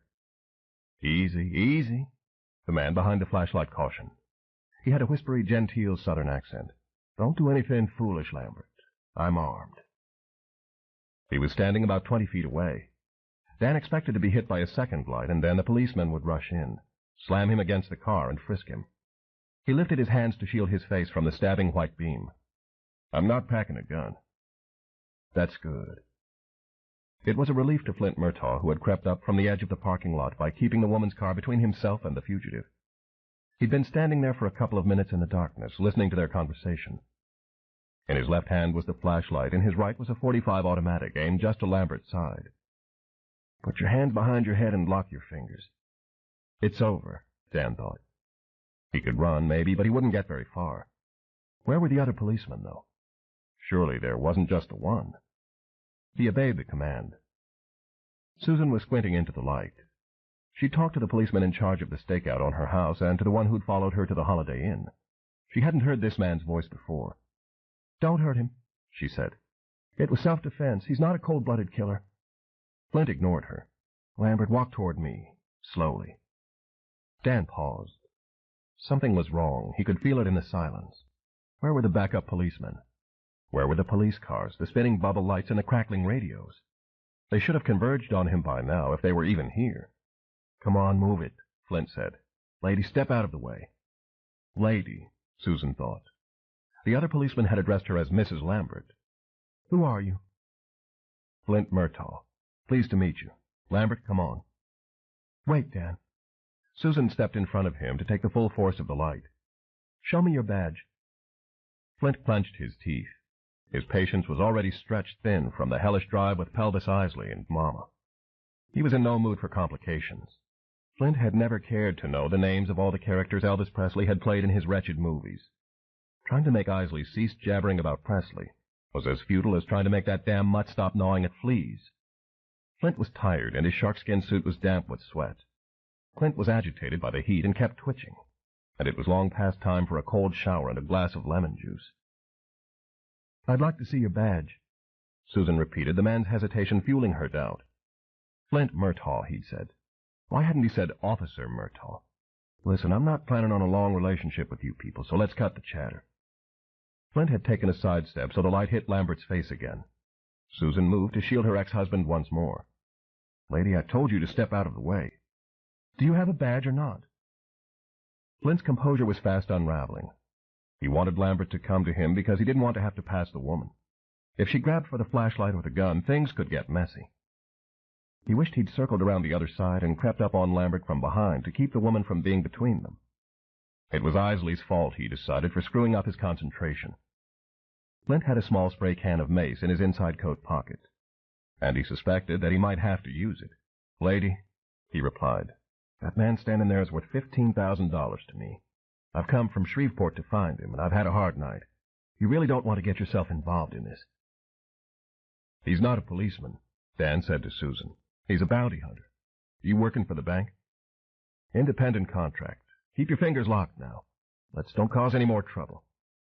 "You mind if I ask how you found me?" "Time for that when we're driving. Come on real slow and easy." It had been a lucky break, actually. Flint had driven along Jackson Avenue and had seen the police surveillance teams, one at either end of the block. He'd parked 2 streets away and sat beside a hedge in someone's yard, watching the house to see what developed. Then the woman had pulled out of her garage, followed by another policeman in an unmarked car, and Flint had decided to tag along at a distance. At the Holiday Inn, he'd been on the verge of calling it quits when her watchdog had rushed off, obviously answering a radio summons. But then the woman had emerged again, and Flint had smelled an opportunity. "Don't do it," Susan said before Dan could move. "If he doesn't work for the state of Louisiana, he doesn't have any right to take you in." "I've got a gun." Flint was about ready to snort steam. "You understand me?" "I know a gun's not a badge. You're not going to be shooting an unarmed man." "Mom?" Chad called from the car. "You need some help?" "No. Just stay where you are." Susan directed her attention at the bounty hunter again. She took 2 steps toward him. "Susan," Dan said, "you'd better keep—" "Hush. Let somebody help you, for God's sake." She advanced another step on Flint. "You're a vulture, aren't you? Swooping in on whatever meat you can snatch." "Lady, you're trying to make me forget my manners." "You ready to shoot a woman, too? You and Dan could share the same cell." She moved forward 2 more paces, and Flint retreated 1. "Dan," Susan said calmly, "he's not taking you anywhere. Get in your car and go." "No! No, goddammit!" Flint shouted. "Lambert, don't you move. I won't kill you, but I'll sure as hell put some hurt on you." "He's empty talk, Dan." Susan had decided what needed to be done, and she was getting herself into position to do it. She took 1 more step toward the bounty hunter. "Go on, get in the car and drive away." Flint hollered, "No, you don't." It was time to put Lambert on the ground. Flint jammed the automatic into his waistband and plucked the small red can of mace from inside his coat. He popped the cap off with his thumb and put his index finger on the nozzle. The concentrated spray had a range of 15 feet, and Flint realized he was going to have to shove the woman aside to get a clear shot at Lambert. He was so enraged he almost fired a burst into her eyes, but he'd never maced a woman, and he wasn't going to start now. He stalked toward her and was amazed when she stood her ground. "To hell with this," he snarled, and he jabbed an elbow at her shoulder to drive her out of the line of fire. But suddenly she was moving. She was moving very, very fast. She clamped a wiry hand to his right wrist, stepped into him with her own shoulder, and pivoted, her elbow thunking upward into Flint's chin and rattling his brains. His black wingtips left the pavement. His trapped right wrist was turned in on itself, pain shooting up his arm. Somewhere in midair he lost both the flashlight and the mace. As he went over the woman's hip, 1 word blazed into Flint's consciousness: sucker. Then the ground came up fast and hard, and he slammed down on his back with a force that whooshed the breath from his lungs and made stars and comets pinwheel through his skull. Susan stepped back from the fallen man and scooped up the flashlight. "Way to go, Mom!" Chad yelled, leaning out of the Toyota's window. "Damn," was all Dan could think to say. It had happened so quickly that his hands were still locked behind his head. "How did you—" "Taekwondo," Susan said. She wasn't even breathing hard. "I've got a brown belt." Now Dan understood why Susan hadn't been afraid to meet him. He lowered his hands and walked to her side, where he looked down the flashlight's beam at the bounty hunter's pained and pallid face. A comma of white-streaked hair hung over Flint Murtaugh's sweat-glistening forehead, and he'd curled up on his side and was clutching his right wrist. Dan saw the automatic and freed it from the man's waistband. "Brown belt or not, that was a damn fool thing to do. You could have gotten yourself killed." He removed the bullet clip, threw it in one direction, and the gun in another. He had something in his other hand. Susan shone the light around. "I couldn't tell what it was, but I heard him drop it." She steadied the beam on Murtaugh again. "I can't figure out where he came from. I thought I made sure nobody was following—" She stopped speaking. Then her voice tight. "Dan, what is that?" He looked. The front of the man's white shirt was twitching, as if his heart were about to beat through his chest. Dan stared at it transfixed, and then he reached down to touch it. "Mr. Murtaugh! Mr. Murtaugh, you all right?" Dan straightened up. Another man was out there in the dark. Both Dan and Susan had the eerie sensation that they recognized the voice's deep, snarly resonance. But neither one of them could place it. A dog began to yap again, and on the pavement, Flint gave a muffled half-groan, half-curse. Susan switched the light off. "You'd better hit it. Getting kind of crowded around here." Dan hurried to the station wagon, and Susan followed him, and so neither of them saw the slim, pale third arm push free from Flint Murtaugh's shirt and flail angrily in the air. Dan got behind the wheel, started the engine, and turned on the headlights. Susan reached in and grasped his shoulder. "Good luck," she said over the engine's rumbling. "Thanks for everything." "I did love you," she told him. "I know you did." He put his hand over hers and squeezed it. "Take care of Chad." "I will. And you take care of yourself." "So long," Dan said, and he put the station wagon in reverse and backed away past the bounty hunter. Flint pulled himself up to his knees, pain stabbing through his lower back and his right wrist surely sprained. Clint's arm was thrashing around, the hand clenched in a fighting fist. Through a dreamlike haze, Flint watched the $15,000 skin twist the station wagon around and drive across the parking lot. Flint tried to summon up a yell, but a hoarse rasp emerged. "Isley, he's coming at you." In another moment, Dan had to stomp on the brake. He feared he must be losing his mind, because right there in front of the pickup stood a big-bellied, pompadour-haired Elvis Presley, a beat-up black Cadillac behind him blocking the road. Elvis, a credible impersonator for sure, was holding on to a squirming little bulldog. "Where's Mr. Murtaugh?" Elvis shouted in that husky Memphis drawl. "What you done to him?" Dan had seen everything now. He hit the gas pedal again, taking the station wagon up over the curb onto the park's grass. The rear tires fishtailed and threw up clods of earth. Elvis scrambled out of the way, bellowing for Mr. Murtaugh. Flint had gotten to his feet and was hobbling in the direction of the Cadillac. His left shoe hit something that clattered and rolled away, the can of mace. "Isley, stop him!" he hollered as he paused to retrieve the spray can, the bruised muscles of his back stiffening. "Don't let him get—" "Aw, shit!" He'd seen the station wagon maneuvering around the caddy, and he watched with helpless fury as it bumped over the curb again onto the road, something underneath the vehicle banging with a noise like a dropped washtub. Then the skin was picking up speed, and at the park's entrance turned right with a shriek of flayed rubber onto the street. "Mr. Murtaugh!" Elvis cried out with relief as Flint reached him. "Thank the Lord. I thought that killer had done—" "Shut up and get in the car," Flint shouted. "Move your fat ass." Flint flung himself behind the wheel, started the engine, and as he jammed down on the gas pedal, Pelvis managed to heave his bulk and Mama into the passenger side. Flint got the Cadillac turned around with a neck-twisting spin in the parking lot, the single headlight's beam grazing past the woman who stood beside her car. He had an instant to see that her son had reached out for her and their hands were clasped. Then Flint, his face a perfect picture of hellacious rage, took the Cadillac roaring out of Basile Park in pursuit. "I thought sure he'd done killed you," Pelvis hollered over the hot wind whipping through the car. His frozen pompadour was immobile. Mama had slipped from his grasp and was wildly bounding from back seat to front and back again, her high-pitched barks like hot nails being driven into the base of Flint's skull. Clint's arm was still thrashing, angry as a stomped cobra. Pelvis shouted, "You see that fella try to run me down? If I'd have been a step slower, I'd be looking like a big old waffle about now. But I foxed him, because when I jigged to one side, he jagged to the other, and I just kept on jigging. You saw it, didn't you? When that fella tried to run me." Flint pressed his right fist against Pelvis's lips. Mama seized Flint's sleeve between her teeth, her eyes wide and wet, and a guttural growl rumbling in her throat. "I swear to Jesus," Flint seethed, "if you don't shut that mouth, I'm putting you out right here." "It's shut." Pelvis caught Mama and pulled her against him. Reluctantly, she let go of Flint's sleeve. Flint returned both hands to the steering wheel, the speedometer's needle trembling toward 60. He saw the station wagon's taillights a quarter-mile ahead. "You want me to shut up," Pelvis said with an air of wounded dignity. "All you have to do is ask me kindly. No need to jump down my throat just because I was telling you how I stared death square in the face, and Isley—" Tears of frustration sprang to Flint's eyes, which utterly amazed him. He couldn't remember the last time he'd shed a tear. His nerves were jangling like fire alarms, and he felt a hair away from a rubber room.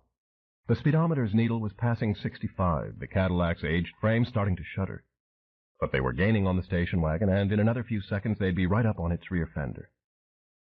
Dan had the gas pedal pressed to the floor, but he couldn't kick any more power out of the engine. The thing was making an unearthly metallic roar, as if on the verge of blowing its cylinders. He saw in his rearview mirror the one-eyed Cadillac speeding up on his tail, and he braced for collision. There was a blinking caution light ahead, marking an intersection. Dan had no time to think about it. He twisted the wheel violently to the left. As the station wagon sluggishly obeyed, its worn tires skidding across the pavement, the Cadillac hit him, a grazing blow from behind, and sparks shot between their crumpled fenders. Then, as Dan fought the wheel to keep from sliding over the curb into somebody's front yard, the Cadillac zoomed past the intersection. "Hold on!" Flint shouted, his foot jamming the brake pedal. The Eldorado was heavy, and would not slow down without screaming, smoking protest from the tires. Pelvis clung to Mama, who was trying her damnedest to jump into the back seat.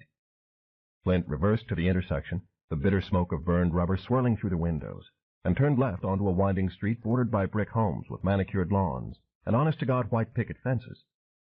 He sped after Lambert, but there was no sign of the station wagon's taillights. Other streets veered off on either side, and it became clear after a few seconds that Lambert had turned onto one of them. "I'll find you, you bastard," Flint said between clenched teeth, and he whipped the car to the right at the next street. It, too, was dark. "He's done gone," Pelvis said. "Shut up, hear me? Just shut your mouth." "Stating a fact," Pelvis said. Flint took the Cadillac roaring to the next intersection and turned left. His palms were wet on the wheel, sweat clinging to his face. Flint's hand came up and stroked his chin, and Flint cuffed his brother aside. Flint took the next right, the tires squealing. He was in a maze-like residential area, the streets going in all directions. Anger throbbed like drumbeats at his temples, pain lancing his lower back. He tasted panic like cold copper in his mouth. Then he turned right onto another street, and his heart kicked. 3 blocks away was a pair of red taillights. Flint hit the accelerator so hard the Cadillac leapt forward like a scalded dog. He roared up behind Lambert's car, intending to swerve around him and cut him off. But in the next instant, Flint's triumph shriveled into terror. The Cadillac's headlight revealed the car was not a rust-eaten old station wagon, but a new Chevrolet Caprice. Across its fast-approaching rear end was silver lettering that spelled out, "Alexandria Police." Flint stood on the brake pedal. 1,000 cries for God, Jesus, and Mother Mary rang like crazy bells in his brain. As the Cadillac's tires left a quarter-inch of black rubber on the pavement, the prowl car's driver punched it, and the Caprice shot forward to avoid the crash. The Caddy slewed to one side before it stopped. The engine rattled and died, and the police cruiser's bubble lights started spinning. It backed up, halting a couple of feet from Flint's busted bumper. A spotlight on the driver's side swiveled around and glared into Flint's face like an angry cyclopean eye. "Well," Pelvis drawled, "now we've done shit and stepped in it." Over nearer the intersection with a flashing caution light, Dan started the station wagon's engine and backed out of the driveway he'd pulled into. He eased onto the street, his headlights still off. The black Cadillac had sped past about 2 minutes before, and Dan had expected it to come flying back at any second. As the saying went, it was time to git while the gittin' was good. He switched on his lights and at the caution signal, took a left toward Interstate 49 and the route south.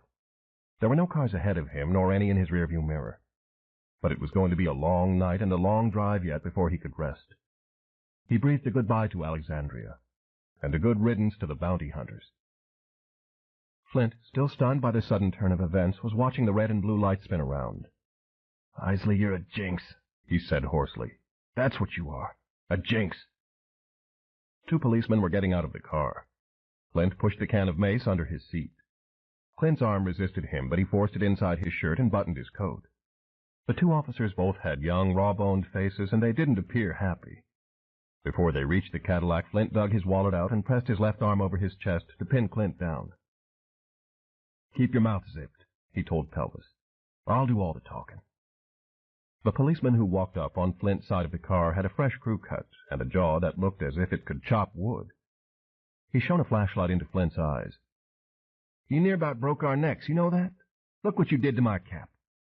He held up a crushed and formless thing. I'm awful sorry, sir. Flint's voice was a masterpiece of studied remorse. I'm not from around here, and I'm lost. I guess I panicked because I couldn't find my way out. Uh-huh. You had to be going at least 60. Sign back there says 15 miles an hour. This is a residential zone. I didn't see the sign. Well, you seen the houses, didn't you? You seen our car in front of you? Seems to me you're either drunk, crazy, or mighty stupid. He shifted the light, and its beam fell upon Pelvis. Lordy, Walt. Look what we've got here. How you fellas doing? Pelvis asked, grinning. In his arms, Mama had begun a low, menacing growl. End of Side 3. To continue, turn the cassette over. Side 4, Gone South, by Robert R. McCammon. Continuing on page 122. I bet this'll be a real interesting story, the policeman with the light said. Let's see a driver's license. Your ID too, Mr. Presley, sir. Flint fumbled to remove the license from his eelskin wallet and hold Clint immobile at the same time. His wrist was still hurting like hell. Isley produced a battered wallet that had the face of Elvis on it in brightly colored Indian beads. I never did believe he was dead. Did you, Randy? Walt said with undisguised mirth. He was taller than his partner and not quite as husky. I always knew it was a wax body in that coffin. Yeah, we might get ourselves on Gerardo Riviera for this, Randy said. This is better than seeing green men from Mars, ain't it? Call the tag in. Walt walked around back to write it down and then returned to the cruiser. Randy inspected the licenses under the light. Flint Murtaugh, from Monroe, huh? What are you doing here in the middle of the night? Well, Flint's mind went blank. He tried to pull up something, anything. That is to say... Officer, sir?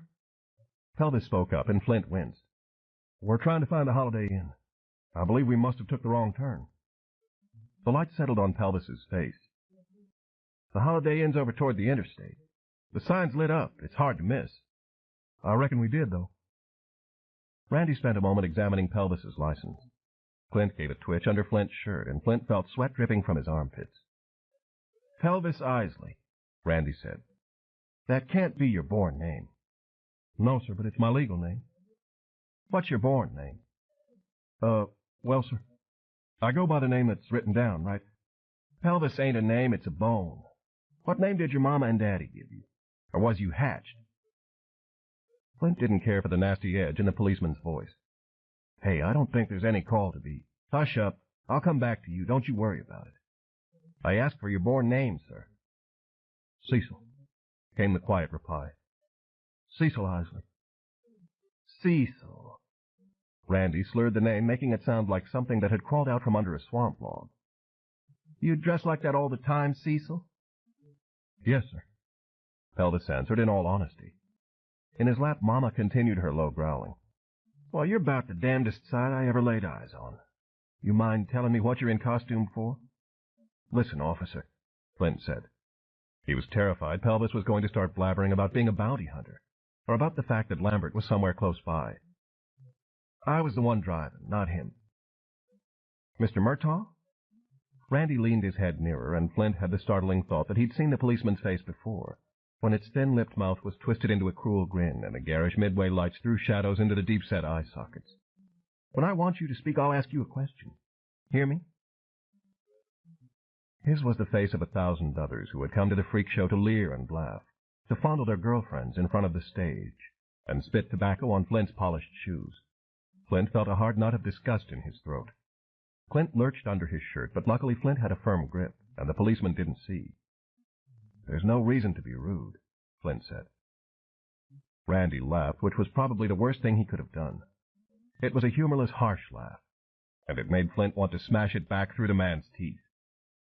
"You want to see rude, you keep on pushing me.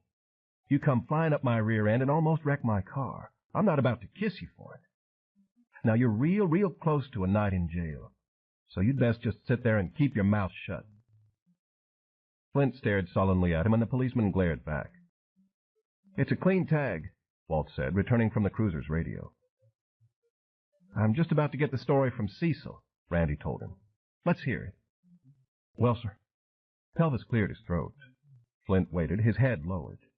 "We're on our way to New Orleans, going to a convention there at the Hyatt Hotel. It's for Elvis interpreters like me. Now I can retire. I've heard everything," Randy said, and Walt laughed. "Yes, sir." Pelvis wore his stupid smile like a badge of honor. "See, the convention kicks off tomorrow." "If that's so, how come you're looking for the Holiday Inn?" "Well, see, we're supposed to meet some other fellas going to the convention, too. We're all going to travel together.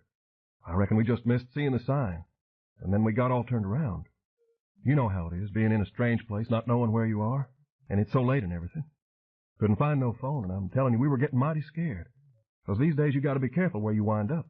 All them murders you see on the news every time you turn on the—" All right, Randy gasped like a man surfacing for air.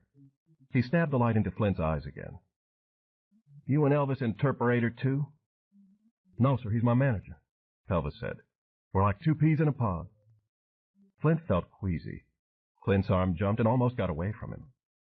"Walt, you got any ideas on what to do with these two? Should we take them in?" "That's the thing to do, seems to me." "Yeah." The light was still aimed at Flint's face. "Getting lost is no excuse for speeding through a residential area. You could have killed somebody. Us, for instance," Walt said. "Right. You need to spend a night in jail to get your thinking straight." Great, Flint thought bitterly. When they searched him down before putting him in the cell, they were going to jump out of their jackboots. "Of course," Randy went on, "if everybody at the station was to find out we almost got rear-ended by Elvis Presley, we'd be taking it in the shorts for God only knows how long. So, Mr. Manager Man, you'd best be real glad he's with you, 'cause I don't like your face, and if I had my druthers, I'd put you smack dab under the jail. Here." The policeman handed him the licenses. For a few seconds, Flint was too dumbfounded to take them. "Mr. Murtaugh, sir?" Pelvis said. "I believe he's letting us go." "With a major warning," Randy added sternly. "Hold the speed down. Next time you might be going to a cemetery instead of a convention." Flint summoned up his wits and took the licenses. "Thank you," he forced himself to say. "It won't happen again." "Damn straight it won't. You follow us, we'll take you to the Holiday Inn.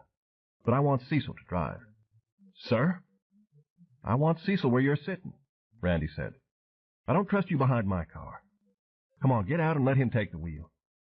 "But it's my car," Flint sputtered. "He's got a valid driver's license. Anyway, the Holiday Inn's not very far. Come on, do like I'm telling you." "No, listen. I don't let anybody else drive my—" Pelvis put a hand on Flint's shoulder, and Flint jumped as if he'd received an electric shock. "Mr. Murtaugh? Don't you worry, I'll be real careful." "Move it," Randy said. "We've got other places to be." Pelvis put Mama into the back seat and came around to the driver's side. With an effort that bordered on the superhuman, Flint got out, and holding Clint's arm firmly against his chest, eased into the passenger seat. In another moment, they were following the police cruiser out of the maze of residential streets, and Pelvis smiled and said, "I never drove me a Cadillac before. You know Elvis loved Cadillacs. Gave 'em away every chance he got. He seen some people looking at a Cadillac in a showroom one time. He pulled out a big wad of cash and bought it for 'em right there on the spot." "Yes, sir." He nodded vigorously. "I believe I could get to like driving a Cadillac." "Is that so?" Flint had broken out in a cold sweat, and he couldn't help but stare at Isley's fleshy hands guiding the car. "You'd better enjoy it, then, because 10 seconds after those hick cops drive off will be the last time you sit behind my steering wheel. Do you have a cement block for a brain? I told you to keep your mouth shut and leave the talking to me. Now we've got to go back to that damn Holiday Inn when we could have been on Lambert's ass. I could have talked our way out of trouble if you hadn't opened your big mouth. Jesus Christ. All that crap about an Elvis convention in New Orleans. We're lucky they didn't call the men with the butterfly nets right then and there. Oh, I went to that convention last year, Pelvis said. At the Hyatt Hotel, just like I said. About 200 Elvises showed up, and we had us a high old time. This is a nightmare. Flint pressed his fingers against his forehead to see if he was running a fever. Reality, it seemed, had become entangled with delirium. I'm at home in my bed, and this is the chili peppers I ate on my pizza. Pelvis wheezed out a laugh. Nice to know you still got your sense of humor, seeing as how we lost Lambert and all. We haven't lost him. Not yet. But he's gone. How are we going to find him again?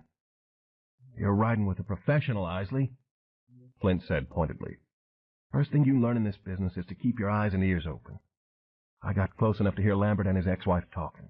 She was telling him about a cabin in a fishing camp south of Homa. Vermilion, she said the camp was called. I heard her tell him where it is. She said to break a window pane and that there'd be food in the pantry. So that might be where he's headed. Ah, Swanee, Pelvis gushed. Mr. Smote said you was going to be a good partner. Get that partner shit out of your head, Flint snapped.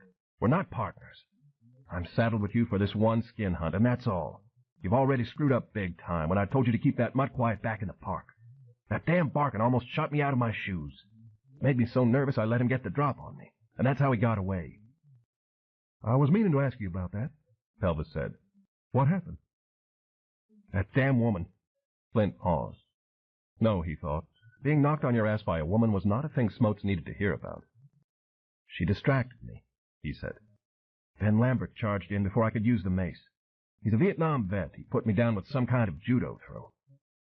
Lucky he didn't take your gun and shoot you, Pelvis said. Him being such a crazy killer, I mean. Yeah, Flint nodded. Lucky. Which led him to a question. Why hadn't Lambert used the gun on him when he was lying helpless on the ground?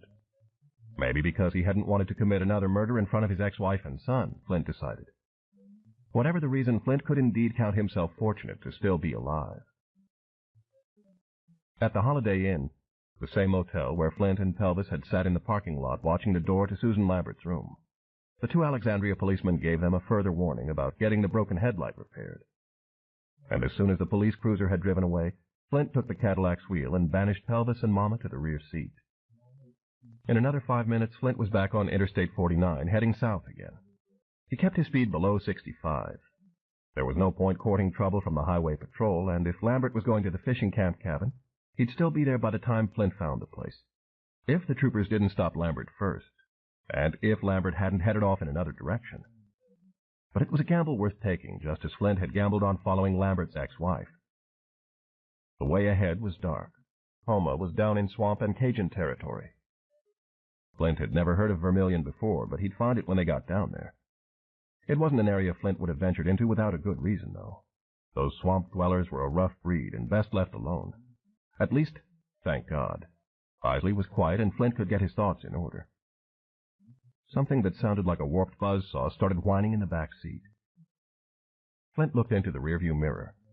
Pelvis was stretched out and snoring with Mama's head cradled on his shoulder. The bulldog added to the noise by growling in her sleep. A thought came to Flint unbidden. At least he's got something that gives a damn about him. Which was more than he could say for himself. But then there was always Clint, good old blind and mute Clint, who had ruined his life as surely as if he had been born a leper. The way ahead was dark. Flint was determined to find Lambert now. This was a matter of honor. He wasn't afraid of anything on this earth, least of all a crazy killer too stupid to shoot a man who was down and defenseless. This was a game to be played out to the last card, winner take all. He was going to drag that skin back to Smotes and show that bastard what being a professional was all about. Flint thought of the mansion in his dream, the white stone mansion with 4 chimneys and a huge stained glass window in front. His home, he believed. The place where his mother and father lived. The rich, refined people who had seen a mass of twitching flesh growing from their baby's chest, and horrified had given the baby up to the 4 winds of adoption. His home. It had to be because he dreamed of it so often. He would find it yet, and he would find that man and woman and show them he was their son, born of refinement into a cold and dirty world. Maybe it lay to the south. Maybe it lay somewhere at the end of this road. And if he'd gone south long before this, he would have found it like a hidden treasure, an answer, a shining lamp. Maybe. But right now the way ahead was dark. 11. Traveling by night. 46 miles south of Alexandria, as the sultry night wind swept in through the station wagon, Dan felt sleep pulling at him. He was on Highway 167, which paralleled I-49 and twisted through Canefield country. It was all but deserted. Dan had seen no trooper car since leaving Basile Park, and there'd been no headlights behind him for the last 20 minutes. Homa was still a good 70 miles away, and Vermilion maybe 12 or 15 miles beyond that. He had to find another road map. His last one had been left in his pickup truck. But the fishing camp cabin would be worth the extra miles. He could hide there for a couple of days, get some decent rest, and decide where to go. His eyelids were heavy, the drone of the tires hypnotic. He tried the radio, but it was lifeless. The pain in his skull was building again, and maybe this was the only thing keeping him awake. He needed a cup of coffee, but on this road the few cafes he passed looked to have been closed up since nightfall. After 3 more miles, he came to a crossroads that had a sign pointing east to I-49. He sat there weighing the risk of trying to find a truck stop on the interstate. It won out over the chance of nodding off at the wheel and running into a ditch. The interstate was a dangerous place because the troopers prowled there.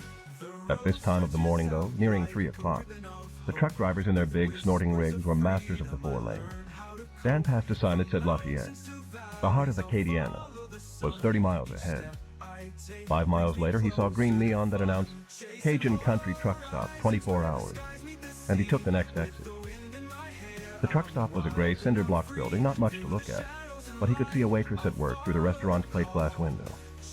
A tractor-trailer truck was parked at the diesel pumps, its tank being filled by an attendant. In front of the restaurant was a red Camaro with a Texas vanity plate that proclaimed its owner to be A1 Stud. Dan drove around back and parked next to 2 other cars, an old brown Bonneville and a dark blue Mazda, both with Louisiana plates that probably belonged to the employees. He felt lightheaded with weariness as he trudged into the restaurant, which had a long counter and stools and a row of red vinyl booths. "How you be doing?" the waitress asked from behind the counter in thick Cajun dialect. "Go on, set yourself anywhere." She was a heavy-set blonde woman, maybe in her mid-40s, and she wore a red checked apron over a white uniform. She returned to her conversation with a gray-haired gent in overalls, who sat at the counter nursing a cup of coffee and a glazed donut. Dan chose a booth beside the window, so he had full view of the parking lot. Sitting 3 booths in front of him were a young man and woman.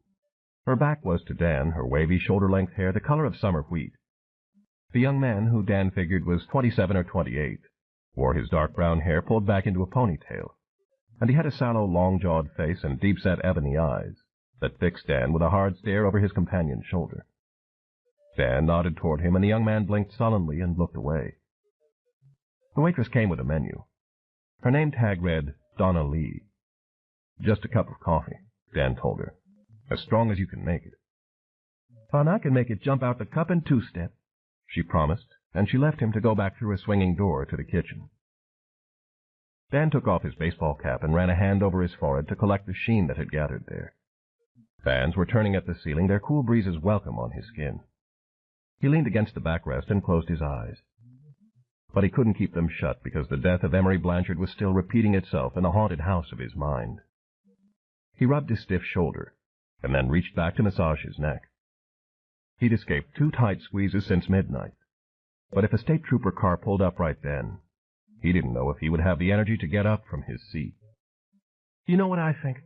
I think the whole thing's a pile of shit." It was the young man in the booth talking to the woman. His voice dripped venom. "I thought you said I was going to make some money out of this." "I said I'd pay you."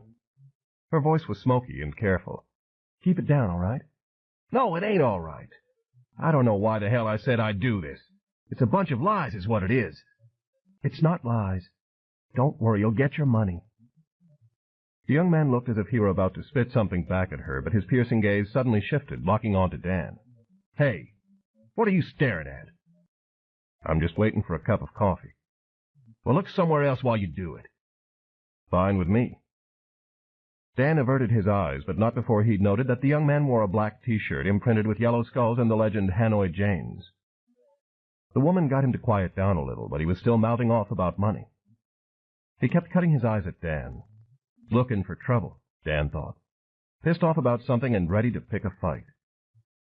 The waitress brought his coffee. Donna Lee had been right. This Java had legs. Keep the pot warm, will you? Dan suggested as he sipped the high octane. She answered, Go and do it, and walked behind the cash register to take the gray-haired man's money. See you next run-through, she told him, and Dan watched him walk out to his tractor-trailer rig at the diesel pumps. Made a fool of me is what you did. The young man started up again. Come all this way to find a fucking fairy tale.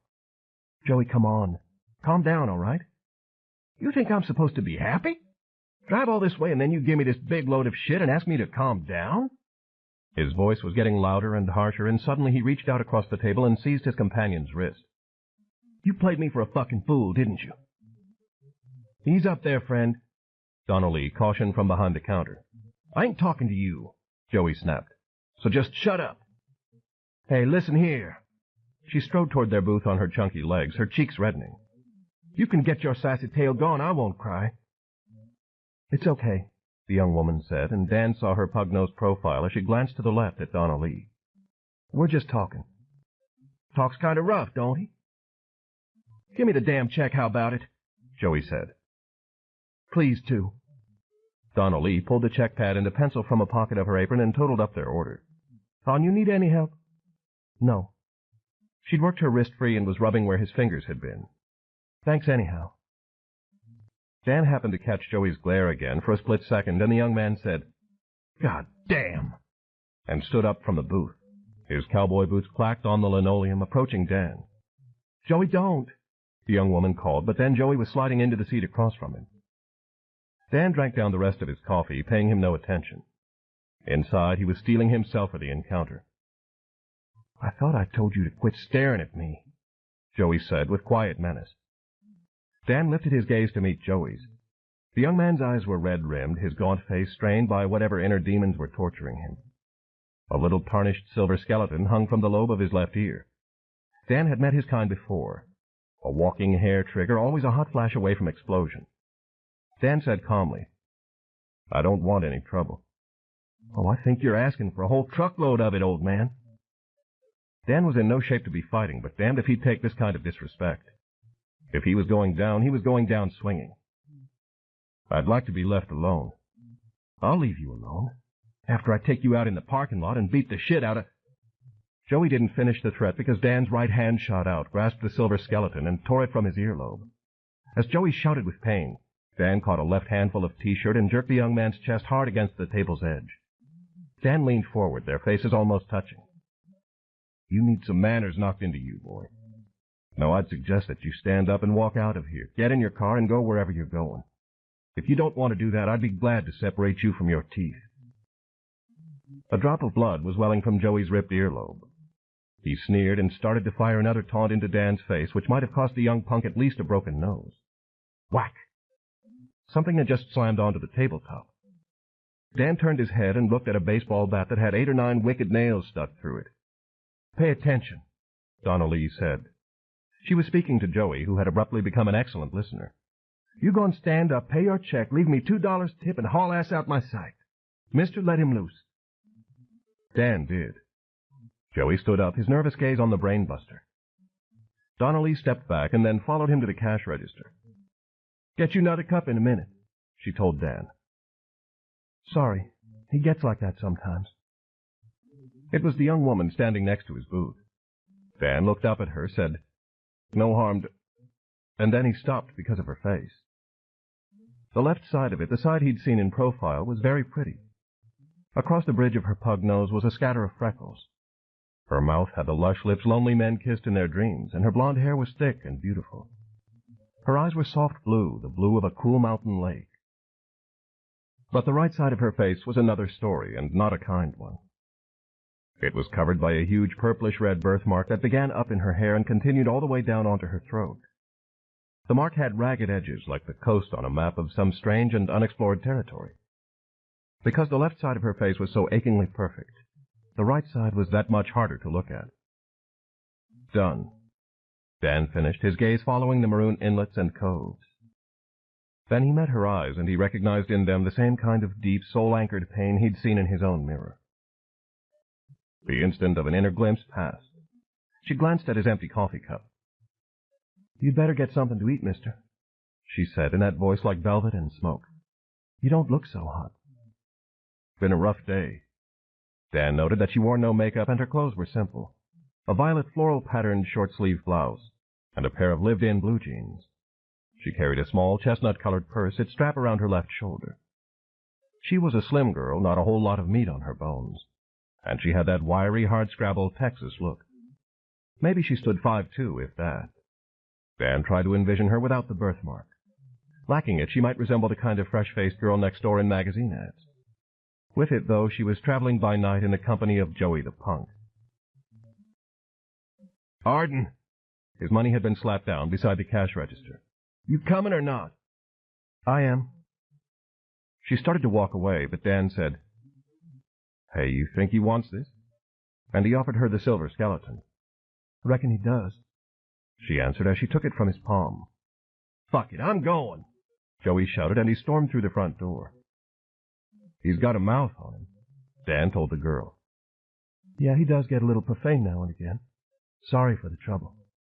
"No apology needed." She followed Joey, taking long strides with her dusty brown boots, and Donna Lee said to her, "Honey, don't you suffer no shit here." After the girl was gone, Donna Lee brought the coffee pot over to Dan and refilled his cup. "I hate a bastard think he can stomp on a woman," she confided. "Remind me of my ex-husband. Didn't have a pot to pee in the way he laid round all day, and he had that mean mouth, too. You traveling far?" "A distance," Dan said. "Where to?" Dan watched her set the coffee pot down on his table, a sure sign she wanted to stick around and talk. "South," he decided to say. "Such a shame, huh?" "What is?" "That girl. You know. Her face. Never seen a birthmark so bad before. No telling what that'd do to a person." Dan nodded and tasted his fresh cup. "Listen," Donna Lee continued. "You don't mind me being so personal. You don't look to be feeling well. You up to drive it?" "I'm all right." He felt, however, as if he had the strength of a wrung-out dish rag. "How about a piece of strawberry pie? On the house." He was about to say that sounded fine when Donna Lee's eyes suddenly flicked up from him, and she stared out the window. "Uh-oh. Looky there, he's at it again." Dan turned his head and saw Joey the Punk and a girl named Arden arguing beside the red Camaro. She must have said something that made his hair trigger flare, because he lifted his arm as if to strike her a backhanded blow, and she retreated a few steps. His face was contorted with anger, and now Dan and Donna Lee could hear his shouting through the glass. "I swear to Gumbo," Donna Lee said resignedly. "I knew when I stuck eye on him he was going to be trouble. Let me go get my slugger." She went behind the counter where she'd stashed the nail-studded baseball bat. Outside, Joey had stopped short of attacking the girl. Dan watched him throw open the Camaro's trunk and toss a battered brown suitcase onto the pavement. Its latches popped, the suitcase spilling clothes in a multicolored spiral. A small pink drawstring bag fell out, and Joey attacked it with relish. He charged it and gave it a vicious kick, and Arden scooped it up and backed away, holding it protectively against her chest, her mouth crimped with bitterness. "You get on out of here," Donna Lee yelled from the door, her slugger ready for action. 2 attendants from the gas station were coming over to see what the ruckus was about, and they looked like fellows who could chew Joey up at least as well as the slugger could. "Go on, 'fore I call the law." "Kiss my ass, you old bitch," Joey hollered back, but he'd seen the 2 men coming, and he started moving faster. He banged the trunk shut and climbed into the car. "Arden, I'm quits with you. Hear me?" "Go on, then. Here, take it and go on." She had some money in her fist, and she flung the bills at him through the Camaro's window. The engine boomed. Joey shouted something else at her, but it was drowned by the engine's noise. Then he threw the Camaro into reverse, spun the car around in a half-circle facing the way out, and laid on the horn at the same time as he hit the accelerator. The wide rear tires shrieked and smoked, and when they bit pavement, they left black teeth marks. As the Camaro roared forward, the 2 gas station attendants had to jump for their lives. Dan watched through the window as the studmobile tore off across the parking lot, and in 3 eye blinks it had dwindled to the size of its red tail lights. The car headed for the I-49 northbound ramp, and very soon it was lost from sight. Dan took a drink of coffee and watched the girl. She didn't cry, which is what he'd expected. Her expression was grim but resolute as she opened her purse and put the pink drawstring bag into it. And then she began to pick up her scattered items of clothing and return them to the suitcase. Donna Lee had a few words with the gas station boys. The nail-pierced slugger held at her side. Arden kept glancing in the direction the Camaro had gone as she retrieved her belongings. Donna Lee helped her round up the last few items, and then the girl snapped her suitcase shut and stood there with her birthmarked face aimed toward the northern dark. The 2 attendants returned to their building. Donna Lee came back into the restaurant and put the slugger away behind the counter, but Arden stood alone in the parking lot. "She okay?" Dan asked. "Say he'll be back," Donna Lee told him. "Say he got a bad temper, and sometime it make him get crazy, but after a few minutes he come to his sense." "Takes all kinds, I guess." "Yes, it do. I swear I would have brained him if I'd got close enough to swing. Knocked some of that meanness out his ears." Donna Lee walked over to Dan's booth and motioned with a lift of her chin. "Look at her out there. Hell, if a man treat me that way, Swanee, I wouldn't stand round waiting on him. Would you?" "No, I sure wouldn't." Donna Lee gave him a smile of approval. "I'm going to get you that strawberry pie on the house. That suit you?" "Sounds fine." "You got it, then." The pie was mostly sugary meringue, but the strawberries were fresh. Dan was about halfway through it when Arden came back into the restaurant, lugging her suitcase. "Awful warm out there," she said. "Mind if I sit and wait?" "Course you can, hon. Sit down and rest yourself." Donna Lee had found a stray to mother, it seemed, and she hurriedly poured a glass of iced tea and took it to Arden, who chose a booth near the door. Donna Lee sat down across from her, willing to lend an ear to the girl's plight. And Dan couldn't help but overhear, since they were sitting just a couple of booths away. No, Joey wasn't her husband, Arden told Donna Lee. Wasn't even really her boyfriend, though they'd gone out together a few times. They lived in the same apartment complex in Fort Worth, and they'd been on their way to Lafayette. Joey played bass guitar in a band called the Hanoi Janes, and Arden had worked the soundboard and lights for them on weekends, mostly fraternity parties and such. Joey was so high-strung because he had an artistic temperament, Arden said. He threw a fit every once in a while to let off steam, and this wasn't the first time he'd ditched her on the roadside. But he'd be back. He always came back. Dan looked out the window. Just dark out there and nothing else. "Hon, I wouldn't wait for him myself," Donna Lee said. "I'd just as soon take the bus back home. He'll be here. He'll get about 10 miles up the road, then he'll cool off. Ain't no kind of man throw a girl out his car to take her chance. I'd go on home and tell that sucker to kiss my Dixie cup." "You got business in Lafayette?" "Yeah, I do." "Family live there?" "No," Arden said. "I'm going to meet somebody." "That's where I'd go, then. I wouldn't trust no fella threw me out the car. Next time he might throw you out where there's not a soul to help you." "Joey'll be back." Arden kept watching through the window. "Any minute now." "Damned if I'd be waiting here for him. Hey, friend." Dan turned his head. "You're going south, aren't you? Got to go through Lafayette. You want to give this young lady a ride?" "Sorry," Dan answered. "I'm not carrying passengers." "Thanks anyway," Arden said to Donna Lee. "But I wouldn't ride with a stranger."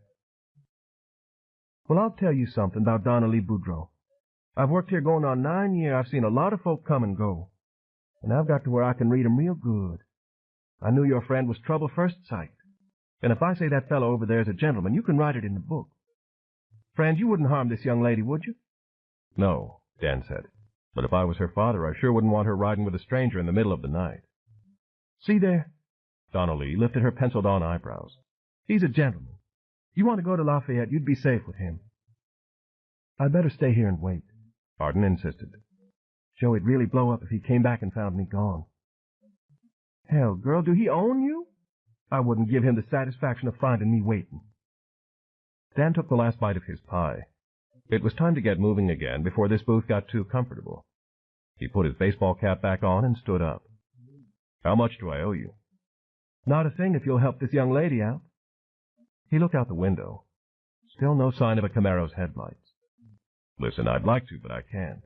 I've got to get on down the road." "Road goes south," Donna Lee said. "Both of you heading that way?" Ain't no skin off your snout, is it? I think she's old enough to make up her own mind. Dan saw that Arden was still staring out at the dark highway. He felt a pang of sadness for her. If the right side of her face were as pretty as the left, she sure wouldn't have to be waiting for a punk who cursed her and left her to fend for herself. But he had enough problems without taking on another one. He put $2 down on the table for the coffee, said, "Thanks for the pie," and he started for the door. "Speak up, hon," Donnelly urged. "Train's pulling out." But Arden remained silent. Dan walked out of the restaurant into humidity that steamed the sweat from his pores before he'd even reached the station wagon. He drove over to the self-serve pumps, where he intended to top off the tank. He needed another road map as well, and when the gas stopped flowing, he went into the office, bought a Louisiana map, and paid what he owed for the fill-up. He was standing under the lights, searching the map south of Houma for a place called Vermilion, when he heard the sound of boots coming up behind him. He looked around, and there she stood, suitcase in hand, her birthmark dark purple in the fluorescent glow. "I don't think he's coming back this time," she said. "You got room?" "I thought you said you wouldn't ride with a stranger." "Everybody's a stranger when you're a long way from home. I don't want to wait around here anymore. If you give me a ride, I'll pay you $10. "Sorry." Dan folded the map and got behind the steering wheel. "It's a birthmark, not leprosy," Arden said with some grit in her voice. "You won't catch it." Dan paused with his hand on the ignition. "A southbound trucker ought to be along pretty soon. You can hitch a ride with him." "If I wait for a trucker, no telling what might turn up. You look too damn tired to try anything, and even if you did, I believe I could outrun you." He couldn't argue with her logic. Even with all that caffeine in his system, he still felt as weak as a whipped pup. His joints ached like bad teeth, and a glance into the rearview mirror had shown him a pasty white face with what looked like dark bruises under his eyes. In truth, he was just about used up. The girl was waiting for his answer. Lafayette was about 25 miles. Maybe it would be good to have somebody along to keep him awake, and then he could find a place to rest until nightfall. "Climb in," he said. Arden hefted her suitcase into the rear seat. "Got a lot of glass back here." "Yeah. Window was broken. I haven't had a chance to clean it out." She took the passenger seat. Dan started the engine and followed the ramp to I-49 southbound. The truck stop fell behind, and in a couple of minutes, the glow of green neon was gone. Arden looked back only once, and she stared straight ahead, as if she'd decided that where she was going was more important than where she'd been. Dan imagined that her birthmark would bleach white if she knew who she was riding with. Donnelly would have taken the slugger to him rather than put this girl in his care. Dan kept his speed at 55, the engine laboring. State troopers were lurking somewhere on the interstate, maybe waiting around the next curve, looking for a stolen station wagon with a killer worth $15,000 behind the wheel. He never had put much faith in prayer. Right now, with the dark pressing all around, his strength tattering away, and his future a question mark, a silent prayer seemed to be the only shield at hand. 12. Jupiter. The first lights of Lafayette were ahead. Dan said, "We're almost there. Where do you need to go?" Arden had been quiet during the drive, her eyes closed and her head tilted to one side. Now she sat up straight and took her bearings.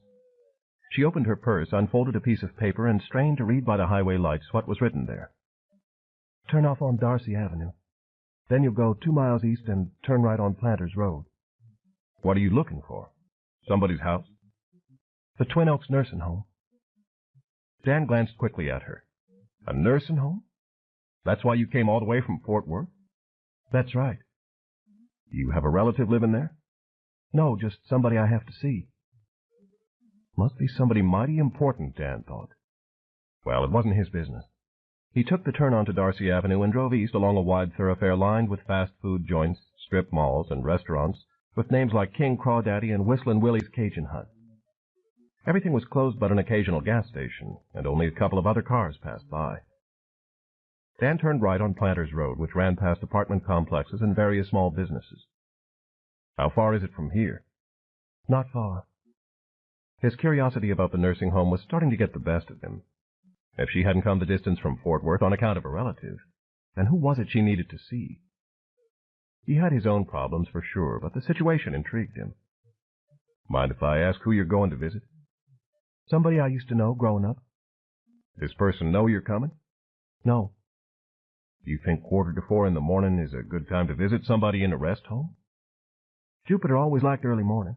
If he's not up yet, I'll wait. Jupiter? Dan asked.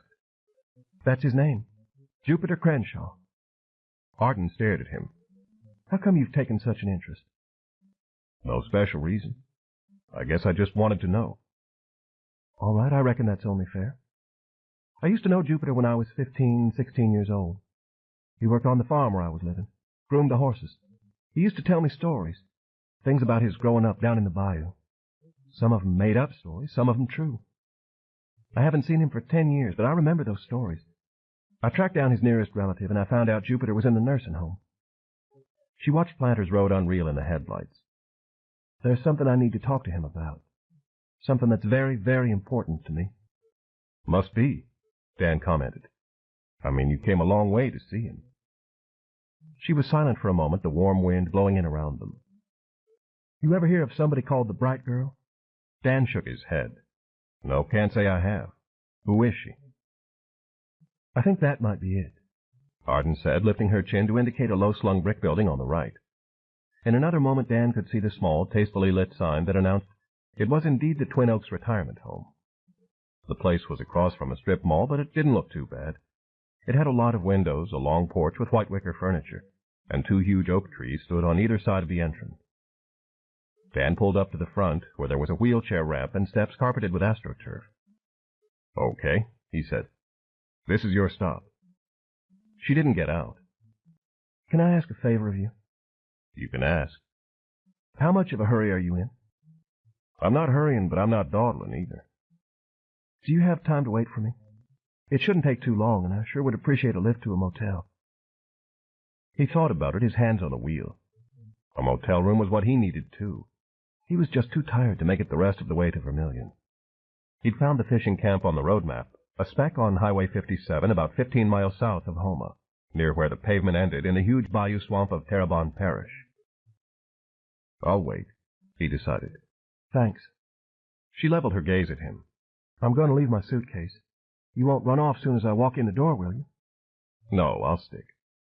And maybe catch some sleep while he waited, he thought. Okay. She nodded. He seemed trustworthy, and she counted herself lucky that she'd met him.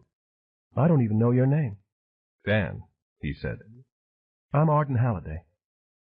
She offered her hand, and Dan shook it. I appreciate you helping me like this.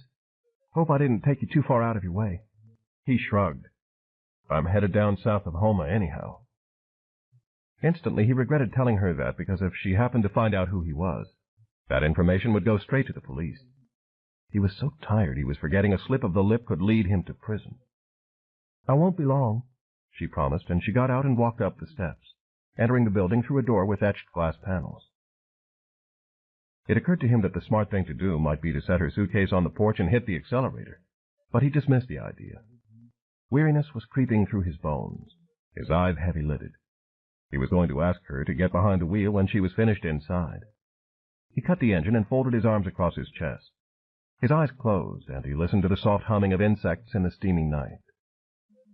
Mister? Dan opened his eyes and sat bolt upright. A man was standing beside his window, peering in. Dan had an instant of cold terror because the man wore a cap and uniform with a badge at his breast pocket. Mister? The policeman said again. You can't park here. Sir? It was all Dan could get out. Can't park here right in front of the door. It's against the fire code. Dan blinked, his vision blurred. But he could make out that the face was young enough to have acne eruptions, and on the badge was stamped, Twin Oaks Security. You can park round the side there, the security guard said. If you don't mind, I mean. No, I don't mind. He almost laughed. A lanky kid who was probably all of 19 had just about scared his hair white. I'll move it.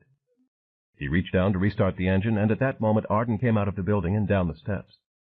Any problem? She asked when she saw the security guard.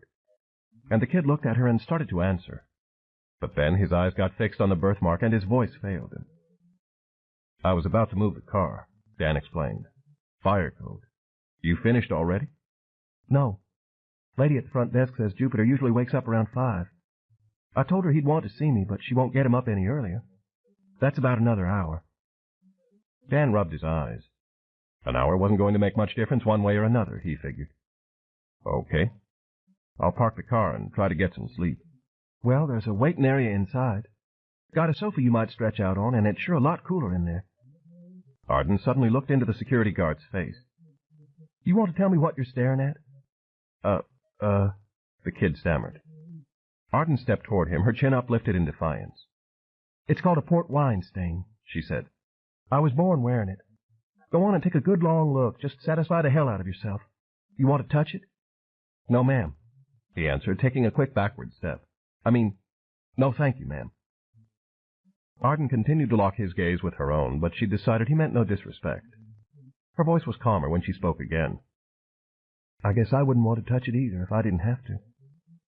She returned her attention to Dan, who could see the anger fading from her eyes like the last embers of a wind-whipped fire.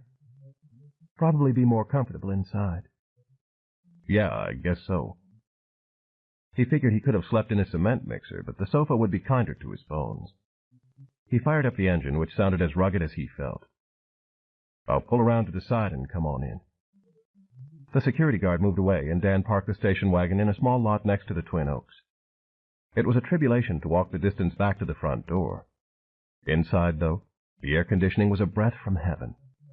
A thin, middle-aged woman with a hairdo like a double dip of vanilla ice cream sat behind a reception desk. Her lips pursed as she absorbed the contents of a paperback romance. Arden was sitting nearby in a waiting area that held a number of overstuffed chairs, brass reading lamps, and a magazine rack. And there was the full-length sofa, as pretty as a vision of the promised land. Dan eased himself down, took off his shoes, and stretched out. Arden had a dog-eared National Geographic in her lap, but she looked needful of some sleep, too. The place was quiet, the corridors only dimly lit. From somewhere came the sound of a low, muffled coughing. Dan had the thought that no policeman in Louisiana would think to look for him at a Lafayette nursing home. Then his mind and body relaxed as much as was possible, and he slept a dreamless sleep. Voices brought him back to the land of the living. Ma'am, I believe Mr. Crenshaw's awake by now. Can I tell him who you are? Just tell him Arden. He'll know. Yes, ma'am. There was the sound of rubber-soled shoes squeaking on the linoleum. Dan opened his eyes and looked out the nearest window. Violet light was showing at the horizon. Nearing 6 o'clock, he figured. His mouth was as dry as a dust bowl. He saw a water fountain a few steps away, and he summoned his strength and sat up, his joints as stiff as rusty hinges. The girl was still sitting in the chair, her face turned toward a corridor that went off past the reception desk. She'd opened her purse, Dan noted, and she had removed the small pink drawstring bag from it. The bag was in her lap, both her hands clutched together around it in an attitude that struck Dan as being either of protection or prayer. As he stood up to walk to the water fountain, he saw her pull the drawstring tight and push it into her purse again. Then she rose to her feet as well, because someone was coming along the corridor. There were 2 people, one standing and one sitting. A brown-haired woman in a white uniform was pushing a wheelchair, her shoes squeaking with every step, and in the wheelchair sat a frail-looking black man wearing a red checked robe and slippers with yellow and green argyle socks. Dan took a drink of water and watched Arden walk forward to meet the man she'd come so far to see. Jupiter was 78 years old now. His face was a cracked riverbed of wrinkles, and his white hair had dwindled to a few remaining tufts. Arden was sure she'd changed just as much, but he would have to be blind not to know her, and the stroke he'd suffered 2 years before had not robbed him of his eyes. They were ashine, and their excitement jumped into Arden like an electric spark. His nephew had told Arden about the stroke, which had happened just 5 months after the death of Jupiter's wife, and so Arden had been prepared for the palsy of his head and hands, and the severe downturn of the right side of his mouth. Still, it was hard because she remembered how he used to be, and 10 years could do a lot of damage. She took the last few steps to meet him, grasped one of his palsied hands as he reached up for her, and with an effort he opened his mouth to speak. Miss Arden, he said. His voice was like a gasp, almost painful to hear. Done growed up. She gave him the best smile she had. Hello, Jupiter. How are they treating you? Like I'm worn out, which I ain't. Gonna be back to work again soon as I get on my feet. He shook his head with wonder, his hand still gripping Arden's. My, you have surely become a young lady. Doreen would be so proud to see you. I heard what happened. I'm sorry. I was awful down at first. Awful down. But Doreen's the pride of the angels now, and I'm happy for her. I'll get on my feet again. Louis thinks I'm worn out, can't do a thing for myself. He snorted. I said, you give me the money they're charging you. I'll show you how a man can pull hisself up. I ain't through, no ma'am. Jupiter's rheumy eyes slid toward Dan. Who is that there? I can't... He caught his breath. Lord have mercy. Is that Mr. Richards? That's the man who brought me. Mr. Richards. The old man let go of Arden and wheeled himself toward Dan before the nurse could stop him. Dan stepped back, but the wheelchair was suddenly right there in front of him, and the old man's crooked mouth was split by an ecstatic grin. You come to see me, too? I think you've got me mixed up with some... Don't you worry. Now I know I'm going to get up out this thing. My, this is a happy day.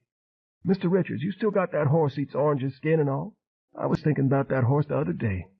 Name right on the tip of my tongue, right there it was, but I couldn't spit it out. What was that horse's name? Jupiter, Arden said quietly, coming up behind him. She put a hand on one of his thin shoulders. That's not Mr. Richards.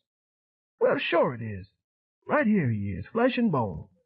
I may be down, but I ain't out.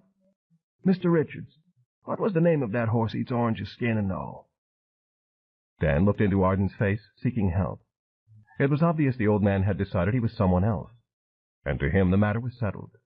Arden said, I think the horse's name was Fortune. Fortune, that's it. Jupiter nodded, his eyes fixed on Dan. You still got that old wicked horse? I'm not who you... But Dan paused before he went any further. There seemed to be no point in it. Yeah, he said. I guess I do. I'll teach him some manners. God may make the horse, but I'm the one takes off the rough edges. Ain't that right, Miss Arden? That's right, she said. Jupiter grunted, satisfied with the answer. He turned his attention away from Dan and stared out the window. Sun's coming up directly. Be dry and hot. Horses need extra water today. Can't work 'em too hard. Arden motioned the nurse aside for a moment and spoke to her, and the nurse nodded agreement and withdrew to give them privacy. Dan started to move away too, but the old man reached out with steely fingers and caught his wrist. Louis don't think I'm worth a damn no more, he confided. You talked to Louis? No, I didn't. My nephew. Put me in here. I said, Louis, you give me the money they're charging you, I'll show you how a man can pull hisself up. Arden drew up a chair beside the old man and sat down. Through the window, the sky was becoming streaked with pink. You always did like to watch the sunrise, didn't you? Got to get an early start. You want to make something of yourself. Mr. Richards knows that's gospel. Water them horses good today, yes, sir. You want me to step outside? Dan asked the girl. But Jupiter didn't let go of him, and Arden shook her head. Dan frowned. He felt as if he'd walked on stage in the middle of a play without knowing the title or what the damn thing was about. I am so pleased, Jupiter said, that you both come to see me. I think a lot about them days. I dream about 'em. I close my eyes and I can see everything just like it was. It was a golden time, that's what I believe. A golden time. He drew a long, ragged breath. Well, I ain't done yet. I may be down, but I ain't out. Arden took Jupiter's other hand. I came to see you, she said, because I need your help. He didn't respond for a moment, and Arden thought he hadn't heard. But then Jupiter's head turned, and he stared quizzically at her. My help? She nodded. I'm going to find the bright girl. Jupiter's mouth slowly opened, as if he were about to speak, but nothing came out. I remember the stories you used to tell me, Arden went on. I never forgot 'em all this time. Instead of fading away, they kept getting more and more real. Especially what you told me about the bright girl. Jupiter, I need to find her. You remember you told me what she could do for me? You used to say she could touch my face, and the mark would come off on her hands. Then she'd wash her hands with water, and it'd be gone forever and ever. The birthmark Dan realized she was talking about. He stared at Arden, but her whole being seemed to be focused on the old man. Where is she? Arden urged. Where she always was, Jupiter answered. Where she always will be. Road runs out, meets the swamp. Bright girl's in there. I remember you used to tell me about growing up in LaPierre. Is that where I need to start from? LaPierre, he repeated, and he nodded. That's right. Start from LaPierre. They know about the bright girl there. They'll tell you. Beg pardon, Dan said. But can I ask who y'all are talking about? The bright girl's a faith healer, Arden told him. She lives in the swamp south of where Jupiter grew up. It came clear to Dan. Arden was searching for a faith healer to take the birthmark off her face, and she'd come to see this old man to help point the way. Dan was tired and cranky. His joints hurt and his head was throbbing. It frankly pissed him off that he'd taken a detour and risked traveling on the interstate because of such nonsense. What is she, some kind of voodoo woman, lights incense and throws bones around? It's not voodoo, Arden said testily. She's a holy woman. Holy, yes she is. Carries the lamp of God, Jupiter said to no one in particular. I had you figured for a sensible person. There's no such thing as a faith healer. A thought struck Dan like an axe between the eyes. Is that why Joey left you? Because he figured out you were chasing a fairy tale? Oh, Mr. Richards, sir. Jupiter's hand squeezed Dan's harder. Bright girl ain't no fairy tale. She's as real as you and me. Been living in that swamp long before my daddy was a little boy, and she'll be there long after my bones done blowed away. I seen her when I was 8 years old. Here come the bright girl down the street. He smiled at the memory, the warm pink light of the early sun settling into the lines of his face. Young white girl, pretty as you please. That's why she called bright. But she carries a lamp, too. Carries a lamp from God that burns inside her. And that's how she gets her healing touch. Yes, sir, here come the bright girl down the street, and a crowd of people following her. She on the way to Miss Wardell's house. Miss Wardell's so sick with cancer, she just lying in bed waiting to die. She see me standing there, and she smile under her big purple hat, and I know who she is. 'Cause my mama say, bright girl was coming. I sing out, bright girl, and she touch my hand when I reach for her. I feel that lamp she carrying in her, that healing lamp from God. He lifted his eyes to Dan's face. I never felt such light before, Mr. Richards. Never felt it since. They said the bright girl laid her hands on Miss Wardell, and up come the black bile, all that cancer flowing out. Said it took 2 days and 2 nights. And when it was done, the bright girl was so tired, she had to be carried back to her boat. But Miss Wardell outlived 2 husbands and was dancing when she was 90. And that ain't all the bright girl did for people round LaPierre, neither. You ask them down there. They'll tell you about all the folks she healed of cancers, tumors, and sicknesses.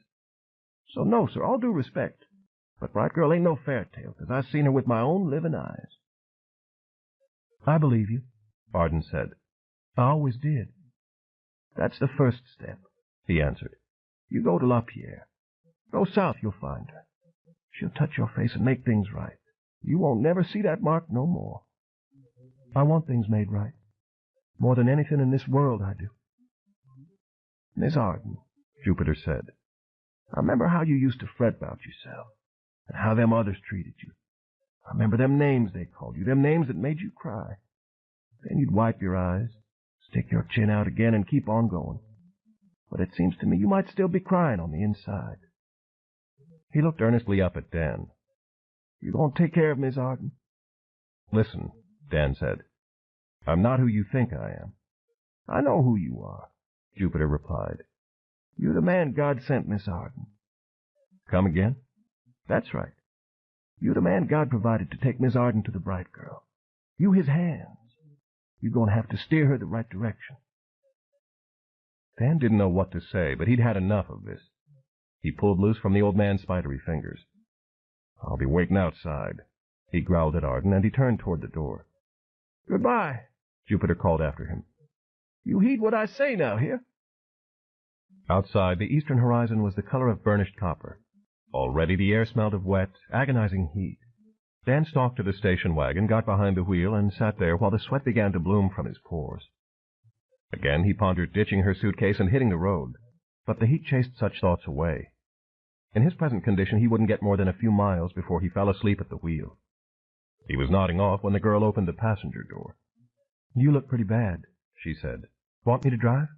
No, he said. Don't be stupid, he told himself. Weaving all over the road was a sure way to get stopped by a police car. Wait, he said as she started to climb in. Yeah, I think you'd better drive. They started off, Arden retracing the way they'd come. To Dan's aching bones, the pitch and sway of the station wagon's creaking frame was pure torture. "Going to have to pull over," he said when they were back on Darcy Avenue. He made out a small motel coming up on the right. Its sign proclaimed it the Rest Well Inn, which sounded mighty good to him. "Turn in there." She did as he said, and she drove up under a green awning in front of the motel's office. A sign in the window said that all rooms were $10 a night. There were phones in all of them, and the cable TV was free. "You want me to check us in?" Dan narrowed his eyes at her. "What do you mean, check us in? We ain't a couple." "I meant separate rooms. I could do with some sleep, too." "Oh, yeah, okay. Fine with me." She cut the engine and got out. "What's your last name?" "Huh?" "Your last name. They'll want it on the register." "Farrow," he said. "From Shreveport, if they need that, too." "Back in a couple of minutes." Dan leaned his head back and waited. Stopping here seemed the only thing to do. He wouldn't have driven the rest of the way to Vermilion in daylight, even if he'd felt able. He was fading fast. That crazy old man, he thought. Here come the bright girl down the street. Laid her hands on Miss Wardell. All that cancer flowing out. I never felt such light before, Mr. Rich. Here's your key." Dan got his eyes open and took the key Arden offered. The sun had gotten brighter. Arden drove them a short distance, and then somehow he was fitting the key into a door and walking into a small but clean room with beige-painted cinder-block walls. He locked the door behind him, walked right to the bed, and climbed onto it without removing his cap or shoes. If the police were to suddenly burst into the room, they would have had to pour him into handcuffs. Pain was throbbing through his body. He had pushed himself too far. But there was still a distance to go, and he couldn't give up. Get 7 or 8 hours of sleep, he'd feel better. Drive after dark, down into the swampland. They know about the bright girl there. Go south, you'll find her. You his hands. You gonna have to steer her the right direction. Crazy old man. I'm a killer, that's what I am. Dan turned over onto his side and curled his knees up toward his chest. You his hands. And with that thought, he slipped away into merciful and silent darkness. 13. Satan's Paradise. You know, Elvis almost gave up singing when he was a young boy. Signed on as a truck driver, and that's what he figured on being. Did I tell you I used to be a truck driver? Yes, Isley, Flint said wearily. 2 hours ago. Well, what I was meaning is that you never know where you're going in this life. Elvis thought he was going to be a truck driver, and look where he went. Same with me. Only I guess I ain't got to where I'm going yet. Flint said, and he let his eyes slide shut again. The sun was hot enough to make a shadow sweat. The Eldorado's windows were down, but the air was still, not a whisper of a breeze. The car was parked on a side road under the shade of weeping willow trees, otherwise they couldn't have stayed in it as they had for almost 12 hours. Even so, Flint had been forced to take off his coat and unbutton his shirt, and Clint's arm dangled from its root just below the conjunction of Flint's rib cage, the hand clenching every so often, as if in lethargic protest of the heat. The reflexes of Clint's hand had kept Mama entertained for a while, but now she lay asleep in the back seat, her pink tongue flopped out and a little puddle of drool forming on the black vinyl. There was one cracked and potholed highway from Houma to Vermilion, no other road in or out. It had brought Flint and Pelvis along its winding spine south through the bayou country in the pre-dawn darkness, and though they hadn't been able to see much but the occasional glimmer of an early morning fisherman's lamp upon the water, they could smell the swamp itself, a heavy, pungent odor of intermingled sweet blossoms and sickly wet decay. They had crossed a long concrete bridge and come through the town of Vermilion, which was a shuttered cluster of ramshackle stores and clapboard houses. 3 miles past the bridge, on the left, was a dirt road that led through a forest of stunted pines and needle-tipped palmettos to a gray-painted cabin with a screened-in porch. The cabin had been dark, Lambert's car nowhere around. While Pelvis and Mama had peed in the woods, Flint had walked behind the cabin and found a pier that went out over a lake. But because of the darkness, he couldn't tell how large or small the lake was. A boathouse stood nearby, its doors secured by a padlock. Lambert might or might not be on his way here, Flint decided, but it was fairly certain he hadn't shown up yet. Which was for the best, because Pelvis let out a loud yelp when a palmetto pricked him in a tender spot. And then Mama started rapid-firing those high-pitched yips and yaps that made Flint's skin crawl. They'd driven back to Vermilion, and Flint had used the phone booth in front of a bait-and-tackle shop. He'd called Smotes' answering service and been told by the operator on duty that the light was still green, which meant that, so far as Smotes knew, Lambert hadn't been caught. Flint had found a dirt side road about 50 yards south of the turnoff to the cabin that he could back the Cadillac onto and still have a view through the woods. It was here that they'd been sitting since 4 o'clock, alternately keeping watch, sleeping, or eating the glazed donuts, Oreo cookies, Slim Jims, and other deadly snacks from Isley's grocery sack. They had stopped at a gas station just south of Lafayette to fill up and get something to drink, and there Flint had bought a plastic jug of water, while Pelvis had opened his wallet for a 6-pack of canned Yoo-Hoos. I swear, Pelvis said between sips from the last can. That's an amazing thing. Flint remained silent. He was wise to Isley's methods of drawing him into pointless talk. I swear it is. Pelvis tried again. That little fella inside you, I mean. You know, I went to a freak show one time and saw a 2-headed bull, but you take the cake. Flint pressed his lips together tightly. Yes, sir. Slurp went the final swallow of the Yoo-Hoo. People'd pay to see you. They surely would. I know I would. I mean, if I couldn't see you for free. Make you some money that way. You ever want to give up bounty hunting and go into show business, I'll tell you everything you need to... Shut your mouth. Flint had whispered it, and instantly he regretted it because Isley had worn him down yet again. Pelvis dug down into the bottom of the sack and came up with the last 3 Oreos. 3 bites, and they were history. He wiped his lips with the back of his hand. Really now, you ever think about show business? All joking aside, you could get to be famous. Flint opened his eyes and stared into Pelvis's sweat-beaded face. For your information, he said coldly, I grew up in the carnival life. I had a stomach full of show business, so just drop it, understand? You was with the carnival? You mean a freak show, is that right? Flint lifted a hand to his face and pressed index finger and thumb against his temples. Oh, Jesus, what have I done to deserve this? I'm interested. Really I am. I never met nobody who was a real-life freak before. Don't use that word. What word? Freak! Flint snapped, and Mama jumped out growling. Don't use that word. Why not? Nothing to be ashamed of, is it? Pelvis looked honestly puzzled. I reckon there's worse words, don't you think? Isley, you kill me, you know that? Flint summoned up a tight smile, but his eyes were fierce. I've never met anybody so dense before in my entire life. Dense, Pelvis repeated. He nodded thoughtfully. How do you mean that exactly?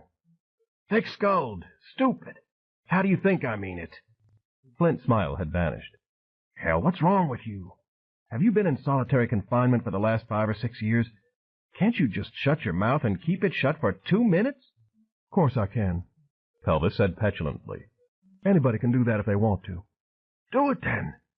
2 minutes of silence. Pelvis clamped his mouth shut and stared straight ahead. Mama yawned and settled down to sleep again. Whose watch were you using to time this by? Pelvis asked. Mine. I'll time it on my watch, starting right now. Pelvis grunted and rummaged down in the sack, but there was nothing left but wrappers. He upturned the last Yoo-Hoo can to try to catch a drop or 2 on his tongue. Then he crumpled the can in a fist. Kind of silly, I think. There you go, Flint rasped. You couldn't last 15 seconds. I'm not talking to you. Can't a man speak what's on his mind? I swear, Mr. Murtaugh, you're trying your very best to be hard to get along with. I don't want you to get along with me, Isley, Flint said. I want you to sit there and zipper your mouth. You and that damn mutt have already messed things up once. You're not going to get a chance to do it again. Don't blame that on Mama and me now. We didn't have nothing to do with it. Flint gripped the steering wheel with both hands, red splotches on his cheeks. Clint's hand rose up and clutched at the air before it fell back down again. Just be quiet and leave me alone. Can you do that? Sure I can. Ain't like I'm dense or anything. Good. Flint closed his eyes once more and leaned his head back. Maybe 10 seconds later, Pelvis said, Mr. Murtaugh? Flint's eyes were red-rimmed when he turned them on Isley, his teeth gritting behind his lips. Somebody's coming, Pelvis told him. Flint looked through the pines along the road. A vehicle, one of only the dozen or so they'd seen on the road all day, was approaching from the direction of Vermilion. In another few seconds, Flint saw it wasn't a station wagon, but a truck about the size of a moving van. As the truck grew nearer, Flint made out the blue lettering on its side. Briscoe Processing Company. Under that was Baton Rouge, Louisiana. The truck rumbled past them and kept going south, took a curve, and was gone from sight. I don't think Lambert's coming, Pelvis said. Should have been here by now if he was. We're waiting right here. I told you waiting was a big part of the job, didn't I? Yes, sir, Pelvis agreed. But how do you know he ain't been caught already? We could sit here till crows fly backwards, and if he's done been caught, he ain't coming. Flint checked his wristwatch. It was 18 minutes until 4. Isley was right. It was time to make a call to Smotes again. But Flint didn't want to drive into Vermilion to use the phone because if Lambert was coming, it would be across that bridge, and Flint didn't care to be spotted. It would be easier to take Lambert when he thought he was safe in the cabin, rather than chasing him north on the highway. Flint looked in the direction the truck had gone. There had to be some trace of civilization farther south. He unfolded his Louisiana road map, one of a half-dozen state maps he always kept in the car, and found the dot of Vermilion. About 4 or 5 miles south of that was another speck called Chandilac. And then Highway 57 ended 3 miles or so later at a place named La Pierre.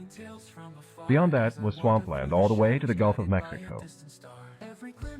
The truck had to be going somewhere, and there had to be at least one payphone down there, too. Flint started the engine and eased the Eldorado out of its hiding place. He ignored Pelvis's question of, "Where are we headed?" and turned right, the sun's glare sitting like a fireball on the long black hood.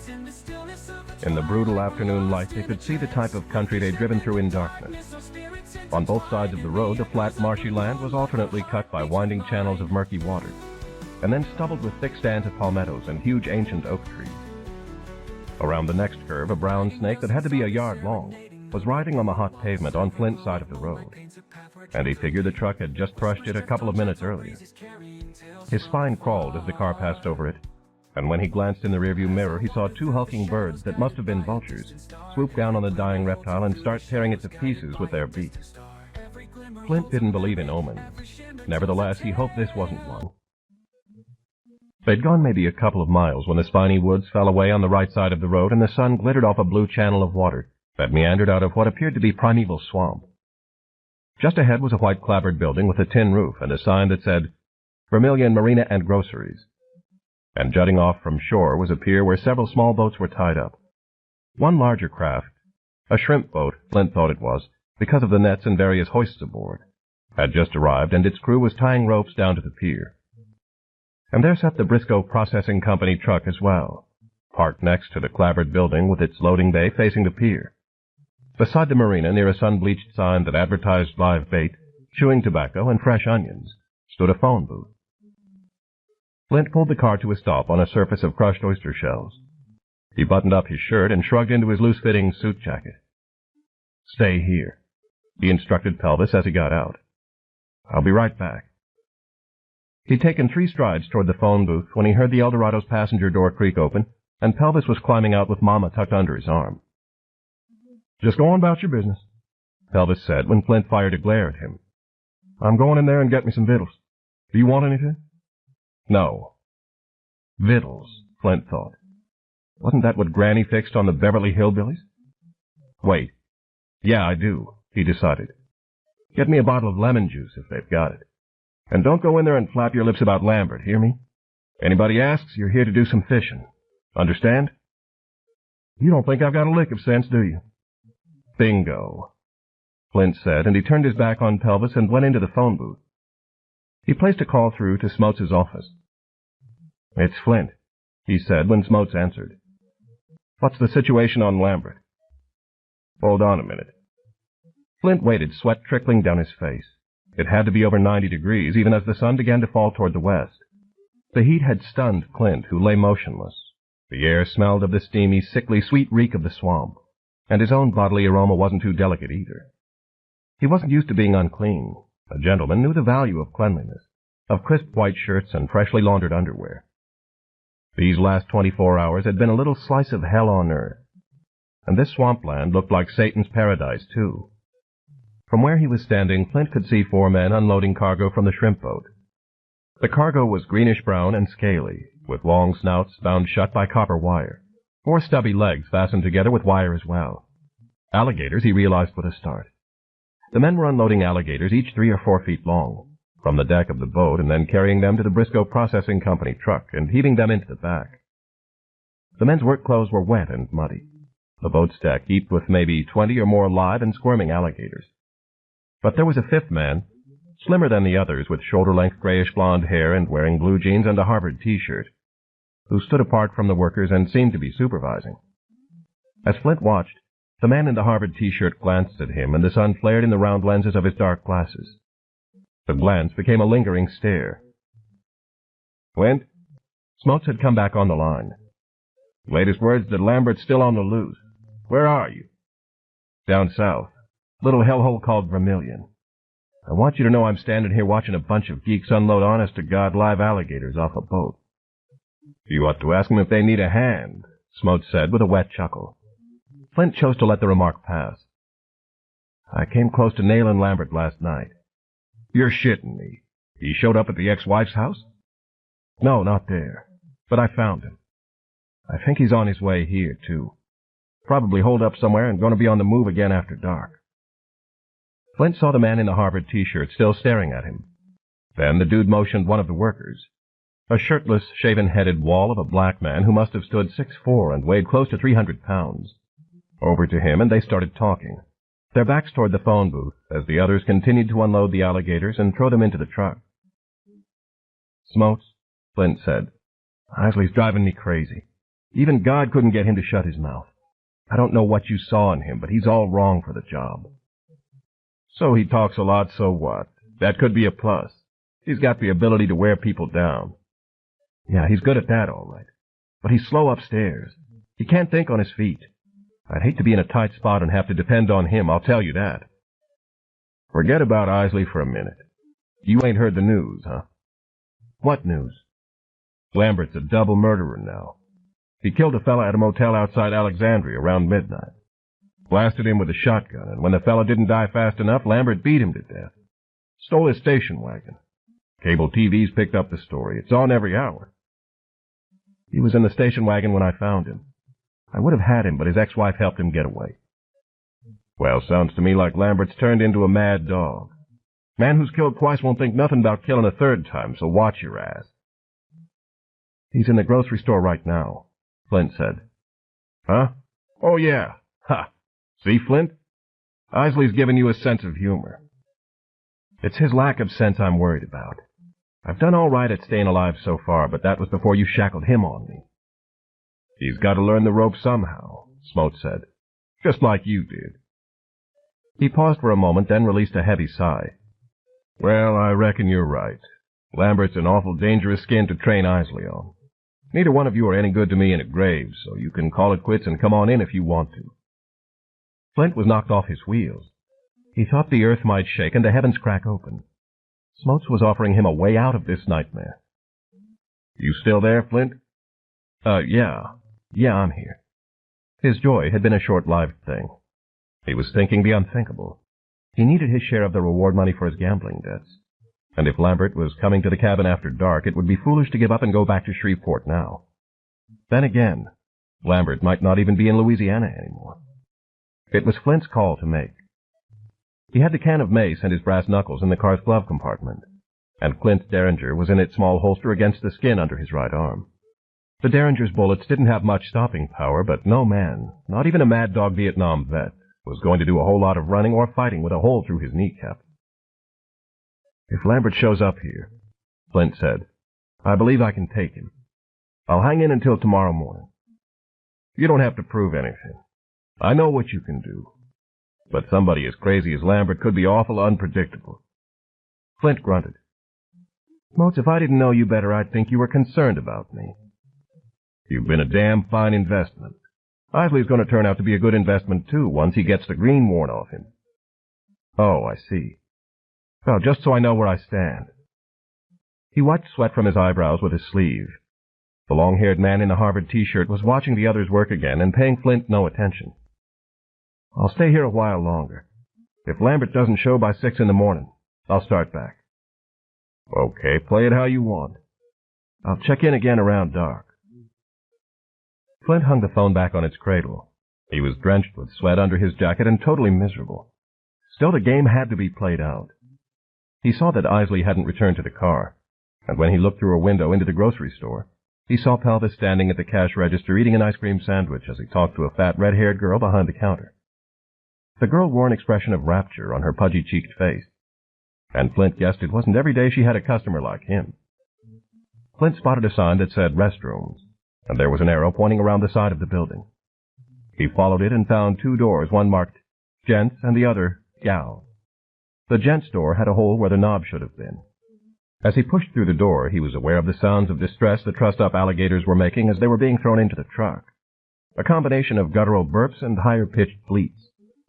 He figured the things were going to Baton Rouge to wind up as shoes, belts, and purses. Hell of a way to make a living, that was. Flint stood in a small bathroom that smelled strongly of Lysol, but there were other more disagreeable odors wafting about as well.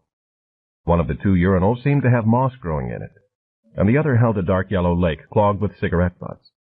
He didn't care to take a look into the toilet stall. He chose the mossy urinal, which had a Tropical Nights condoms machine mounted on the wall above it, and he unzipped his pants and went about the task. As he relieved himself, he thought about what Smotes had said. Man who's killed twice won't think nothing about killing a third time. So why, Flint wondered, am I still alive? Lambert had just come from his second murder, and he wouldn't have had much to lose by a third, especially the execution of a bounty hunter who'd tracked him from Shreveport. Why hadn't Lambert used the gun when he'd had the chance? Maybe because he hadn't wanted his ex-wife and son to be witnesses? It was self-defense, Flint remembered the woman saying. He's not a cold-blooded killer. Lambert's turned into a mad dog, was Smotes' opinion. Which was the truth? I'll let the judge sort it out, Flint thought as he stared at the aged photo of a smiling, heavily made-up blonde girl on the condom machine. He looked down to shake and zip. The edge of the straight razor was laid against the crown of Flint's penis, which suddenly and decisively dried up. End of side 4. Change side selector switch. This book is continued on the next cassette. Side 5, Gone South, by Robert R. McCammon. Continuing on page 162. Get the door. The door bumped shut. Easy, man. Be cool now. Don't pee on my hand. I wouldn't like it if you peed on my hand. I might get all bent out of shape, and this razor might twitch. The long-haired man wearing round-lensed sunglasses and the Harvard T-shirt was standing beside Flint. He had a soft, almost feminine voice, with just a hint of a refined southern accent. But he was jabbering as if he might be flying on speed. Wouldn't want that, man. No, you wouldn't. Bummer to have all that blood shooting out your stump. Messy, messy, messy. Virgil, find his wallet. An ebony hand the size of a roast slid into Flint's jacket and went to the inside pocket, almost grazing Flint. Just look straight ahead, man. Hold on to your joystick, both hands. That's right. Car 54, where are you? No badge, Virgil said in a voice like a cement mixer turning over. Louisiana license. Name's Flint Murtaugh. Monroe address. Our man Flynn. The razor remained where it was, a threat to 3 shriveled inches of Flint's flesh. Do not adjust the horizontal. Do not adjust the vertical. We are in control. Talk to me. What's this all about? He managed to say, though his throat had seized up. Beep. Wrong answer. I'm asking the questions, Kimosabe. Who are you and what are you doing here? I'm here to do some fishing. Oh, yeah, fishing, he says. Virgil, what's your nose tell us? Flint heard the black man sniffing the air next to his face. Don't smell like no fisherman, Virgil rumbled. Got kind of like a cop smell, but he kept sniffing. Something real funny about him. Flint turned his head to the left and looked into the dark lenses. The Harvard man, who stood about the same height as Flint, was in his late 40s or early 50s. He was lean and sun-browned, gray grizzle covering the jaw of his deeply lined and weathered face. His hair had once been sand-colored, but most of it was now nearing silver. Part of his right ear looked as if it had been either chewed off or shot off. His T-shirt with the name of that hallowed university was mottled with sweat stains, and his blue jeans appeared to be held together by crusty patches of grime. Flint concluded his brief inspection by noting that the man wore topsiders without socks. I'm not a cop, he said, lifting his gaze again to the opaque lenses. I came down to fish for the weekend, that's all. Wore your best suit to fish in, did you? Come all the way here from Monroe just to hook a big mudcat? If you're a fisherman, I'm Dobie Gillis. Ain't no fisherman. Virgil was standing on the other side of Flint, his broad bare chest smeared with gator mud. His nose had wide flared nostrils, and he wore purple paisley shorts and Nikes on size 13 feet. Fish won't bite weather this hot. Ain't been no fisherman round here all week. This is true, the man with the razor said. So, Flinty, what's your story? Look, I don't know who you fellas are or what this is about, but all I did was come in here to use the bathroom. If you want to rob me, go ahead and take my money, but I wish you'd put the razor away. Maybe it's you who wants to rob us. What? I saw you on the phone, Flinty. You reached out and touched somebody. Who was it? Couldn't have been Victor Medina, could it? You one of his spies, Flinty? I don't know any Victor Medina. I had to call my office. What line of work you in? I sell insurance, Flint answered. Smelling a lie, Virgil said, sniffing. The nose knows. Virgil's got a mystic snout, Flinty, so let's try it again. What line of work you in? Flint couldn't tell these two swamp rats why he was really there. They'd want the reward for themselves. Anger welled up inside him. I'm an astronaut, he said before he could think better of it. What business is it of yours? Oh, an astronaut, Virgil? The man grinned, his greenish teeth in dire need of brushing. We've got us a celebrity here. What do you say about that? Say he wants it done the hard way, Doc. This is true. Doc nodded, his grin evaporating. The hard way it shall be, then. Virgil looked into the toilet stall. Now it was his turn to grin. Heh. Somebody done forgot to flush. Oh me, oh my. Doc pulled the razor away from Flint's penis and closed the blade with a quick snap of his wrist. And Flint took the opportunity to zip himself up out of harm's way. I believe this is a job for an astronaut, don't you? Surely. Virgil took a step forward and gripped the nape of Flint's neck with one huge hand, while the other grasped Flint's right wrist and wrenched his arm up behind his back. Hey, wait a minute! Flint yelled, true fear kicking his heart and pain shooting through his arm. Flint had awakened and was thrashing under his shirt, but Virgil was manhandling Flint like a sack of straw into the toilet stall. Though Flint grabbed the stall's door with his left hand and tried to fight free, Virgil made short work of that attempt by sweeping his legs out from under him and forcing him to his knees on the gritty floor. The hair rose up on the back of Flint's neck when he saw the brown mess in the slimy bowl and what might have been fist-sized crabs scuttling around down in the murk. Yum, Doc said. Candygram for Mongo. Virgil pushed Flint's face toward the toilet bowl. The man's strength was awesome, and though Flint did his damnedest at resisting, all he could do was slow the inevitable. He couldn't get to the derringer, and neither could he find the breath to command Clint to get it. His only hope was that he would pass out before his face broke the scummy, clotted surface. Sir? Doc turned his head toward the husky voice behind him. He gasped. Elvis Presley was standing there, framed by the hot white glare through the open doorway. Doc stood gaping and stunned as Pelvis Isley reached up with his left hand and plucked off the sunglasses. Doc blinked, his pale green eyes overloaded with light.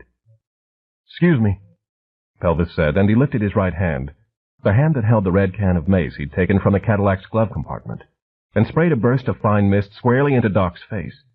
The result was immediate. Doc let out a scream that curled Pelvis's ducktail, and he staggered back, raking at his inflamed eyeballs. In the toilet stall, Flint's nose was 2 inches away from disaster when the scream echoed off the tiles, and Virgil's hand left the back of his head. Flint jabbed an elbow backward into the man's chest, but Virgil just grunted and turned away to help Doc. Lord have mercy, Pelvis said when he saw the size of the black man who'd just emerged from the toilet stall.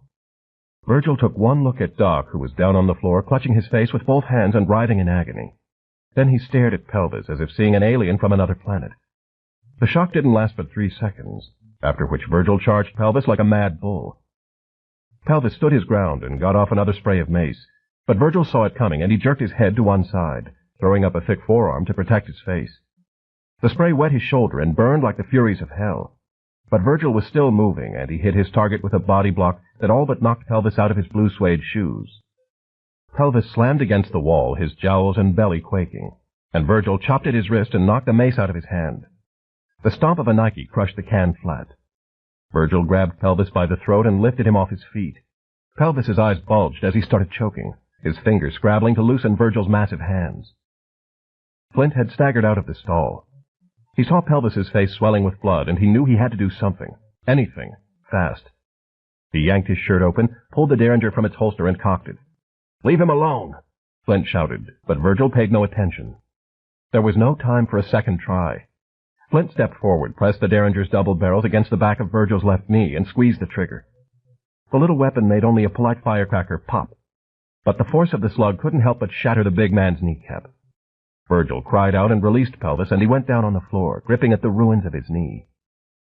"You're gonna pass out," Pelvis gasped. "Lordy, I can't stand up." "Yes, you can." Flint saw his wallet on the floor where Virgil had dropped it, and he snatched it up and then took Pelvis's weight on his shoulder. "Come on, move." He kicked the door open and pulled Pelvis out with him into the scorching light. The loading of the alligators was still proceeding, which made Flint think that the other 3 workmen had believed Doc's scream of pain to be his own. The red-haired grocery girl had probably been too scared to come look. Either that or screams of pain were commonplace around there. But then one of 2 workers carrying a squirming alligator along the pier saw them and let out a holler. "Hey, Mitch, Doc and Virgil are down." The 3rd man was on the boat, and he reached under his muddy yellow shirt and pulled out a pistol before he came running across the gangplank. It was definitely time to vacate the premises. Pelvis, who could hardly stand up 1 second, was in the next second a fairly impressive sprinter. The man with the gun got off a shot that knocked a chunk of cinder block from the wall 8 inches above Flint's head. And Flint fired the Derringer's other bullet without aiming, though he knew he was out of range. All the workmen threw themselves flat on the pier, the gator landing belly up. Then Flint was running for the car, too, where Mama was barking frantically in the driver's seat. He almost crushed her as he flung himself behind the wheel, and Pelvis did crush the sack of Twinkies, potato chips, and cookies that occupied his own seat. Flint jammed the key in, started the engine, and roared away from the store in reverse. The man with the gun hadn't come around the corner yet. Flint put the pedal to the metal, the engine still shrieking in reverse. And then there was the gunman, skidding around the building's edge. He planted his feet in a firing stance and took aim at the retreating car. Flint shouted, "Get down!" And Pelvis ducked his head, both arms clutching Mama. But before the man could pull the trigger, the Eldorado got behind a cover of woods, and Flint's heart fell back into his chest, from where it had lodged in his throat. He kept racing backward another 50 yards before he found a clear place on the weedy shoulder to turn the car around. Then he gave it the gas again. Pelvis had hesitantly lifted his head. The first faint blue bruises were coming up on his neck. "I come to the bathroom and heard him in there," he croaked over the howl of wind and engine. "Looked through the hole in the door and seen him trying to rob you. I remembered what you said about the mace blinding the man." "They were crazy, that's what they were." Flint's face glistened with sweat, his eyes darting back and forth from the rearview mirror to the road. The truck wasn't following. He cut his speed to keep from flying off the dangerous curves into the marsh. Flint was still writhing, as if he shared his brother's fury. "Goddamned swamp rats tried to drown me." Still the truck wasn't following, and Flint eased up on the gas some more. Pelvis kept looking back, too, his face mottled with crimson splotches. "I don't see him yet." In another moment Flint realized, or hoped, the truck wasn't coming after them at all. The dirt road where they'd been sitting watching for Lambert would soon be on the left. It was time to take a gamble. What were the odds that the truck was following as opposed to the odds that it was not? Doc probably couldn't see yet, and Virgil was going to need a stretcher. Flint put his foot on the brake as they approached the dirt road. "What are you doing? You ain't stopping, are you?" Pelvis squawked. "I'm here to get Lambert," Flint said as he backed off the highway into the shade of the weeping willows once more. "I'm not letting a bunch of swamp rats run me off."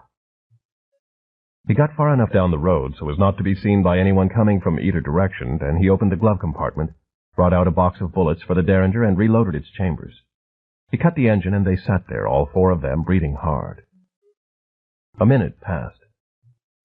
"That toy gun might do fine in a pinch," Pelvis said, "but I wouldn't stake my life on it." Flint didn't respond. 5 minutes went by, during which Pelvis kept mumbling to himself or Mama. After 15 minutes, they heard a vehicle approaching from the south. "Oh, Lord, here they come," Pelvis said, scrunching down in his seat. The truck passed their hiding place at a lawful speed and kept going. They listened to it moving away, and then its sound faded. "I'll be." Pelvis sat up, wincing as pain lanced his lower back. If he hadn't been carrying such a pad of fat around his midsection, he might be laid out on the bathroom floor right then. "What do you make of that?" Flint shook his head. A lot of strange things had happened to him in his bounty hunting career, but this might have been the strangest. What had all that been about? Doc and Virgil hadn't been trying to rob him.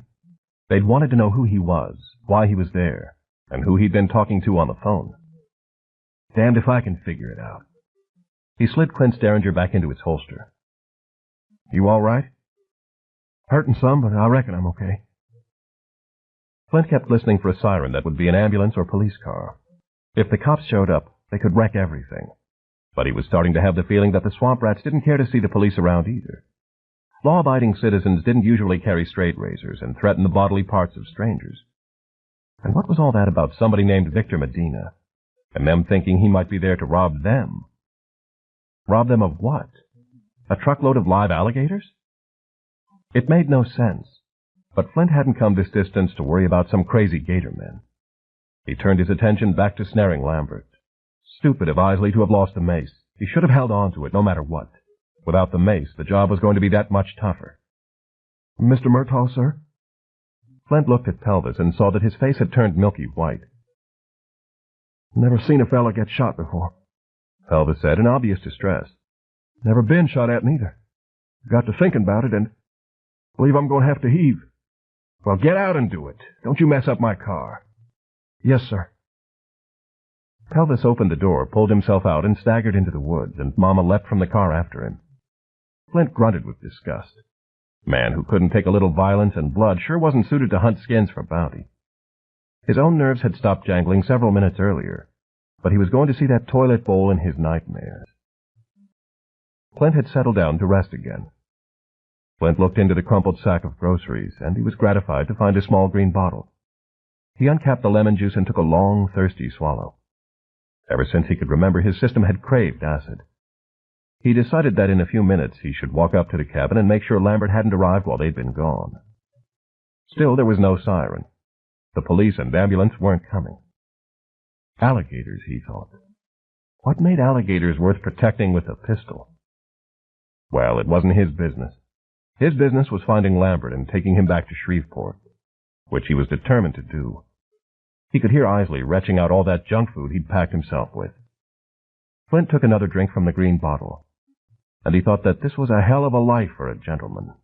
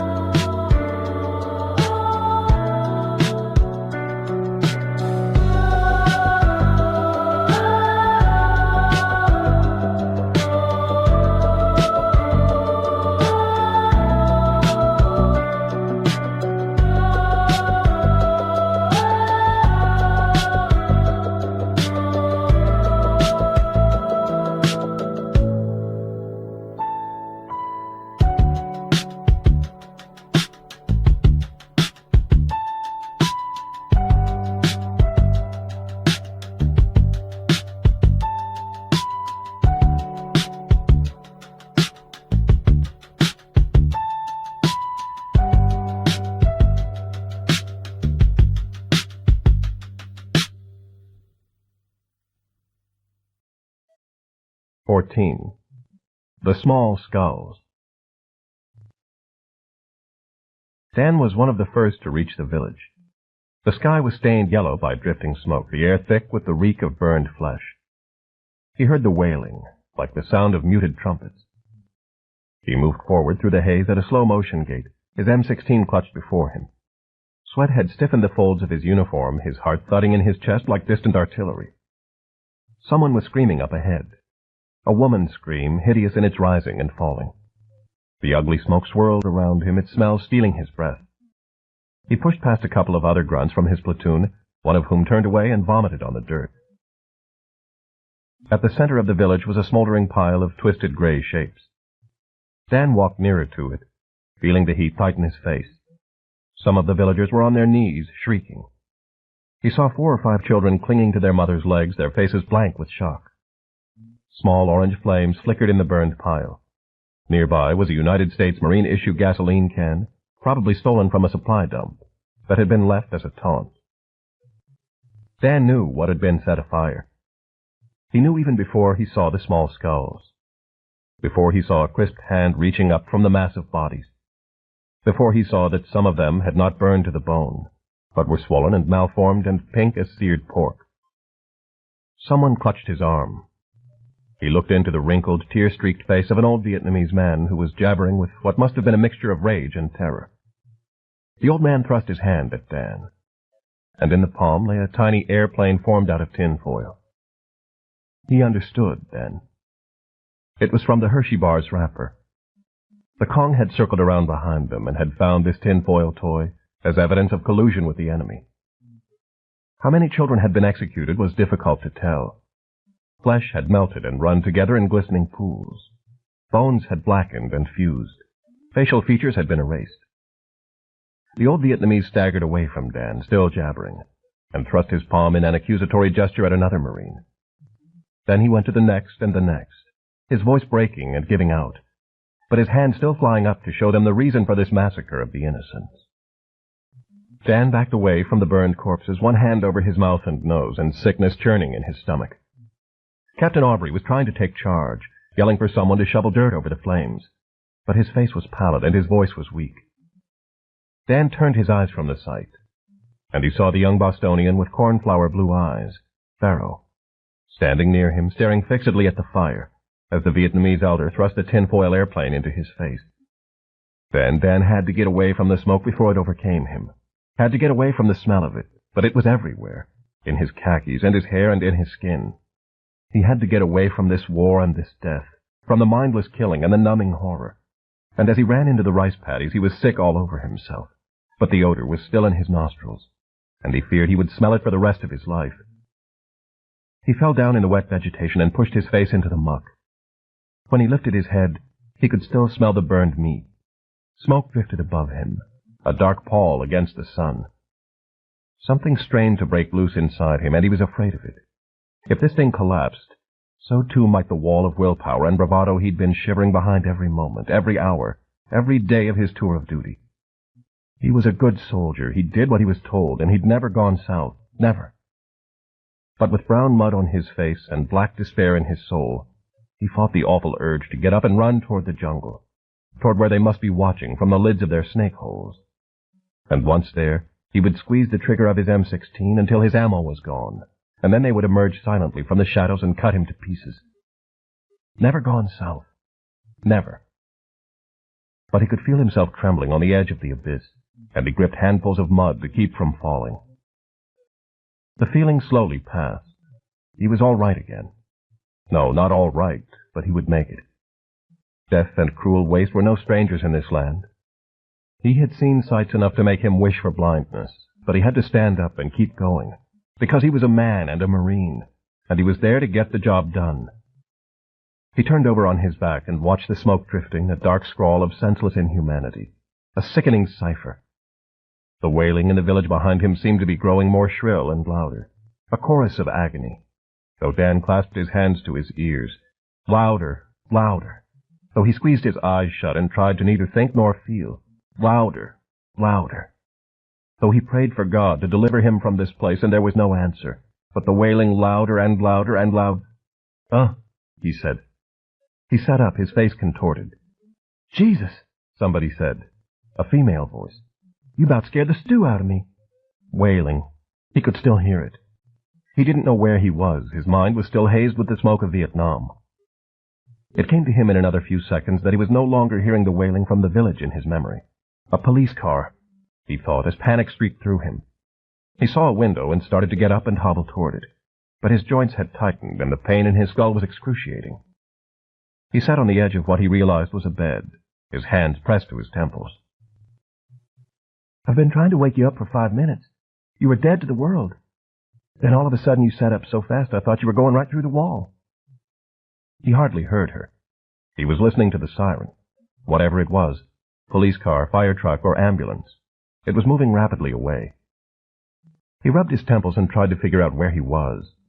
His brain seemed to be locked up, and he was searching desperately for the key. You all right? Dan looked up at the girl who stood next to him. The right side of her face was a deep violet red, a birthmark terrible in its domination. Arden was her name, he remembered. Arden Holliday. No, Halliday. He remembered the Cajun country truck stop, a young man in a Hanoi Jane's T-shirt, and a baseball bat studded with nails dunking down on the table. Brought you a barbecue, she said, and she offered him a grease-stained white sack. Restaurant's right across the road. The smell of the charred pork made his stomach lurch. He lowered his head, trying to think through the pain. Don't you want it? You must be hungry. Slept all day. Just get it away from me. His voice was a husky growl. Please. Okay. I thought you'd want something to eat. She left the room. His memory was coming back to him in bits and pieces, like a puzzle linking together.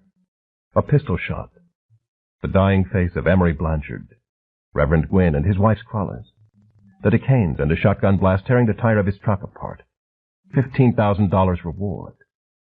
Susan and Chad at Bazile Park, and her telling him about the cabin in Vermilion. The bounty hunter with the flashlight, and Elvis Presley hollering for Mr. Murtaugh. The girl, now. He'd given her a ride to Lafayette to see a man at a nursing home. Mr. Richards, the man's name was. No. It was Jupiter. Old man talking about somebody called the Bright Girl. Faith healer down in the swamp. Take that mark right off your face. You his hands.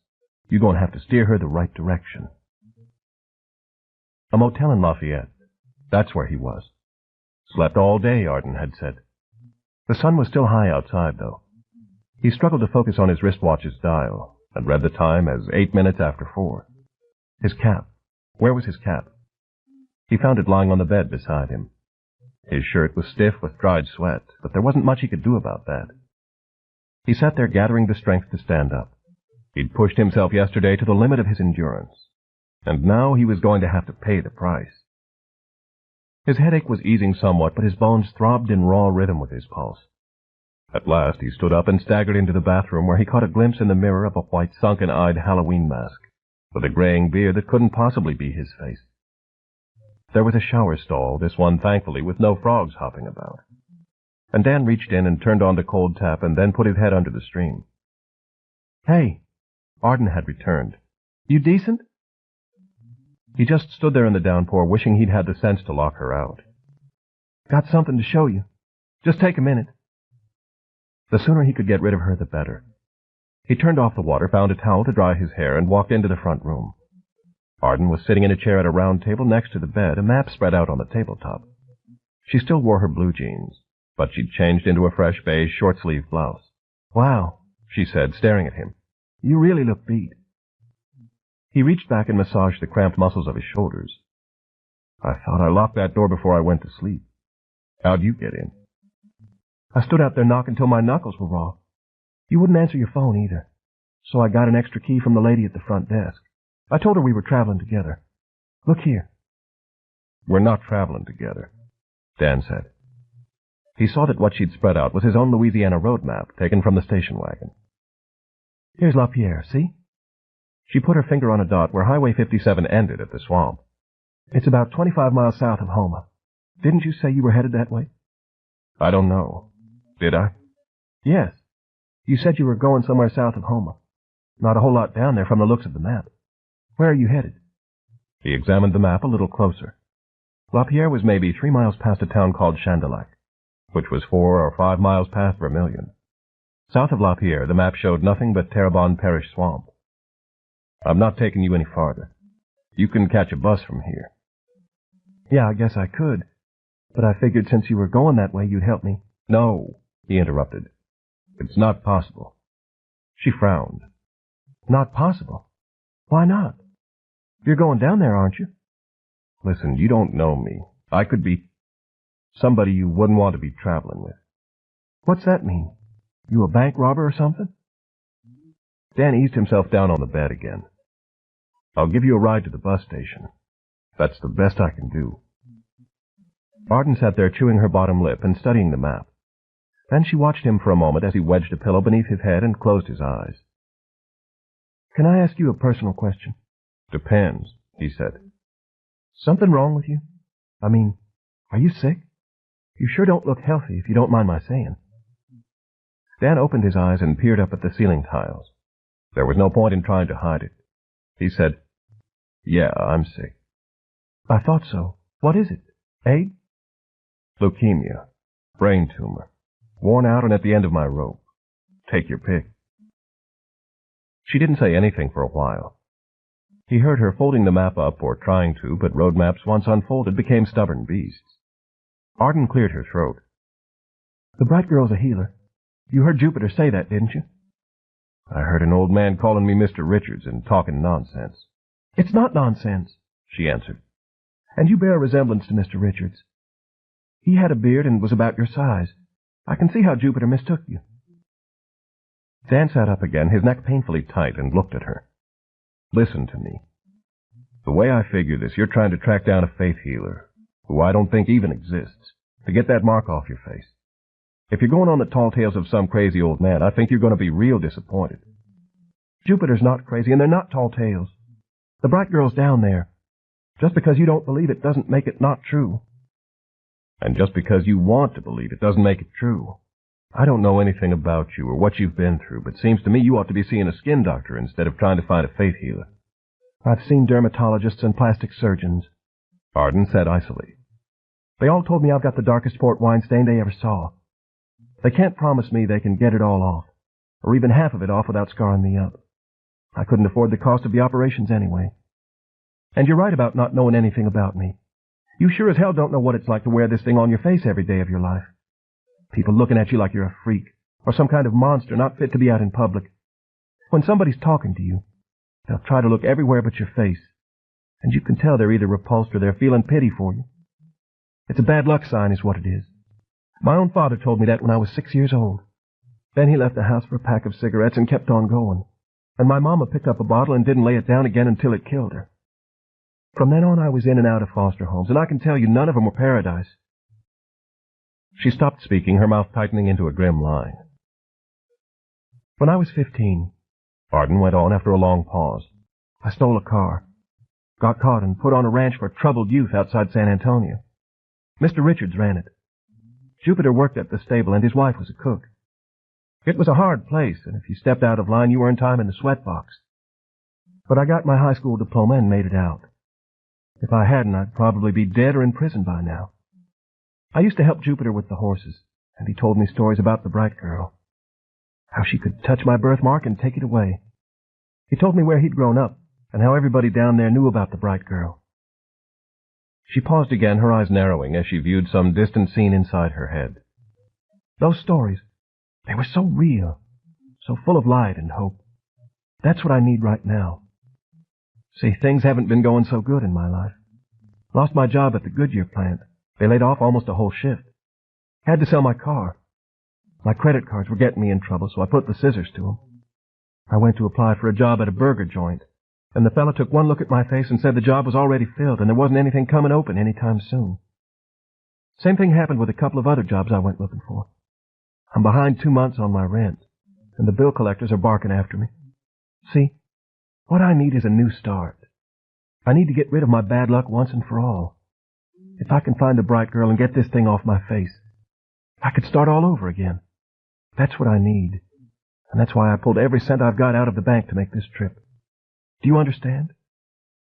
Yeah, I do, Dan said. I know things are tough, but looking for this bright girl person's not going to help you. If there ever was such a woman, she's dead by now. He met Arden's blank stare. Jupiter said the bright girl was living in the swamp long before his daddy was a little boy, right? So Jupiter said she came to LaPierre when he was a kid. He said she was a young and pretty white girl. Young, he said. Tell me how that can be. I'll tell you. Arden finished refolding the map before she continued. It's because the bright girl never ages. Oh, I see. He nodded. Not only is she a healer, she's found the fountain of youth. I didn't say anything about the fountain of youth. Anger lightened Arden's eyes, but turned the birthmark a shade darker. I'm telling you what Jupiter told me. The bright girl doesn't ever get old. She always stays young and pretty. And you believe this? Yes, I do. I just do, that's all. Dan couldn't help but feel sorry for her. Arden, he said quietly, you ever heard of something called folklore? Like stories about Johnny Appleseed or Paul Bunyan or, people who are bigger than life? Maybe a long, long time ago there was a faith healer who lived down in that swamp. And after she died, she got bigger than life too, because people didn't want to let her go. So they made up these stories about her, and they passed them down to their children. That way she'd never die, and she'd always be young and pretty. See what I'm saying? You don't know, she snapped. Next thing you'll be saying Jesus was a made-up story too. Well, it's your business if you want to go slogging through a swamp looking for a dead faith healer. I'm not going to stop you. Damn right you're not. Arden stood up, taking the map with her. If I was as sick as you are, I'd be hoping I could find a bright girl too, not sitting there denying her. One thing that'll kill you real quick, he said as she neared the door, is false hope. You get a little older, you'll understand that. I hope I never get that old. Hey, Dan said before she could leave. You want to ride to the bus station, I'll be ready to go after dark. Arden hesitated with her hand on the doorknob. How come you don't want to go until dark? She had to ask another question that had bothered her as well. And how come you're not even carrying a change of clothes? He thought fast. Cooler after dark. I don't want my radiator boiling over. And I've got friends where I'm going. I wasn't planning on stopping. Uh-huh. He avoided her eyes because he feared she was starting to see through him. I'm going to take a shower and get some food. Not barbecue. You ought to call the bus station and find out where it is. Even if I take a bus to Homa, I still have to get down to LaPierre somehow. Listen, she said, determined to try again. I'll pay you $30 to take me there. How about it? No. How much out of your way can it be? Desperation had tightened her voice. I can do some of the driving for you. Besides, I've never been down in there before, and, a girl traveling alone could get into trouble. That's why I paid Joey to drive me. Yeah, he sure took good care of you, all right. I hope you get where you're going, but I'm sorry. I can't take you. She kept staring at him. Something mighty strange was going on, she thought. There was the broken glass in the back of the station wagon. The fact that he was traveling without even a toothbrush. And was it happenstance that he hadn't awakened until a shrieking siren had gone past the motel? I could be somebody you wouldn't want to be traveling with, he'd said. What did that mean? She was making him nervous. He stood up and pulled off his T-shirt. She could see the outline of every rib under his pale skin. You want to watch me get naked and take a shower, that's fine with me, Dan said. He began unbuckling the belt of his jeans. Okay, I'm leaving, she decided when he pushed down his zipper. My room's right next door when you get ready. She retreated and Dan closed the door in her face and turned the latch. He breathed a sigh of relief. She was starting to wonder about him, that much was clear. He knew he should never have given her a ride. She was a complication he didn't need. But right now there was nothing to be done but take his shower and try to relax if he could. Get some food, that would make him feel a whole lot better. He started for the bathroom, but before he got there, curiosity snared him and he turned on the TV and clicked through the channels in search of a local newscast. He found CNN, but it was the financial segment. He switched the set off. Then, after a few seconds of internal debate, he turned it back on again. Surely he wouldn't have made the national news, but a local broadcast might come on at 5, and he'd find out if Lafayette had picked up the story. He felt as grimy as a mud flap at a tractor pull, and he went into the bathroom and cranked the shower taps to full blast. Arden had gone to the office to return the extra key. The small-boned grandmotherly woman behind the registration desk looked up over her eyeglasses from working a crossword puzzle in the Lafayette newspaper. Your friend all right? Yeah, he is. He was just extra tired, didn't hear me knocking. She laid the key down on the desk. Could you tell me how to get to the bus station from here? Got a phone book. I'll look up the address. The woman reached a vein-ridged hand into a drawer for the directory. Where you planning on going? To Houma first, then on down south. Ain't much south of Houma but the bayou. You got relatives down there? No, I'm on my own. On your own? What about your friend? He's going somewhere else. Lord, I wouldn't go down in that swamp country by myself. That's for gospel. The woman had her finger on the bus station's address, but first she felt bound to deliver a warning. All kind of roughnecks and heathens living down there. They don't answer to no law but their own. Look right here. She picked up the newspaper's front page and thrust it at Arden. Headline up top about the ranger. See it? Arden did. It said, Terrebonne Ranger still missing, and beneath that was a smaller line of type that said, Son of Lafayette Councilman Girardeau. A photograph showed a husky, steely-eyed young man wearing a police uniform and a broad-brimmed hat. Missing since Tuesday, the woman told Arden. Been the big news here all week. He went down in that swamp one too many times is what he did. Swallowed him up, you can bet on it. I'm sorry about that, Arden said. But it's not going to stop me from... And then she did stop because her gaze had gone to a story at the bottom of the page and a headline that read, Second Murder Attributed to Shreveport Fugitive. A photograph was included with this story, too, and the bearded face in it made Arden's heart freeze. It wasn't the best quality picture, but he was recognizable. It looked like a mugshot or a poorly lit snapshot for a driver's license. He was bareheaded and done smiling, and he'd lost 20 pounds or more since the camera had caught him. Beneath the picture was his name, Daniel Lewis Lambert. They found his boat, the woman said. Huh? Arden looked up, her insides quaking. Jack Girardeau's boat. They found it, but there wasn't hide nor hair of him. I know his folks. They eat breakfast every Saturday morning at the Shoney's down the road. They thought that boy hung the moon, and they're going to take it awful hard. Arden returned to reading the story. I'd be mighty careful in that swamp country, the woman urged. It's bad people can make a parish ranger disappear. She busied herself writing the bus station's address down on a piece of notepad paper. Arden felt close to passing out as she realized what kind of man Dan Lambert, really was. Vietnam veteran. Had the tattoo of a snake on his right forearm. Shot and killed the loan manager at a bank in Shreveport. Shot and beat to death a man at a motel outside Alexandria, and stole his station wagon. Oh, my God, she whispered. Pardon? The woman lifted her silver eyebrows. Arden said, This man, he's... The man God sent Miss Arden. Jupiter had said it. You the man God provided to take Miss Arden to the bright girl. You his hands. You gonna have to steer her the right direction.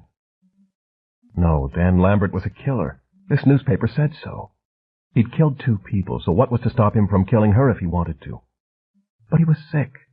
Anybody could look at him and tell that. If he wanted to kill her, why hadn't he just pulled off the highway before they'd reached Lafayette? You say something? The woman asked. I'm not sure. Not sure. About what? Arden stared at the photograph. The man God sent. She'd wanted to believe that very badly. That there was some cosmic order of things, some undercurrent in motion that had brought her to this time and place. But if Jupiter had been so wrong, then what did that say about his belief in the bright girl? She felt something crumbling inside her, and she feared that when it fell away she would have nothing left to hold her together. You still want the address? What? The bus station.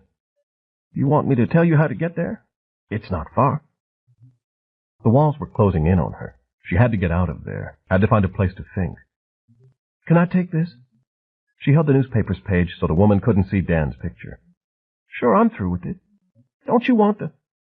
Arden was already going out the door. Guess not, the woman said when the door closed. She'd wanted to ask the girl if that mark on her face hurt, but she decided that wouldn't be proper. It was a shame. That girl would have been so pretty if she weren't disfigured.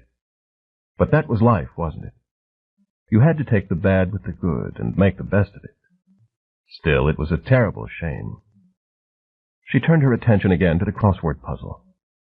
The next word across was 4 letters, and its clue was destiny.